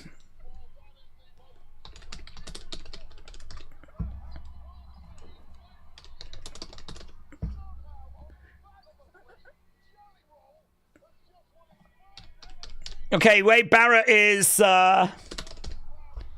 saying that's one of the most improbable wins you're ever going to see.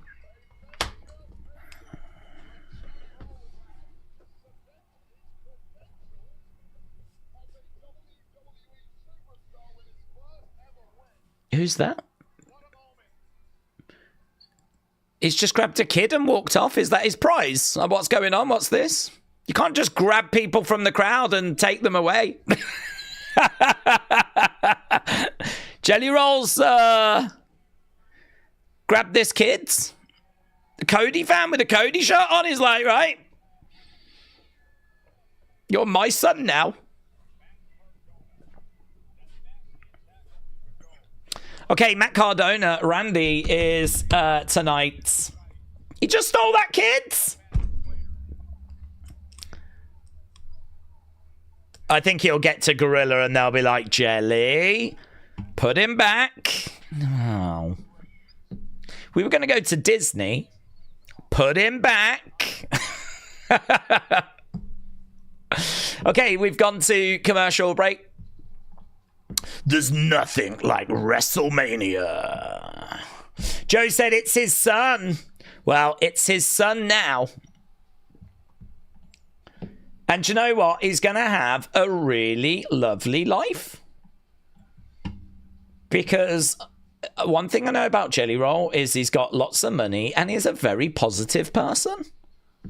So, many congratulations to that kid. I'm sure he's like, bye, Mom. Bye, Dad. Bye. You raised me really well for the first 11, 12 years, but I'm off to Nashville. Bye. Thank you. Okay, we're at commercial break. We're 1 hour, 20 minutes in. 7 is above said, God, this sucks. Well, does it? It's at times like this that I think to myself, I'm so pleased we don't do halftime scores anymore. Because we don't need it, right? We don't need it because we know that this show's tracking at like 10 out of 10 at the moment, right? And we've got some really good stuff on the way. Really good stuff. Carmelo is going to do an open challenge, yeah? And that is going to absolutely bang. That is going to be so good. So, you know, there's time. This is like the first live adoption on WWE. Yes. I think that would be lovely, actually. If you win a match, you get to grab a kid from the crowds and give them a better life. You know, these are all very, very rich people with fantastic connections. And, you know, money is not going to be an object. That kid is going to have amazing Christmases, amazing birthdays, get to go to Disney, hang out at concerts. He's the real winner tonight, not Jelly Roll. Bradley said, I've seen real wrestlers do less entertaining things tonight, so I can't hate on Jelly. No need to hate on Jelly. There's no need. Kit Wilson was cursed. He was cursed. It was always going to go that way. Daze, how many weeks until WrestleMania? It's not this weekend. It's not next weekend.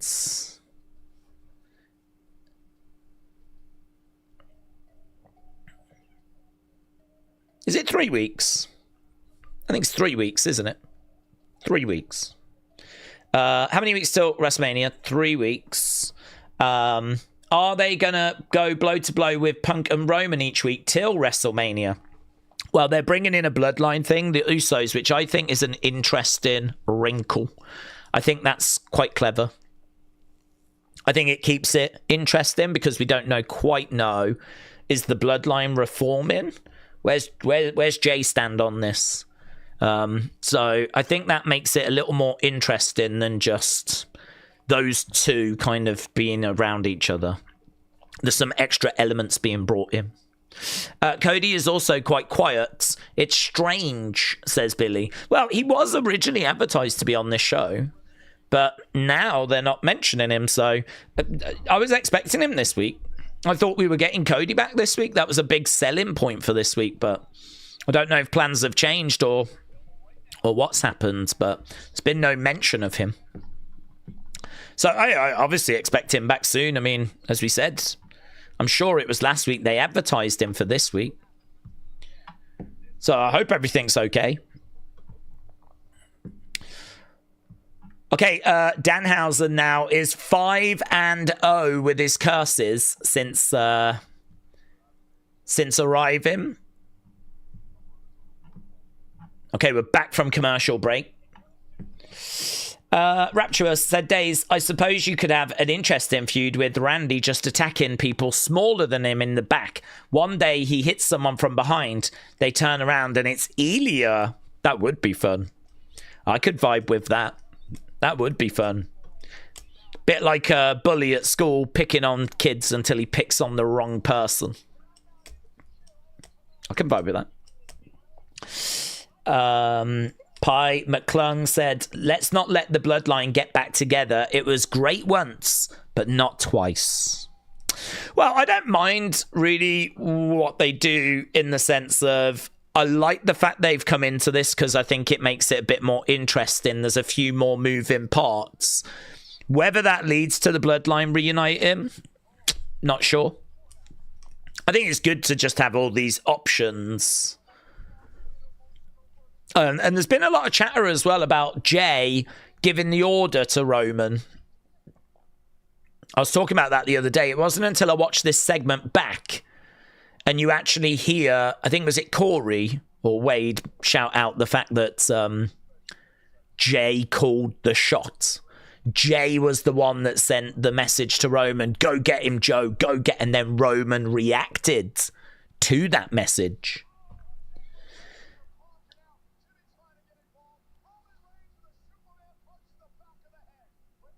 Are they going to include it in this video package? Yeah.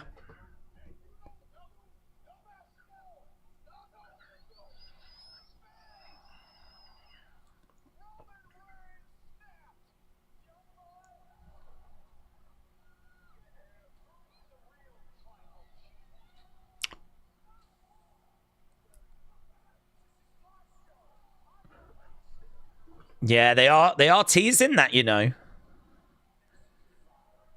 Who's the real tribal chief? And they're showing Jay calling it.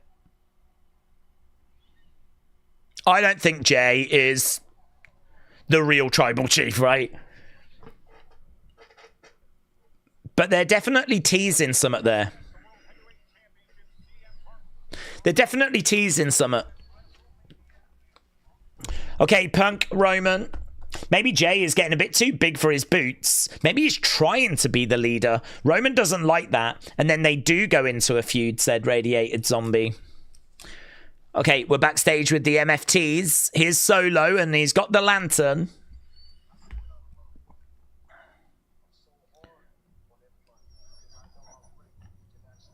I'm glad he finished that sentence. I'm so hard on everybody.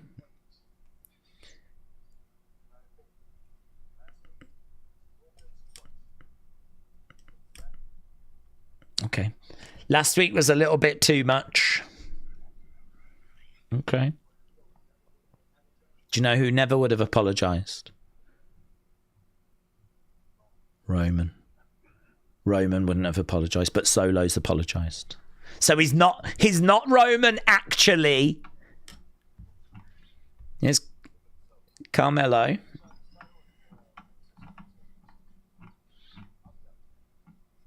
I like Tama a lot now. Oh, here's Shinsuke. Are you going to fight Carmelo? Here's Tala. Look at the big man. Do you know, we never talk about Tala as a breakout star. Look at Tala Tonga. That guy, with some seasoning, could be a problem in the future. Here's Carmelo. He's massive, said WrestleRants.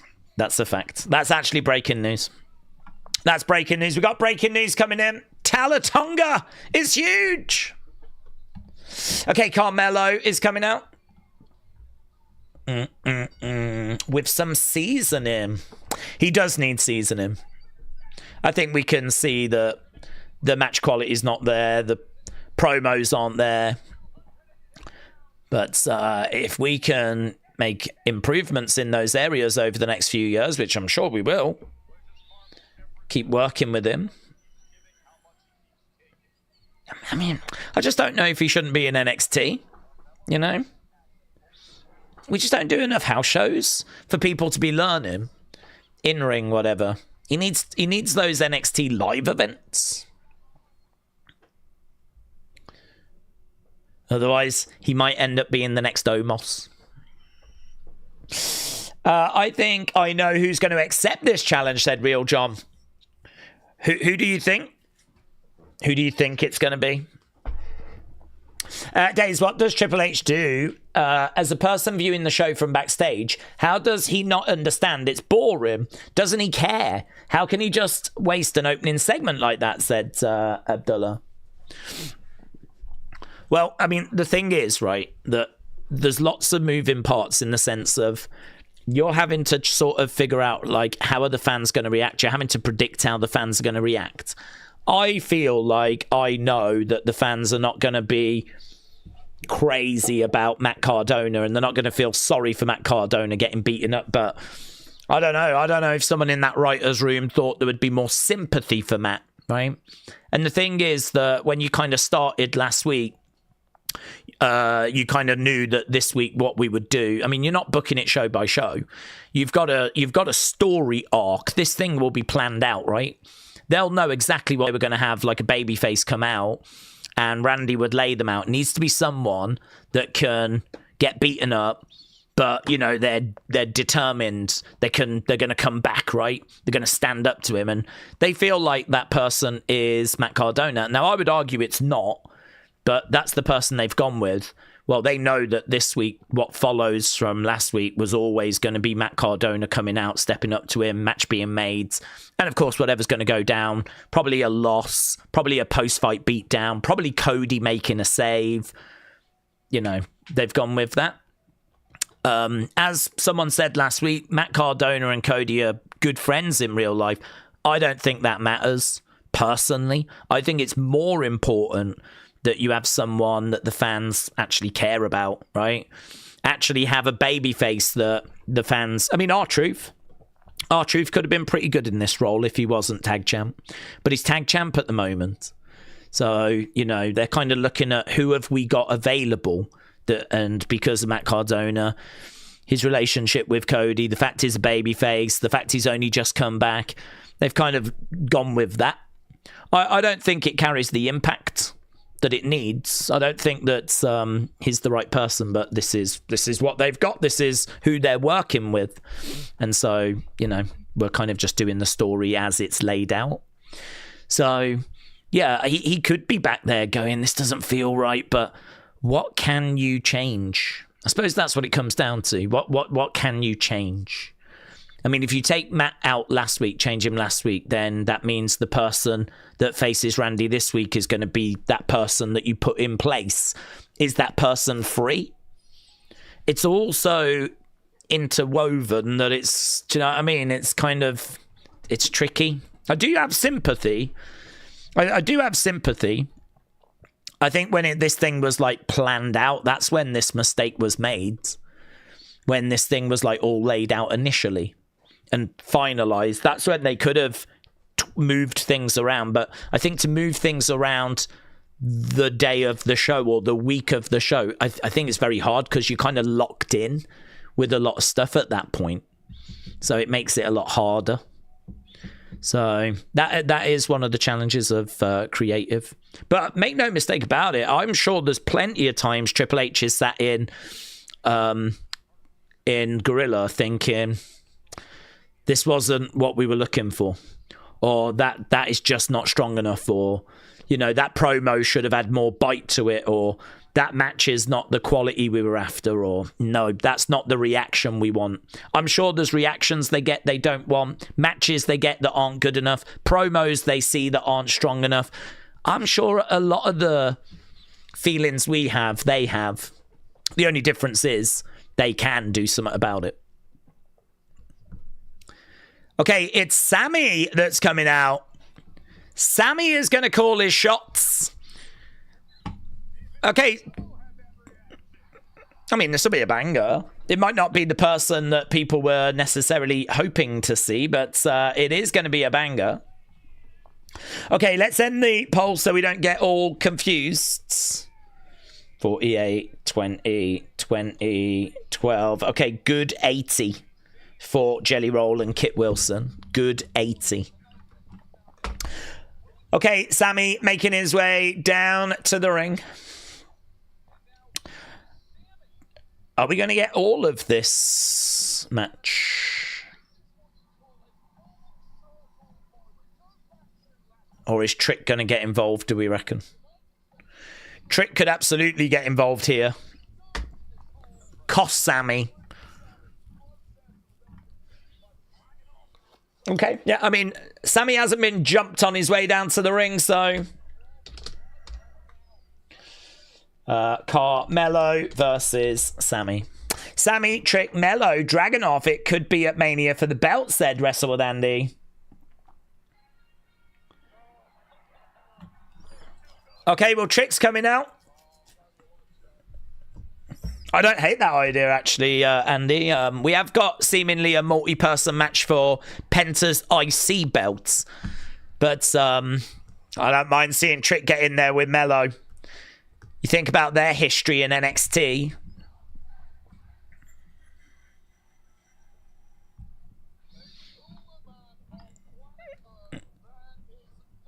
A cooler man on planet Earth there is not. Trick Williams comes down. Big reaction for him. Bum bum bum bum bum bum bum bum bum. That trick. What that trick? What that trick? What that trick? Okay. Trick Willie is coming down and he's going on to commentary. Loud pop, man. Loud pop for Trick Willie. Sammy, once again, looking over at Trick. You might remember last week, Trick threw water over Sammy. Shot coming in there by Carmelo, and we are underway. Okay, Daze, I can already see the WrestleMania now. Trick going to get involved, and it'll be a triple threat for the United States Championship, says the Football Talk. Football Talk, shout out to you, butts. Craig said, whoop that Trick. Trick. Whoop that Trick. So, Craig is not missing the opportunity to join in with the live crowds. Connor said, Daze, do we think that we will get, or hopefully find out, who attacked Jacob? Yes. Do we think it was Randy? I do, yes. Brony said, I don't think SmackDown's been good for about 2 years. Here we go, cover. Okay, we're underway. Sammy, Carmelo, please be a banger. Please be a banger.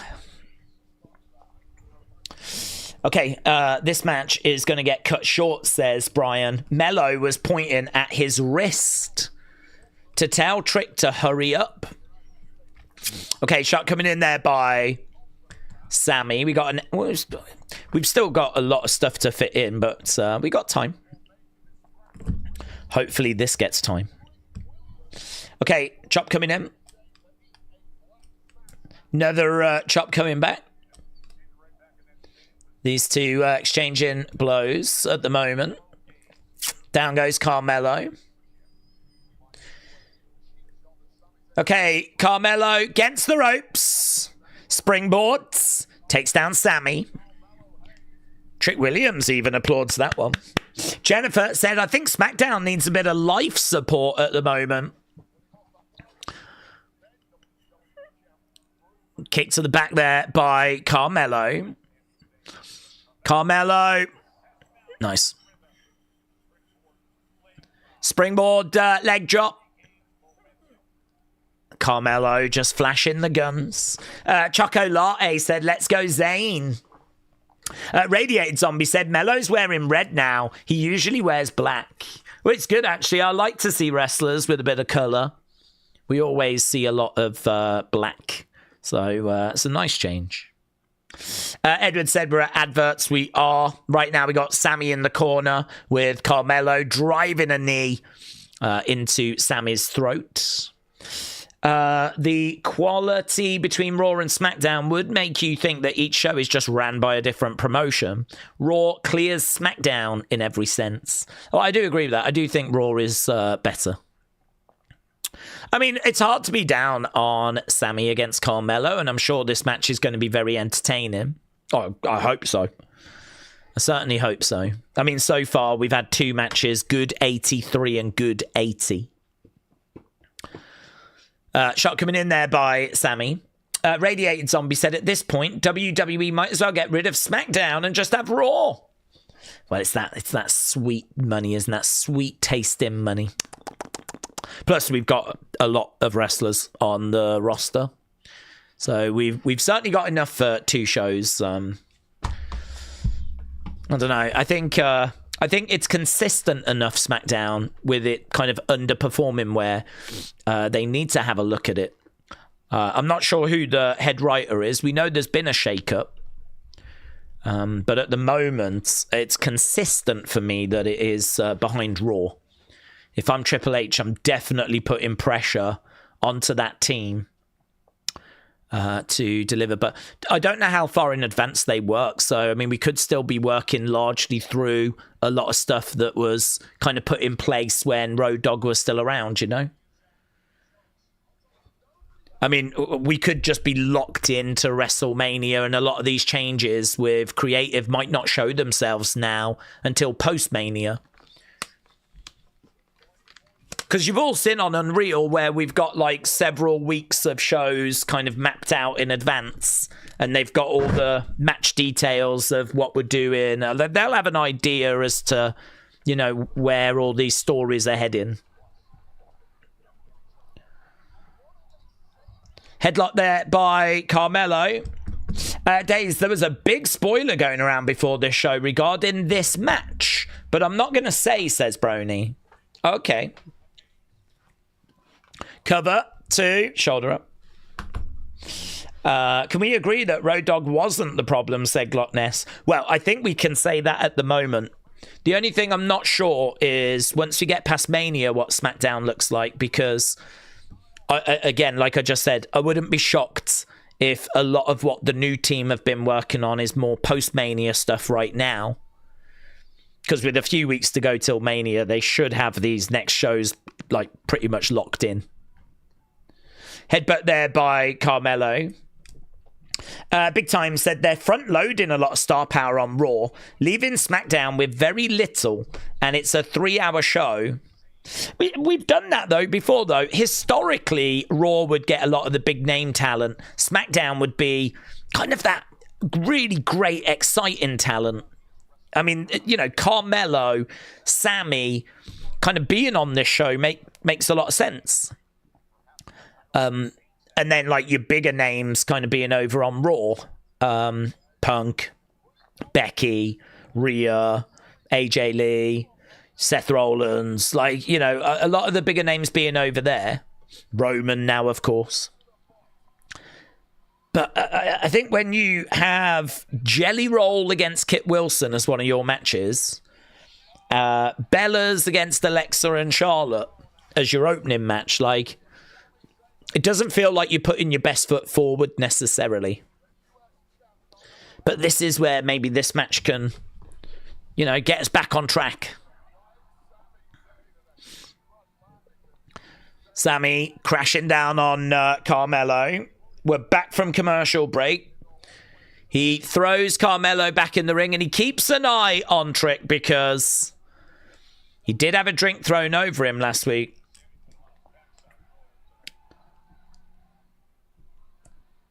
Okay, right now, climbing up. Oh, that's a lovely drop kick. 1, 2, midair. Ah, shoulder up by Sammy. That was good. Sammy coming off the corner. Big drop kick.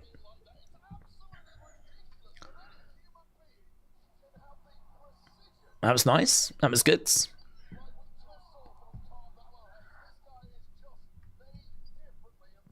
Carmelo grabbing Sammy right now. Sammy getting back up to his feet. Carmelo against the ropes, clothesline, grabs him. Whoa, my God. Carmelo with that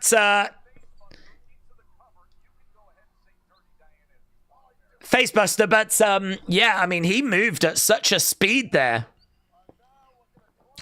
Carmelo, this is already the best match we've seen so far. It's not even close.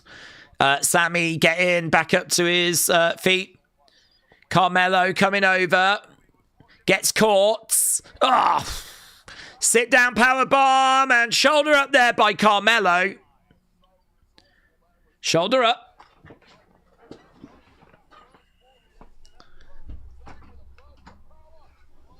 Yeah, that was nice.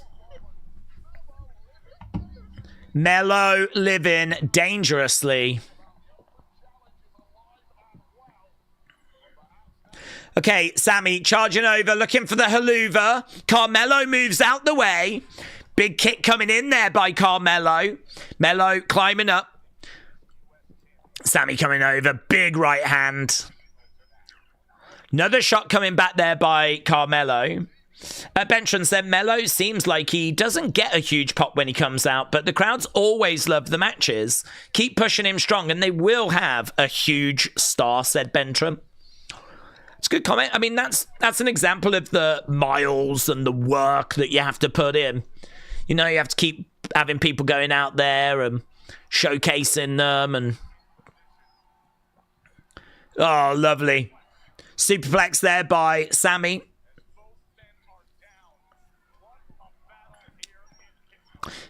I mean, it's true, isn't it? He doesn't have, like, a look that can sort of rival an Oba. He doesn't have a catchphrase, like whoop that trick. So I feel like there's not really much that you hear people chanting for Melo. But there is like an enjoyment of his work. The open challenges have been really good since they came back. There's been a few people saying, I feel like I'm done with them now. Even Melo has said he'd like to get his teeth into a feud. And we can do that.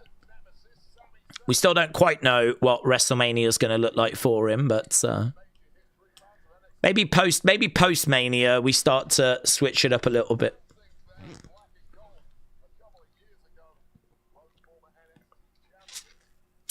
Forearm shot there by Sammy. We're back at commercial break. It's another break, said Bentron. Daze, do we think WWE will forget the storyline they had with Candice and Motor City because of what happened in NXT with Johnny? And do we think WWE could put Johnny in Sammy's position as the underdog? Well, they absolutely could. Yeah, I think Johnny is just as good as Melo and Sammy. I mean, he's a fantastic in-ring talent. And he is that sort of, I don't want to say undersized, But, like, he's not Oba, he's not Brock Lesnar, he's not Roman Reigns, you know, he's not Trick Williams. I mean, seriously, you could have such an amazing light heavyweight championship division.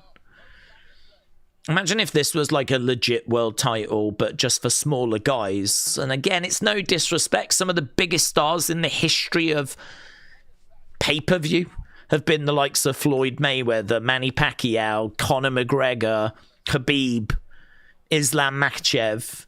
You know, all of these are lightweights, middleweights. They're not heavyweights.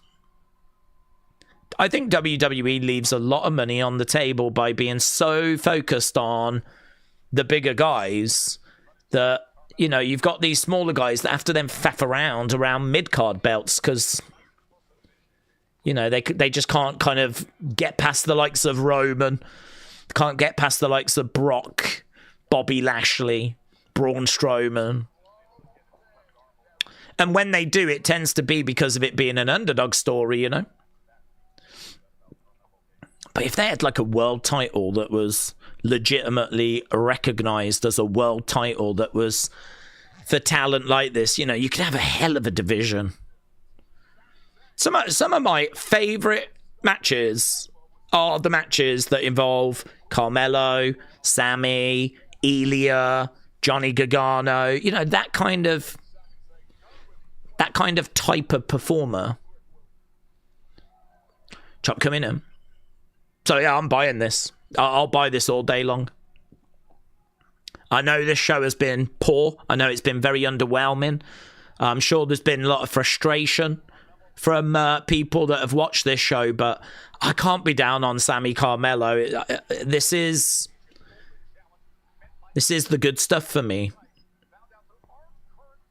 Even if I don't think Sammy needs another run with the United States title, right? So maybe him being in the match doesn't really make much sense. He should be looking for like world titles, but I mean, he can't do that, can he?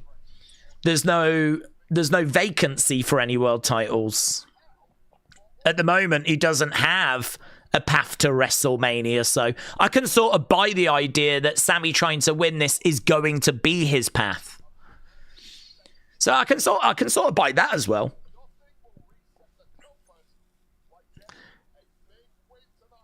Another shot coming in. These two exchanging blows. The lemon pepper steppers are on the announce table. Trick Williams has got his feet up as he's watching the action. Carmelo charging over. Sammy with an exploder in the corner. We know what follows. Sammy going over the other side. This could be huge. Charging him. 1, 2. Sammy gets caught, but he kicks out. Sammy kicks out. Wade Barrett said that should have been over. So Sammy just ended up running into that first 48. A crowd have been really good tonight. We've got to give the crowd their flowers. They've been really good tonight. Lots of noise. Carmelo climbing up. Sammy up as well. Big right hands.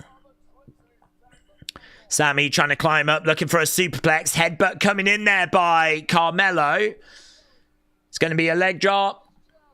Oh, did he play possum? He did. Blue Thunderbomb.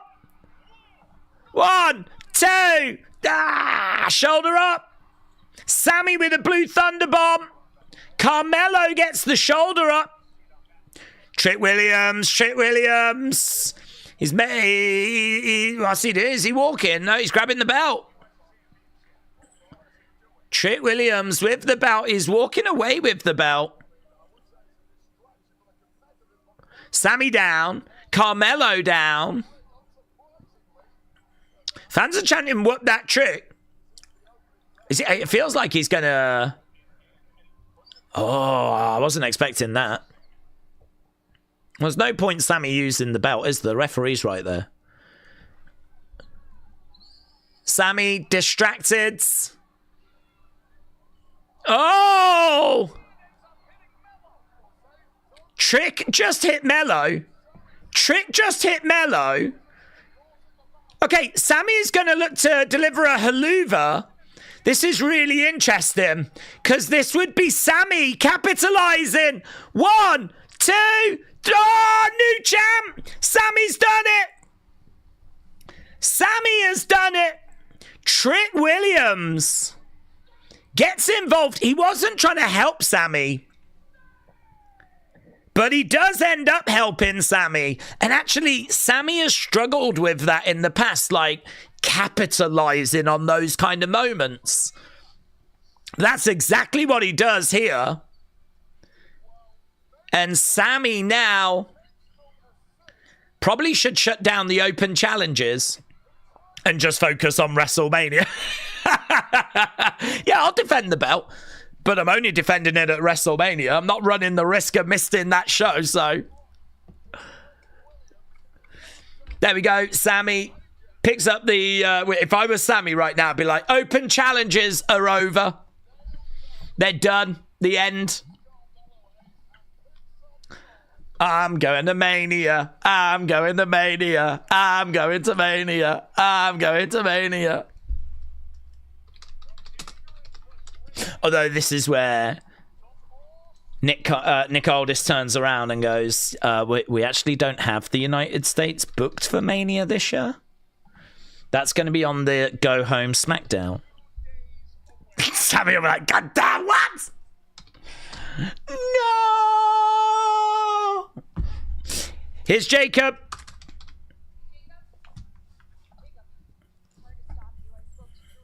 Here's Jacob. Daze, unrelated, but do we think WWE should have a Cruiserweight Classic each year? Yeah, I'd be down for that. Although the Cruiserweight belt, that doesn't work for me, brother. It was sort of lower than a mid-card belt, the Cruiserweight belt.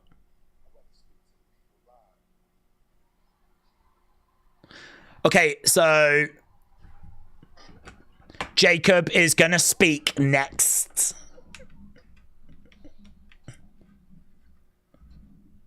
Oh, I've seen someone in the crowd with a sign walking past saying Club WWE. We just had a little thing that popped up there that said Club WWE. What's that? I want to be in Club WWE. What's Club WWE? Why am I not in it? I've not been asked to be in it. I want to be in it. What's that? What's Club WWE? What is WWE Club? Says Will. I don't know. I've never even heard of it. Have you been invited to it? I haven't been invited to it. Have you been invited to it? Club WWE. What's that? Is it like a sex thing? What's that? Is it like Club 18 to 30? Where you've got to be 18 to 30, which I am. 21. Is it like that? I wish I was in WWE clubs there, but so do I. I wish that as well. You are in it, aren't you? Swinging with wrestling fans, says Metal Man. I'm not in it. Well, I don't think I'm in it. Maybe I'm in it and I just didn't even realise. I want to be in it. What perks do you get? Do I get to give Michael Cole a kiss? What are the perks? It's going to cost money. You know it. I know it. It's TKO, so it's going to cost money. It's probably going to be $20,000 a month. I think it's for real fans. Oh, okay, thank you. I'm out. By real fans, you mean ones that have got money? That one.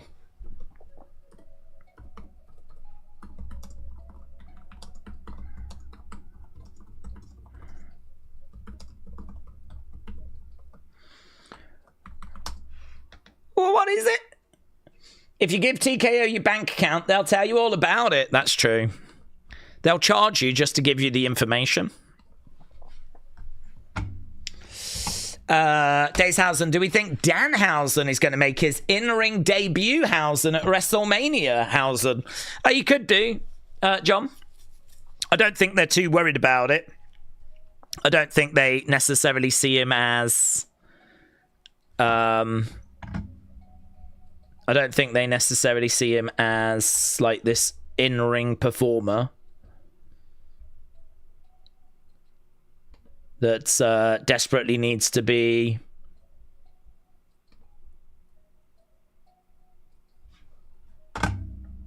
on TV in matches. I think they see him more as like just a fun guy that goes around having fun, that you know, they can just get segments out of, really. So yeah, could he do a little spontaneous match at WrestleMania? Yeah, he could. He could.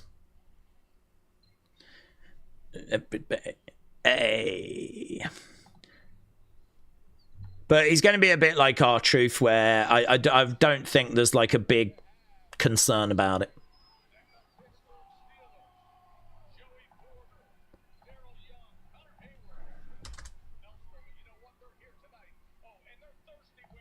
Okay, Joe said, I heard Danhausen cursed you, but cursed you with good looks. Clearly not. You heard wrong. I want to know what WWE Club is. We better get some info on that. I haven't even heard of it. Okay.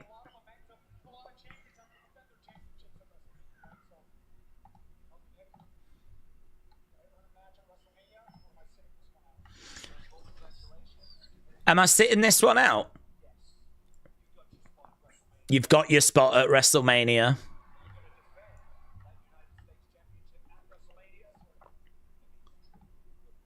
All right, it's against Trick. Well, Mello's going to want in shortly. I agree with people. That's starting to feel a little bit triple threat-ish.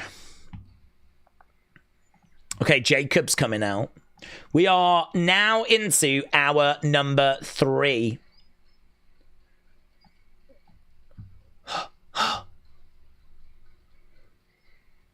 Okay, Jacob coming down. So, Sammy, Trick, United States Championship, WrestleMania.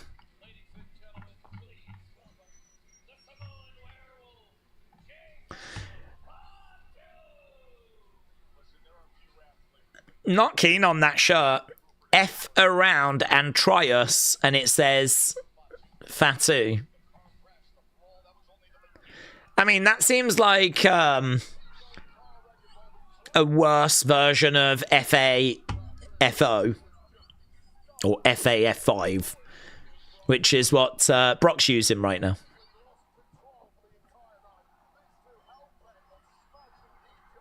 Yeah, that's a miss for me. It feels a bit like marketing for the sake of marketing. WrestleMania is getting better, says John. Rapturous, I said just a cruiserweight tournament where the winner could get a contract or a title match. Oh, yeah, no, I'd be down for that. I'm not really looking for the cruiserweight title to be back or a separate cruiserweight division, but which is kind of what that was in the past. But yeah, no, that seems fun. I'd be down for that, definitely. Okay, Jacob. Fatu.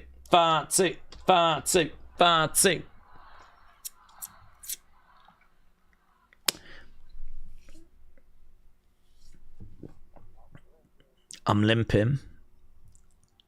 He's limping. He's busted. He's busted open. It's a good shout out for them. Crack Rib, I don't know that company. Crack Ribs.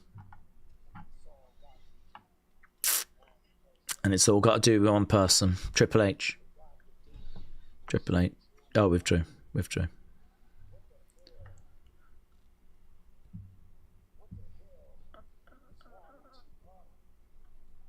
What's wrong with you? What the hell is wrong with you?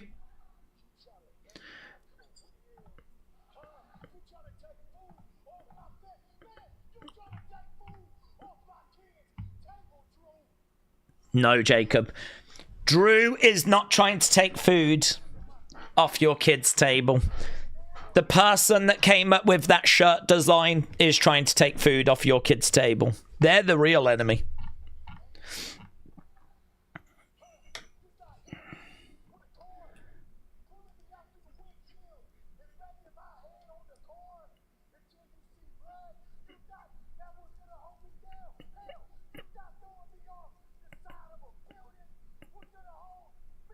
Oh, fire! Good. Fiery promo from Jacob. You thought smashing a car into me, pulling me out the windscreen, chucking me off a building was going to hold me down.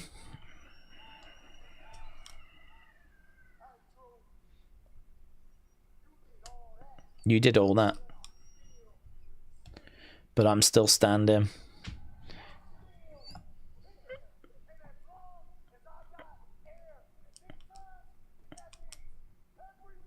Every week. Every week I'm going to dog walk your punk ass. Here comes Drew. Jacob tries to do the little thing that he does, and he goes, he's in pain.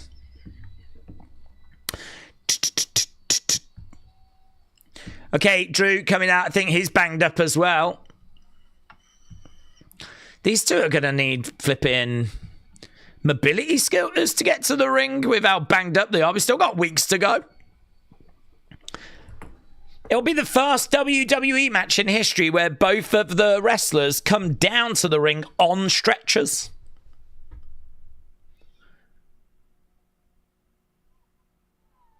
Okay, Drew in the entranceway. I love that selling from Jacob, said WrestleRants. You're playing the victim, but you're not the victim. I am.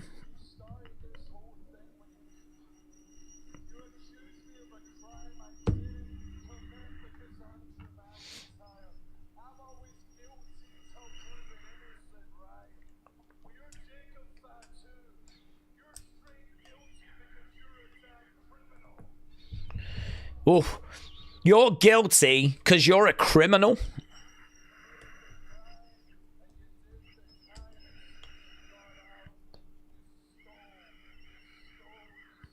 Since you came out, you stole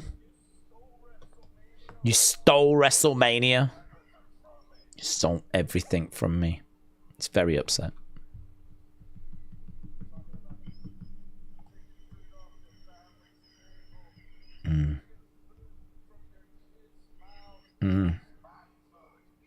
That's my food.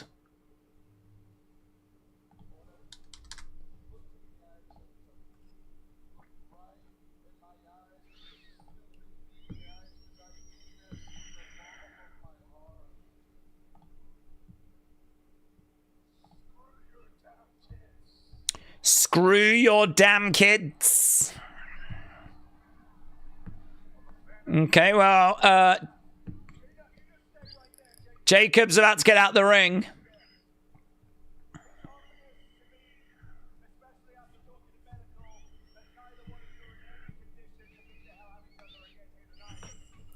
Okay, well, Nick Aldis is here.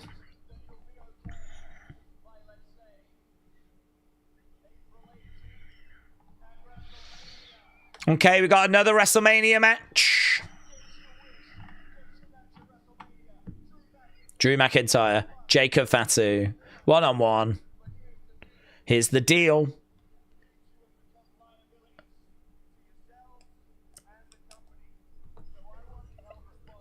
Okay. All right, no DQ, no countouts, no ref. Oh.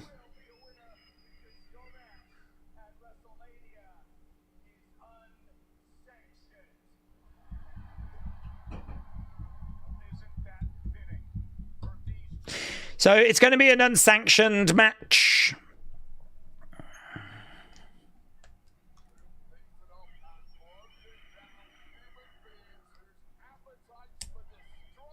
There will be a referee, but he'll just be there to do the count out and submission and...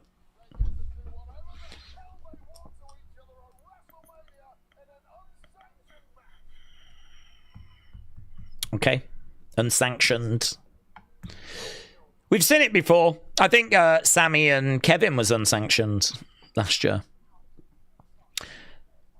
Okay, we got Jelly Roll with Matt Cardona.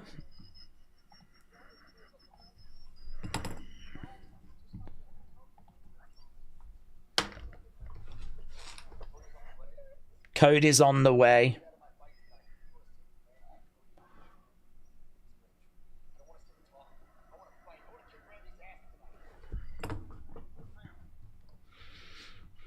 Matt Cardona said he wants to kick Randy's ass tonight, and apparently Cody is on the way.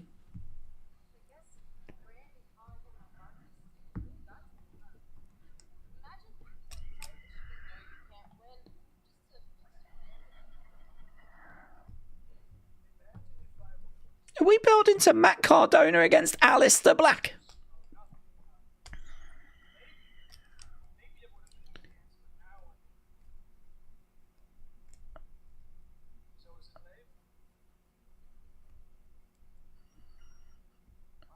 I mean, in all fairness, we could do Matt and Chelsea against Zelina and Aleister, couldn't we? There's Tffany. Oh, there's Chelsea. I'm sure she's going to shove her again, isn't she?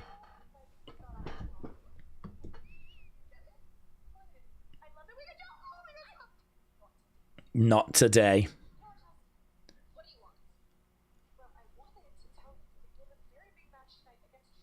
Mm.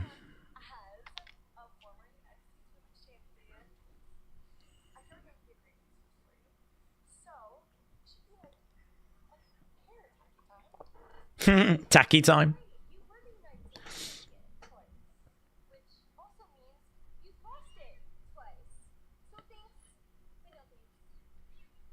Okay, she shoots her down. Oh, I was hoping she was going to get wheeled off. Okay. Giulia coming out. Giulia. They should send Aleister Black and Zelina to NXT, says Svet. I wouldn't be down on that, to be honest. Okay, Giulia coming out with Kiana. Kiana does not have a knee brace on. She's probably not going to be doing anything physical, though.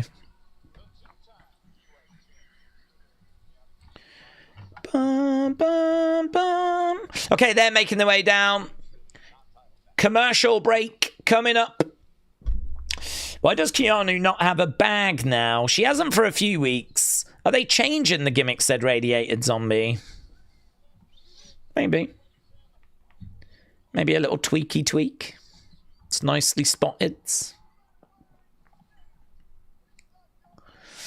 Okay, commercial break. Tffany Giulia is not for any championship. Pay 10k to make cocktails with Tozawa, yes. Yeah, there are some crazy fan perks that are being offered at the moment. Giulia, tacky time, said Connor. It is Giulia, tacky time. We've got less than 50 minutes left to go. Christopher said, Daze, Tffany deserves a top women's spot at Mania. What are we doing with her at Mania? Well, I think she's going to be in the United States Championship match. That's what I think we're doing with her. David said, what I miss about MSG is the mini entrance in front of the hard count. Yeah, like WrestleMania 10 and the Royal Rumble, and I agree. I don't know if they changed the setup of Madison Square Garden, so I don't know if that's even possible anymore to like do that, but I agree. It did give it like a different feel, didn't it? But at WrestleMania 20, obviously they were in Madison Square Garden. They did a big like stage instead. Do.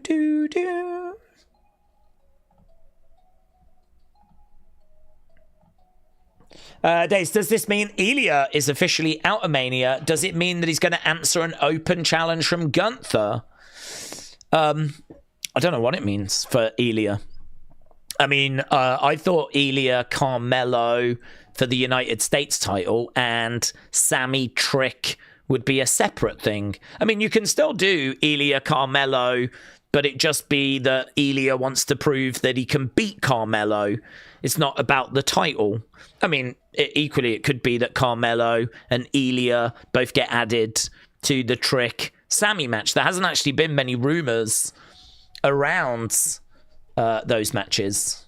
So, still quite open, I would say.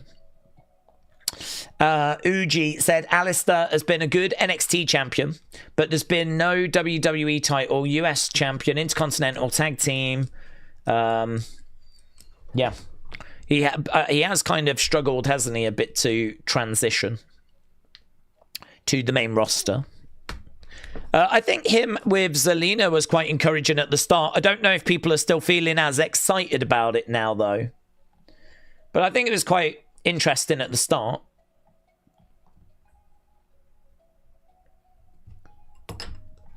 Okay, let's change this over. I can tell you that our third match, which was the Sammy Carmelo match, got great 61%. So we have got something from this show. Shall I put Taki versus Giulia? Lol. Okay, what if Gunther cuts a promo on Mania Night 1 saying how furious he hasn't got a match? Then Jericho comes out. They have a back and forth on the mic. Night 2, they have a match and Jericho wins, said DB. Would we want Jericho going over Gunther? Just a question.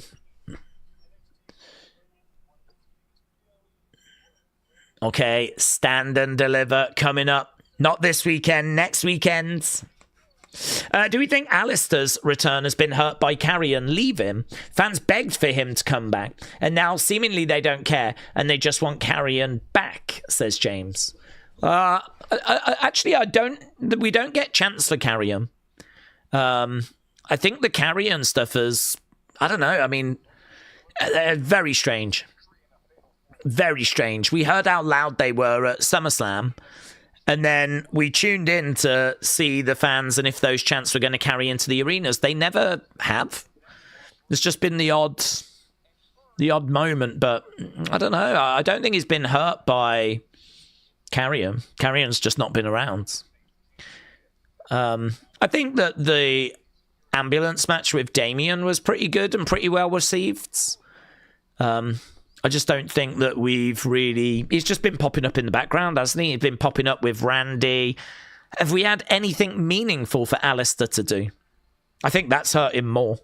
When he was in a feud with Damian, I wasn't really feeling it, but the ambulance match bit was good. I think adding Zelina with him was interesting, but I don't think they've done anything with it. There's nothing intriguing. There's no mystery there, you know. They could make them a very interesting couple.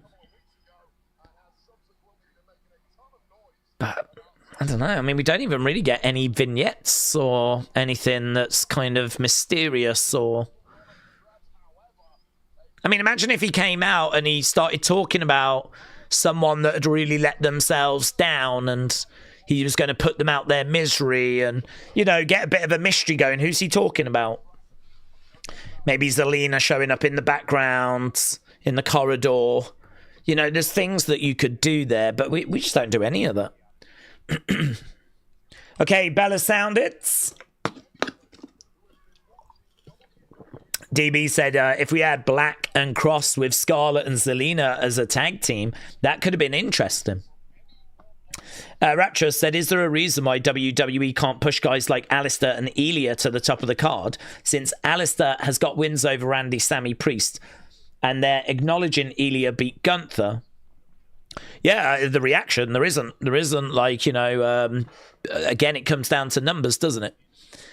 top of the card, you need to have some numbers behind you, because when we announced that we're going to do Alistair versus, I don't know, Cody for the title, right? And we're going to do that as a feud, and there's going to be a match. I mean, you want people to tune into that show, care about that show, buy tickets to that show. And so those people have got to have a degree of star power. That's got to be a match that people want to see. And so you've got to build those people up. Like, we're sat here saying, what have they done with Alistair? I mean, they haven't done anything with Alistair. Alistair's someone that has just got very little momentum in my book. Alistair does not feel like a big star right now to me. So he's someone that needs to get into feuds, get consistent TV time, cutting promos in the ring, having matches, getting wins, but meaningful wins. And, you know, moving forward and, like, you know, getting involved with some really interesting creative. I haven't got any of that for Alistair. He feels like he's a mile away from challenging for a world title. If he does, I'd imagine it'll just be on SmackDown. Do you know what I mean? It'll be something where he gets a title shot one week on SmackDown and loses. But, like, being a serious contender, challenging for the title at a PLE, that feels a distance away. Feels like there's a lot of work that needs to be done to get him to that level. Okay, that was a little bit off there between Tffany and Giulia, but Giulia rolls out the ring. Daze, well, if Club WWE is a new add-on for the video game, well, that would be horrific, wouldn't it? Considering I'm quite excited about it and I might subscribe to it and I expect them to send me free shirts every month. That's what I'm thinking. I expect exclusive video clips available nowhere else, as Giulia's like, hey, Club WWE members, hope you're doing well. Just wanted to say a big thank you for all the support. And I'm just going to answer a couple of your questions right now.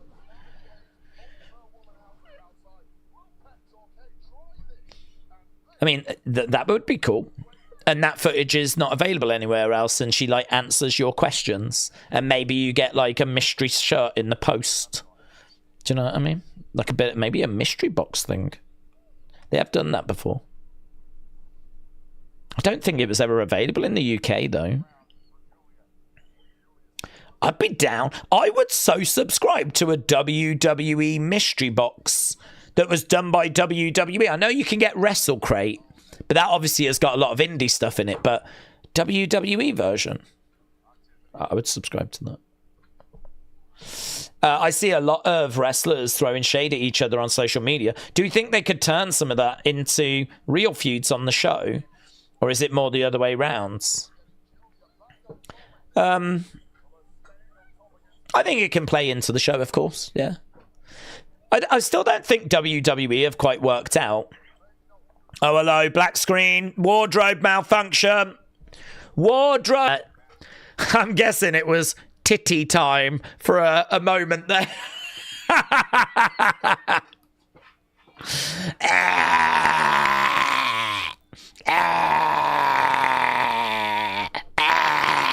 What's that? Boom. Was that during commercial break? Did you lot miss out? I saw Tffany's breasts. She literally just got them both out. Was that during commercial break? That's such a shame if you've missed that. It is as well. Oh my God, that is such a shame. Okay, Giulia is in control.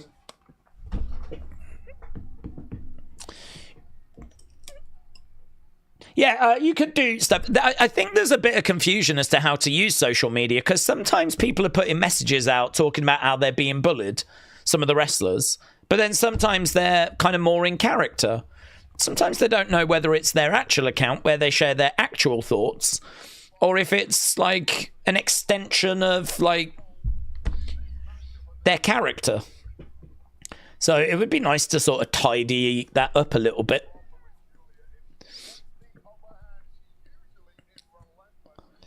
Okay, right now we got a chinlock being applied, and we saw what happened when Ria and Jade tried to build their program, and Jade started talking about how Ria was running her mouth off to creative, and Ria did not appreciate that. So I think Ria's feelings got legitimately hurt there.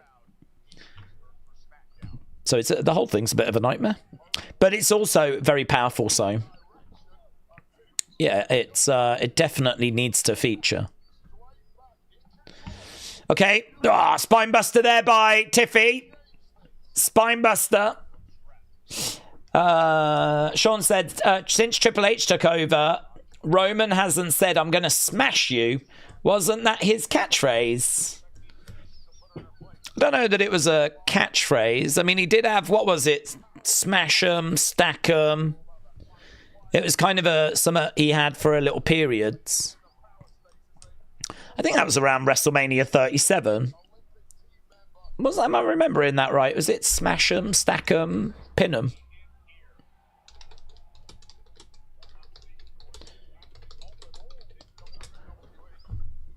Smash 'em, stack 'em, Mania 37.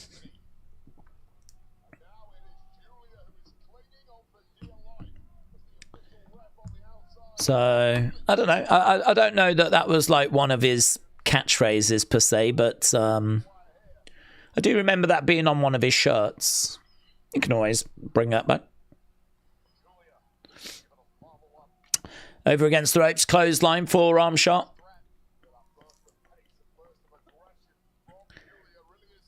Boom. I think Tribal Chief and all that just sort of took over. OTC came in. He went away, and when he came back, he was the OTC. So I think all of that stuff just sort of overtook it. But crowd a little bit quiet for this one. I've seen rumours saying that Kit Wilson and The Miz against Jelly Roll and Powerhouse Hobbs could be expected. I think that got debunked, Lazo. I think I heard that that was not actually happening. I saw those same rumours, but... Okay, kick coming in there by Giulia. The energy from the crowd seems to have just died down a touch here. Right now we got tacky time in the corner. Giulia going up. Looking for a suplex. This match needs to end, said DB. This SmackDown is so bad, said Sarthuk. I'm looking forward to getting everyone's scores at the end of this, actually. See how bad this was.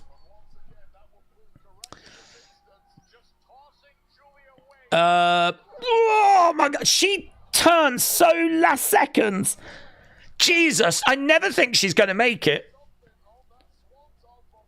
That was flipping insane. Look at this. How does she do that so late?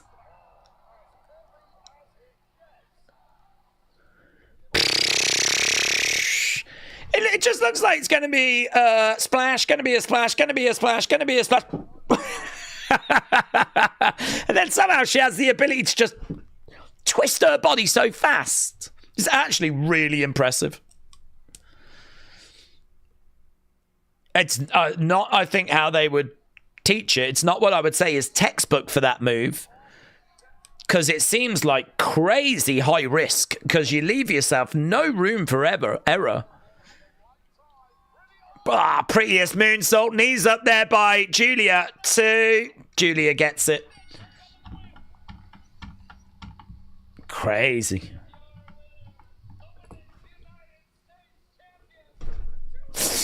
Okay, Giulia picks up the victory. Kiana James maybe providing a slight distraction.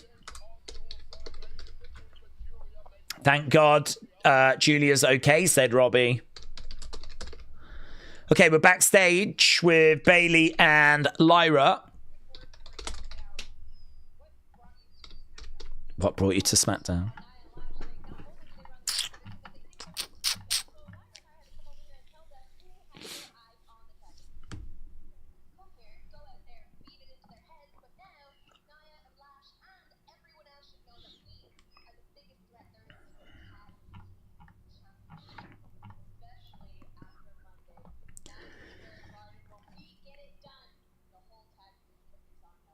Okay, Bailey said they're going to get it done on Monday.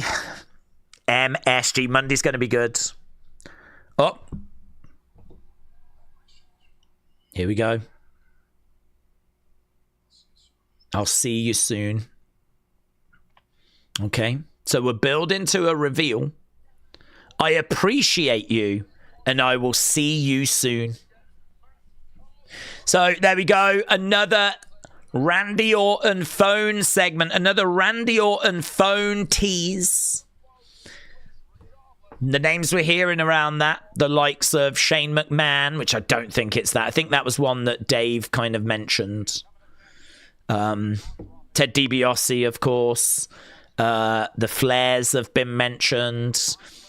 Randy's dad has been mentioned. Anyone that's connected to... Yeah, what is Club WWE? What is it? And why am I not part of it? That's the second time they've done that. And there's been someone all night walking a sign in the crowds. I just thought it was someone's website. Oh, it's making me angry now. Randy is talking to the merch department. Oh my God. What do we want? I might do that video. What do you want Club WWE to be? I want it to be like Club Penguin. I want it to be a big online game where you get to choose a wrestler and then walk around and talk to other people that have chosen wrestlers. And I don't know. Part of the problem is I don't know what Club Penguin was, so I can't say exactly what that was, but I want it to be exactly like that because I know it was very popular. Daze, are we going to do Giulia, Io, Kyrie, Asuka since Tffany lost? I don't believe so. I don't think Giulia's rumoured to be in that match. Yes. Penguin. Brandon said Club Penguin was lit, actually. What did you do in it? You had a penguin, didn't you? And then I think, didn't you just like mill about? And then go up to other penguins and have conversations? Just like, you know, how you doing? All right. Was it a bit like a social media, but just a lot more penguin-y?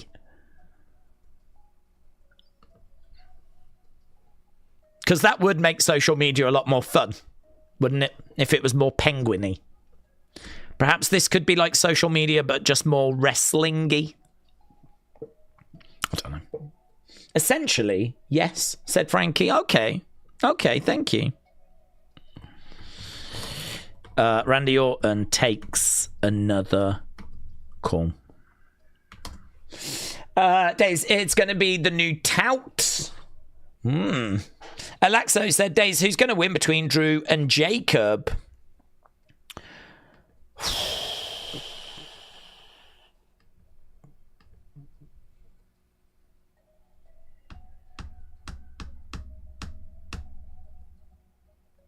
I would probably go Jacob because I think Drew can take a loss and he'll be okay. Jacob is kind of really looking for momentum, really looking to, you know, keep building. I think a win for Jacob over Drew at WrestleMania would be a big deal. So I think Jacob. But that is going to upset Drew fans because it wasn't long ago he was blooming WWE champion and seemingly going to be in the main event of WrestleMania.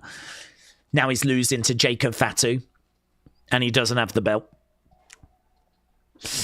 They tried to make tout happen and it lasted about a month, says Brian. Daze, did we see that it said that we got Brock Lesnar Ober up next? Well, I think it's just going to be a recap, isn't it? I don't think it's them. Cobra said, I thought that you hit a penguin with a club, but that must be a different game.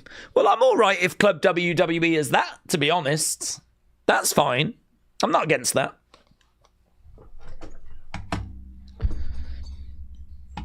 I mean, they've teased it a couple of times. When do they reveal it? That's what I want to know. They're not going to tease it all the way up to WrestleMania, are they? Club WWE is going to allow you to enter the game with a payment of $35,000 and then move it another £10 for every step you take. Wow. It better not be like just for rich people. I mean, clearly this is going to be a way of making money. We know that. It is going to result in me having less money. I've already accepted that. But it could be something good. Do you know what I mean? They might send you stickers. And discounts on future VHS releases. Dog Pound said, Daze, everyone is forgetting one name. Batista.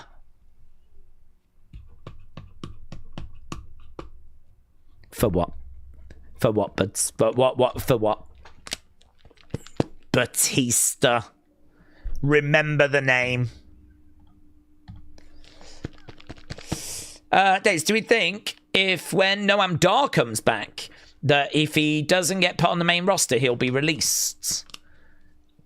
I don't know, to be honest. I mean, like, I think it's probably pretty clear that he's not going to go on and be like this massive star now, because he's been in the system so long and he's very injury prone, isn't he? I mean, he keeps getting injured, so it's probably not a good look for him. But I don't want to see anyone get released, and I really like Noam Dar as well. Actually, I think he's really fun.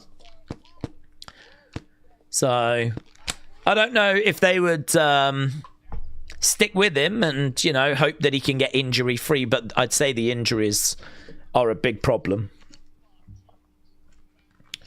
Here's a random thought. Could Randy be on the phone to Heyman? Ooh, I don't hate that. I don't hate that. Scottish Chris, I don't hate that. Okay, they're just running down the new matches that have been added. We're just seeing the graphics. I will see you soon. AJ, Becky.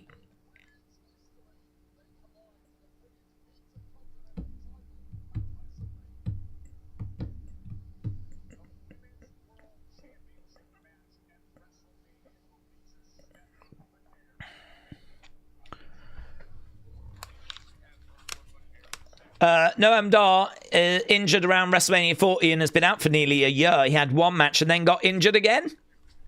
Bad, innit? Okay, they're just running down the WrestleMania card at this point.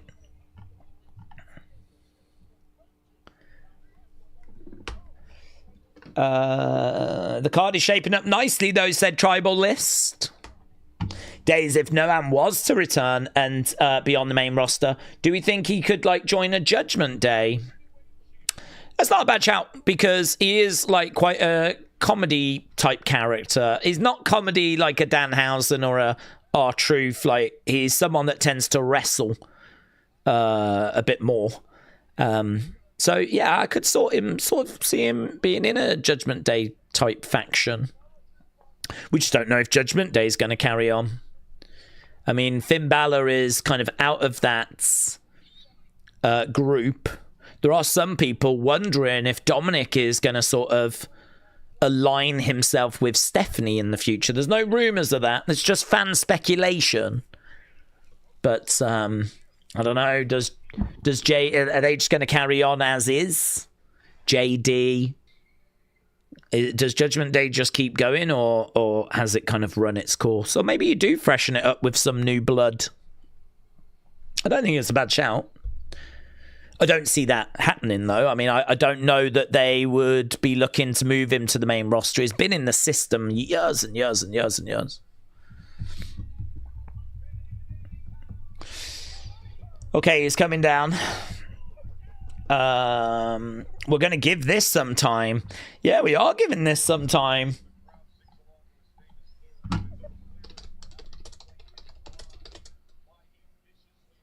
Okay, Randy coming down. He is taking on Matt Cardona.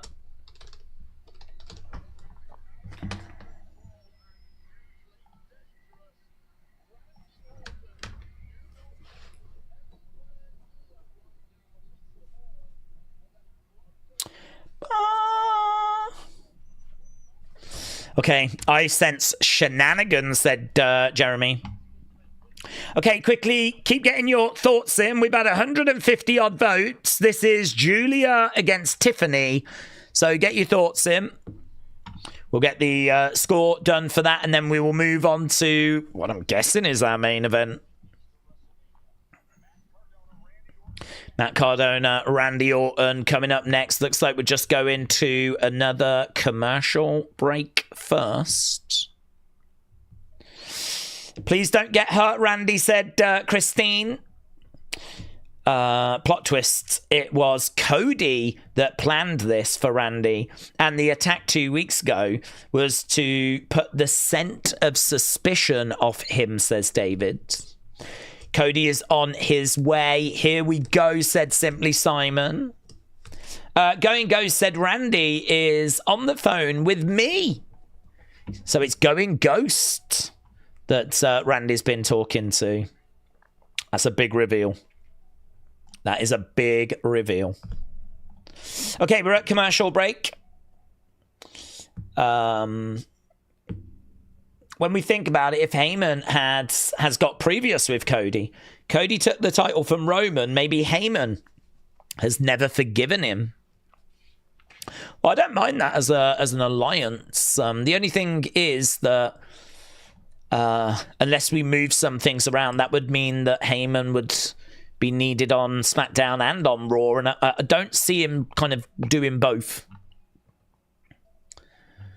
So unless we're going to like jig a few things around after WrestleMania.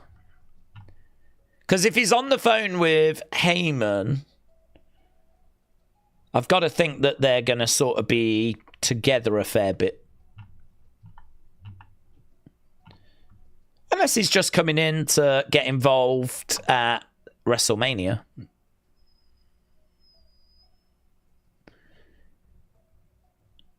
Because who's Heyman with? I mean, he's with Brock, so he's going to be in the Brock Ober match, and then he's with the Vision. I suppose we're expecting Braun, so it does mean that he'll be in the Brock Ober match, Seth Braun match, and I don't know what we're doing with Logan and Theory, but they could be going after a tag title. So, I mean, Heyman might already be in 3 matches.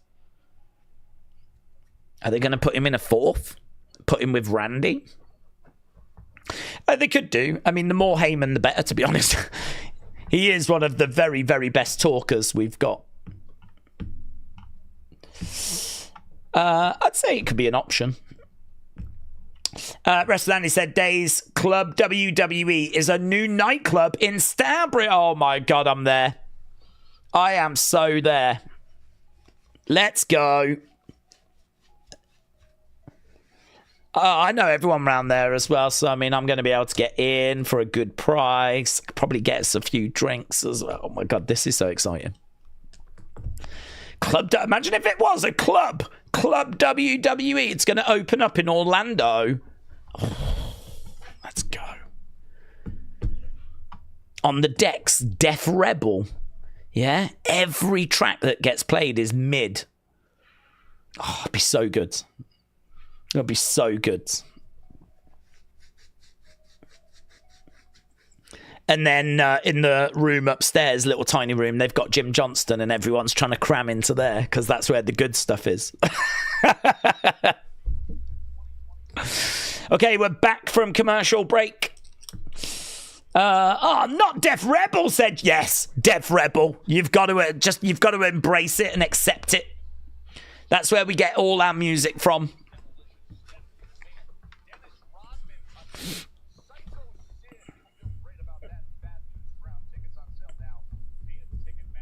Okay, Hall of Fame just getting advertised.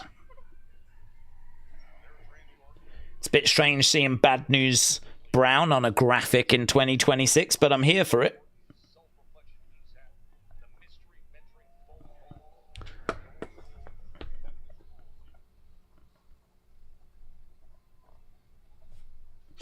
How do you book this? I have no idea how you book this. I mean, you just make it brutal, don't you? And then Cody comes out. Makes the save. Big brawl to finish this thing. Cardona gets in. Kick. Okay, well, that just made him look really dumb. He slid in the ring, and Randy just started stomping on him. I mean, that was a really stupid beginning for Matt Cardona. There was a moment, legit, where he was just lying there. And Randy was like, stomping away. The casters seemingly swung it. Okay, not anymore. It had swung it. But now Matt Cardona is getting chucked around, smashed on the top of the commentary table.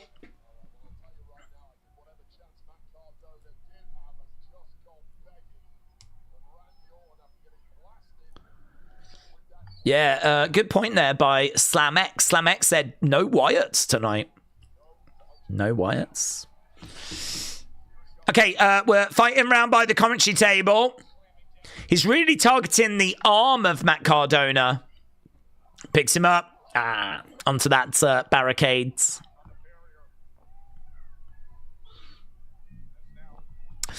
Matt is going to get his butt whipped, said Laxo. Dad Stuff said, my guess is Club WWE will be some sort of late night WrestleMania weekend experience. I want it to be a club I can join from the comfort of my own home. Oof. You could be right, though. You could be right.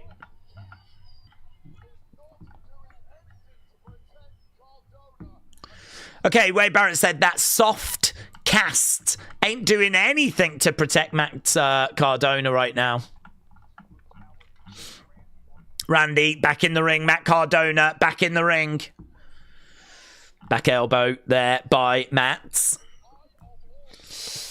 Matt should have come out with just a plain white cast like Bob Orton.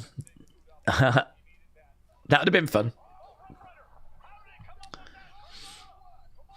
1, 2, Randy gets a shoulder up.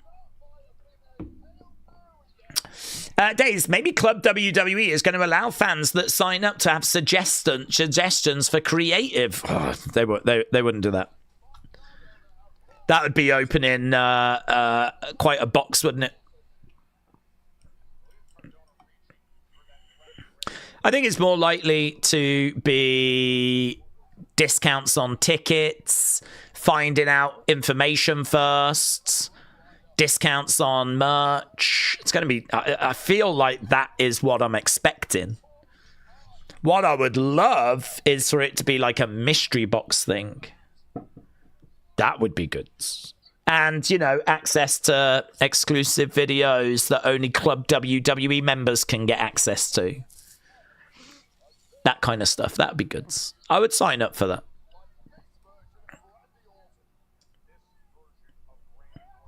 Into the ring posts. If I was Cardona, I would slowly get the hell out of there, said hello, Sydney. He was there when Randy was going mental in 09. Wyatt said, why not have him with Heyman? We just explored that. Yeah, I'm not down. I think it's an option. I'm not sure that's where it's going, but I'm not down on it. Over in the corner, Matt Cardona, shoulder first. Club WWE, you get your picture with Triple H doing the finger pointing, and it's only 10k, said Jeremy. Bargain. Bargain. You get to go cheese tasting with Triple H. Yes. Okay, right now, Randy is, he's took the cast off the arm.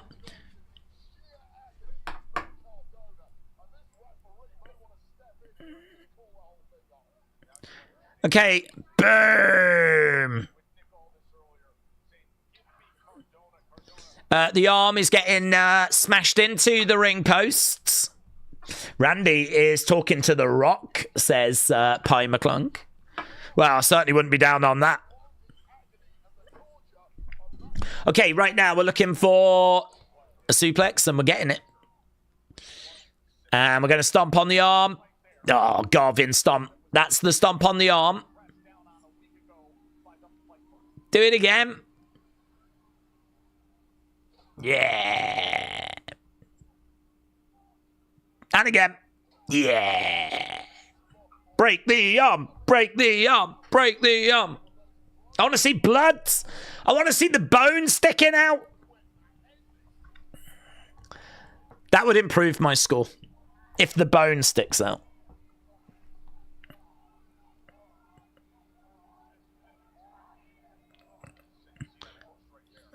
Over in the corner, Matt Cardona shoulder first. Club WWE is where everyone gets cursed by Danhausen forever for thinking that Jade was a good wrestler, said Scott. Well, that we're cursed already, aren't we?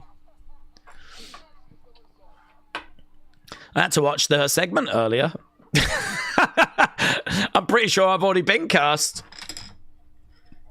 I feel like this show has been cursed.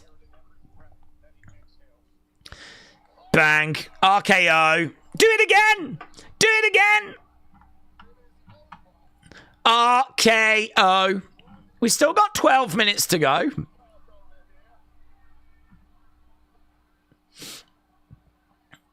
Oh, 1, 2.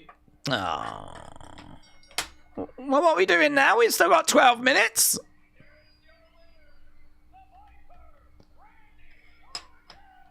Perhaps Randy's going to get on the microphone and tell us what Club WWE is. Guys, for just $29.99 a month, you can get some temporary tattoos. Okay, a coach has pulled up. Is that really what he's driving around him? Here's Cody. Cody. Okay, where did the music go? Have we gone commercial break? Commercial break. Things are getting serious.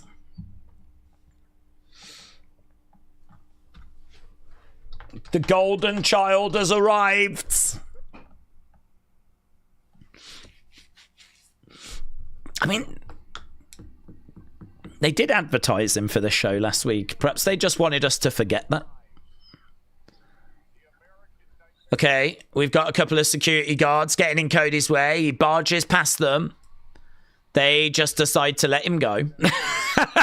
That's great. You can't come in. You can't come in. Get out my way. Oh. What do we do now? What do we do now? Should we stop him? What was the point in that? Imagine a security guard telling you can't come in, and just because you managed to barge past them, they stop. They're kind of doing a weird following him thing, though. They're still walking behind him. So they're not stopping him, but they're not sort of leaving him alone either. What are they doing? What are they doing? We're literally just watching Cody walk backstage right now whilst he's being stalked by 2 security guards. Mate, there was a guy that just came out of a door, and I'm not making this up. There is a guy that just came out of a door and he went, woo! I don't know if that was the bathroom. I really hope it was. I really hope it was. Just in the background. In the background, he came out of the door like, whoo! No, we're going there, mate. I would not go in there. Oh, I can only imagine that's where they keep this episode of SmackDown. Right. Oh. Woo!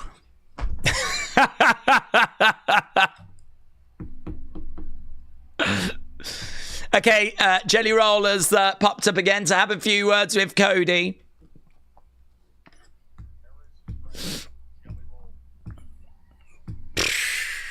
I wouldn't go in there for at least 4 hours, said Full Charge. Mate, I cannot. They're still following him. These security guards have made no attempt to, like, stop him again, and they're still stalking him? Where's he walking from as well? Is he in a different arena? How long does it take you to get from the backstage bit to the ring? Normally we see people get out of cars and like 20 seconds later they're in the arena. What's he doing? Doing laps? Is he doing laps? He's going all the way around the outsides. This is mental. What the hell am I watching?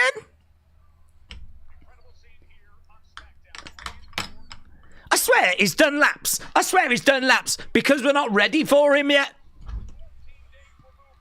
If he had to get out of that bus and get to the ring in 20 seconds, it could be done. Here's Cody. Cody making his way then down to the ring. Now you're bringing security to stop him. Now you're bringing security to stop him.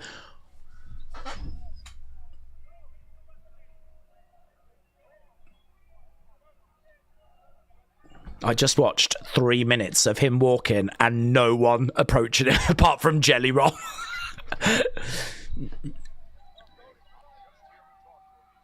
I'm just here to talk to him. Well, that's clearly not going to happen.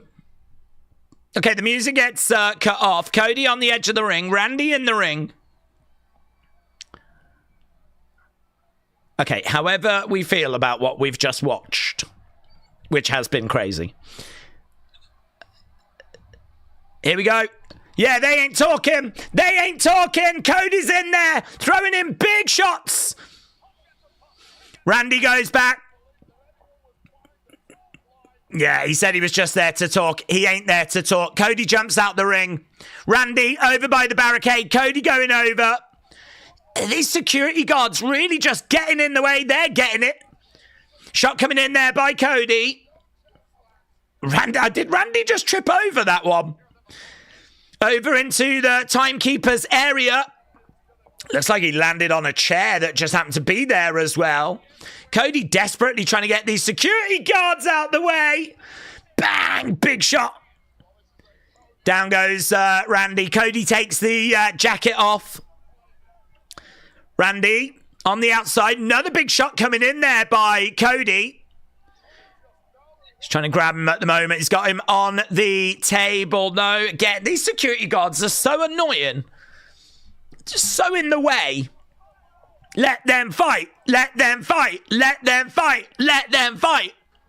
Shots coming in there by Cody. But again, the security guards getting in the way. Dragging Cody back. Yeah, Randy is on that commentary table. Crowd are booing. Randy walking away. Cody desperately trying to get after him. Security guards are still in the way. Yeah, more people coming down now. Let them fight. Let them fight. Let them fight. Into the barricade goes one. They get back at each other again. Shot coming in there by Cody. Oh, had a lovely sound to it, actually, as Randy went into that ring post. Cody throwing Randy back in the ring. Cody in there as well. Shot coming into the midsection. All the security guards getting back in there, trying to separate the two apart. Still got a fair bit of time, though. He's still got 5 minutes. Crowd are booing. Both are being separated. I mean, it feels like this thing's going to go again in a second. Yeah, I think we've got chants from the fans saying let them fight. Cody manages to get back over. Starts throwing in some shots. Got a lot of security in there. Jason Jordan's in there as well. Aldis is in there. Randy now trying to get over to Cody. He gets over to Cody. Just looks a bit silly, doesn't it? Where we've got all these people in there trying to separate these two. And they just cannot achieve that.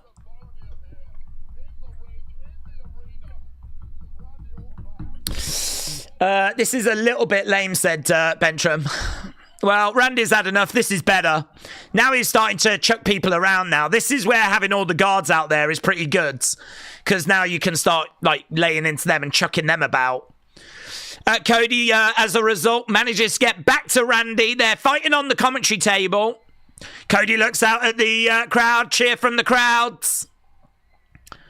Cody grabbing Randy.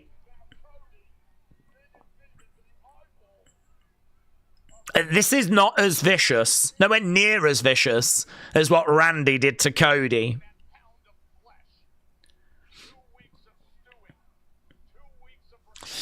Anything they do is going to be lame, says Can't Stop, Won't Stop to you idiots, you idiots.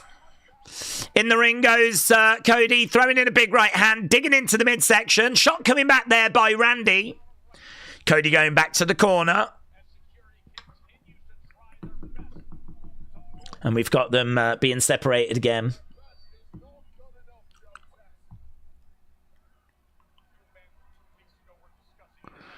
Cody on the one side, Randy over on the other.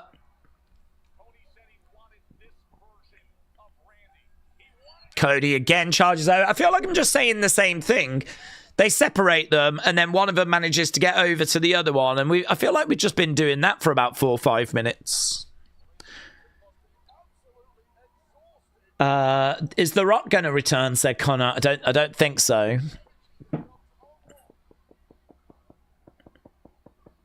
Okay, now Cody goes back to the corner again.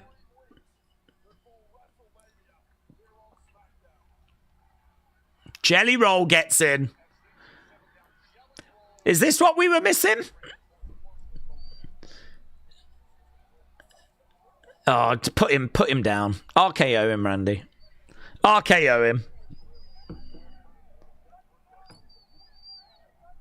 That's your friend forever, says Jelly Roll. Oh, just someone RKO this clown. Randy throwing in shots. Here we go. Turns him round. RKO. Jelly Roll gets RKO'd. Flipping deserves it. You guys are friends forever? Shut up. RKO. Yeah? Deal with that. Shove that in your Grammy's speech. And that gets Randy chance. That gets Randy chance. Yeah, of course it does.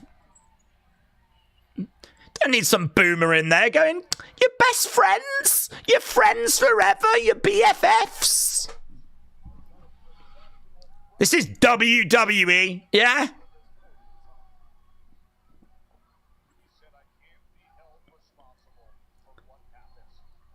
Jelly Roll down, and Cody is... No one's doing anything to help him. Feels like even WWE aren't bothered.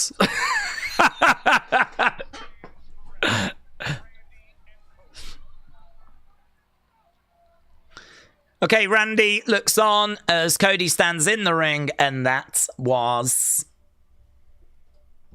SmackDown. That was SmackDown. Very emotional. But your friends, says Aunt B Ballin. Your friends, your best friends. How can you treat your best friends that way? Dude.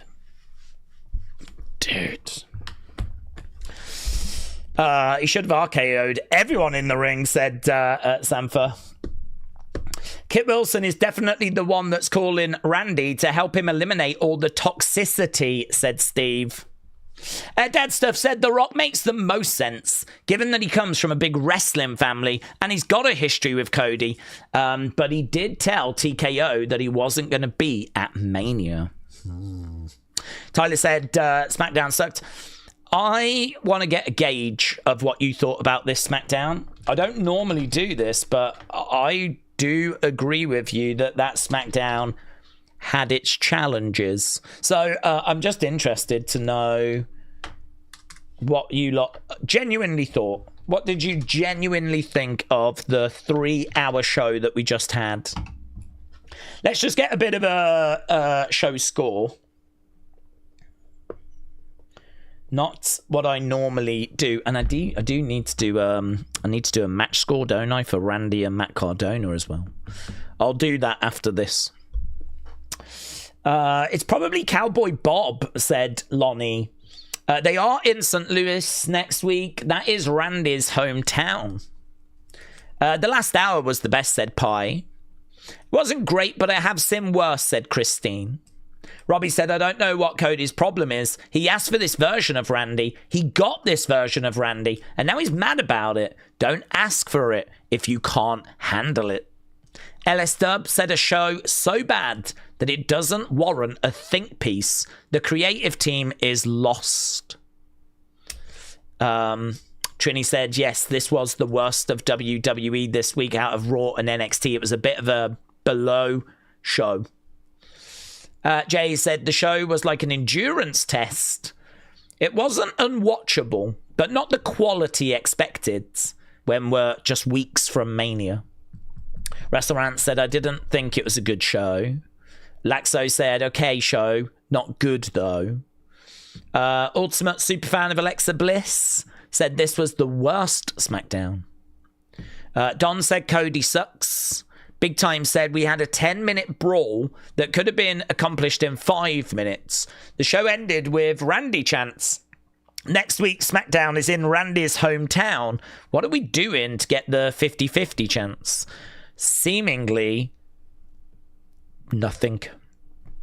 What I don't get, genuinely, is we attacked Cody and it was a brilliant segment and it was really good. And then last week, we had him attack Matt Cardona, and I don't know how you feel about Matt Cardona, but I don't really care about Matt Cardona. I don't think too many people do. No offense to him. I'm sure he has got his fans, but who's going to cheer Matt Cardona over Randy Orton? Yeah? So, last week you kind of left going, okay, what do we do this week, right? This week, it's more Matt Cardona getting beaten up. Still, people don't care. And now he RKO's Jelly Roll. Do we think Jelly Roll is like this beloved character? Because he's a celebrity whose music I don't listen to, and I also don't care about him. Like, him getting RKO'd, don't care. He deserves it. He was kind of going, guys, you're good friends. And shut up. We're past that. Yeah? We're past that. Maybe you could have that little conversation at some point, but we're past that now. Didn't you see what he did to him the other week? Yeah? Shut up. That's where we are. So he deserved that RKO. So I have to admit, yeah, I'm with you. What are we doing? Seemingly nothing, which says to me, genuinely, this is not something WWE are worried about. It's something we have spoken about. But I can only come to the conclusion it is not something WWE are worried about. I don't know what they're seeing that makes them feel like this isn't a concern or this, isn't something that needs addressing. So, but seemingly, so far, he's attacked Matt Cardona and Jelly Roll. And as you said, next week we're in his hometown. And WrestleMania is getting ever closer, so yes, I can't answer that. The only thing I can say is, judging by what I'm seeing, I don't think WWE are worried about it. Should they be worried about it? Well, that's for you to decide. I'm bored of celebrities like Jelly Roll. He had about 12 appearances tonight, says Alan. Yes, that is going to be something which is going to divide opinion. Should Jelly Roll have featured as prominently on this show? Because he was in a match, but he was in a couple of backstage segments as well. Was that right? Don't know. Well, I do know. I don't think it was right, but... Daze, this is like 09 heel Randy. I rate this a 6.5. Okay, let's end this poll because we did ask for the feedback and I need to get match scores in. So I can tell you... Oh, okay. It's going to be interesting if everyone else feels the way we feel. Because you lot have just said that that was good 72% for this SmackDown. Oof. Randy versus Matt Cardona.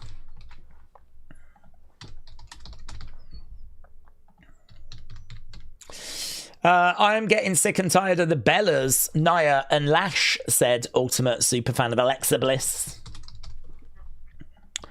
Well, I mean, that's just going to head to a big multi-team match, isn't it? That's where that's going. They should have gotten a better celebrity than Jelly Roll, says Pie. Daze, the rating system is off, said Dom. What do we mean it's off? You should add a category. I'd love to add more categories. Unfortunately, YouTube only gives us 4 options. I'd love to have more. I'd love to have like 1 to 10. And then we'd get like a much better read of things. But unfortunately, when it comes to polls, YouTube only gives us 4 options. Sammy being champ again is a thumbs down from Beast Modes. They should have WWE Security versus Seth's Hoodies at Wrestle. Oh, let's go. Dream match. Yes. Dream match. And then we could have all the Hoodies doing that. We could have that for like 5 minutes as they all jumble around. And we could be chanting Jumbo, Jumbo, Jumbo, Jumbo. Like that. Oh, it'd be really good. I'd tune into that. This was so boring. I fell asleep, said Brim. Yes, I think this was one of the weaker episodes on the road to Mania. I am getting tired of watching my girl get ambushed, said Ultimate Superfan of Alexa. I hope they add Mello and Elia to Sammy and Trick. Elia carried that US title since November, says Mark. Big Boss Man Mountie is better than that. Oh, love Boss Man Mountie. I love that feud.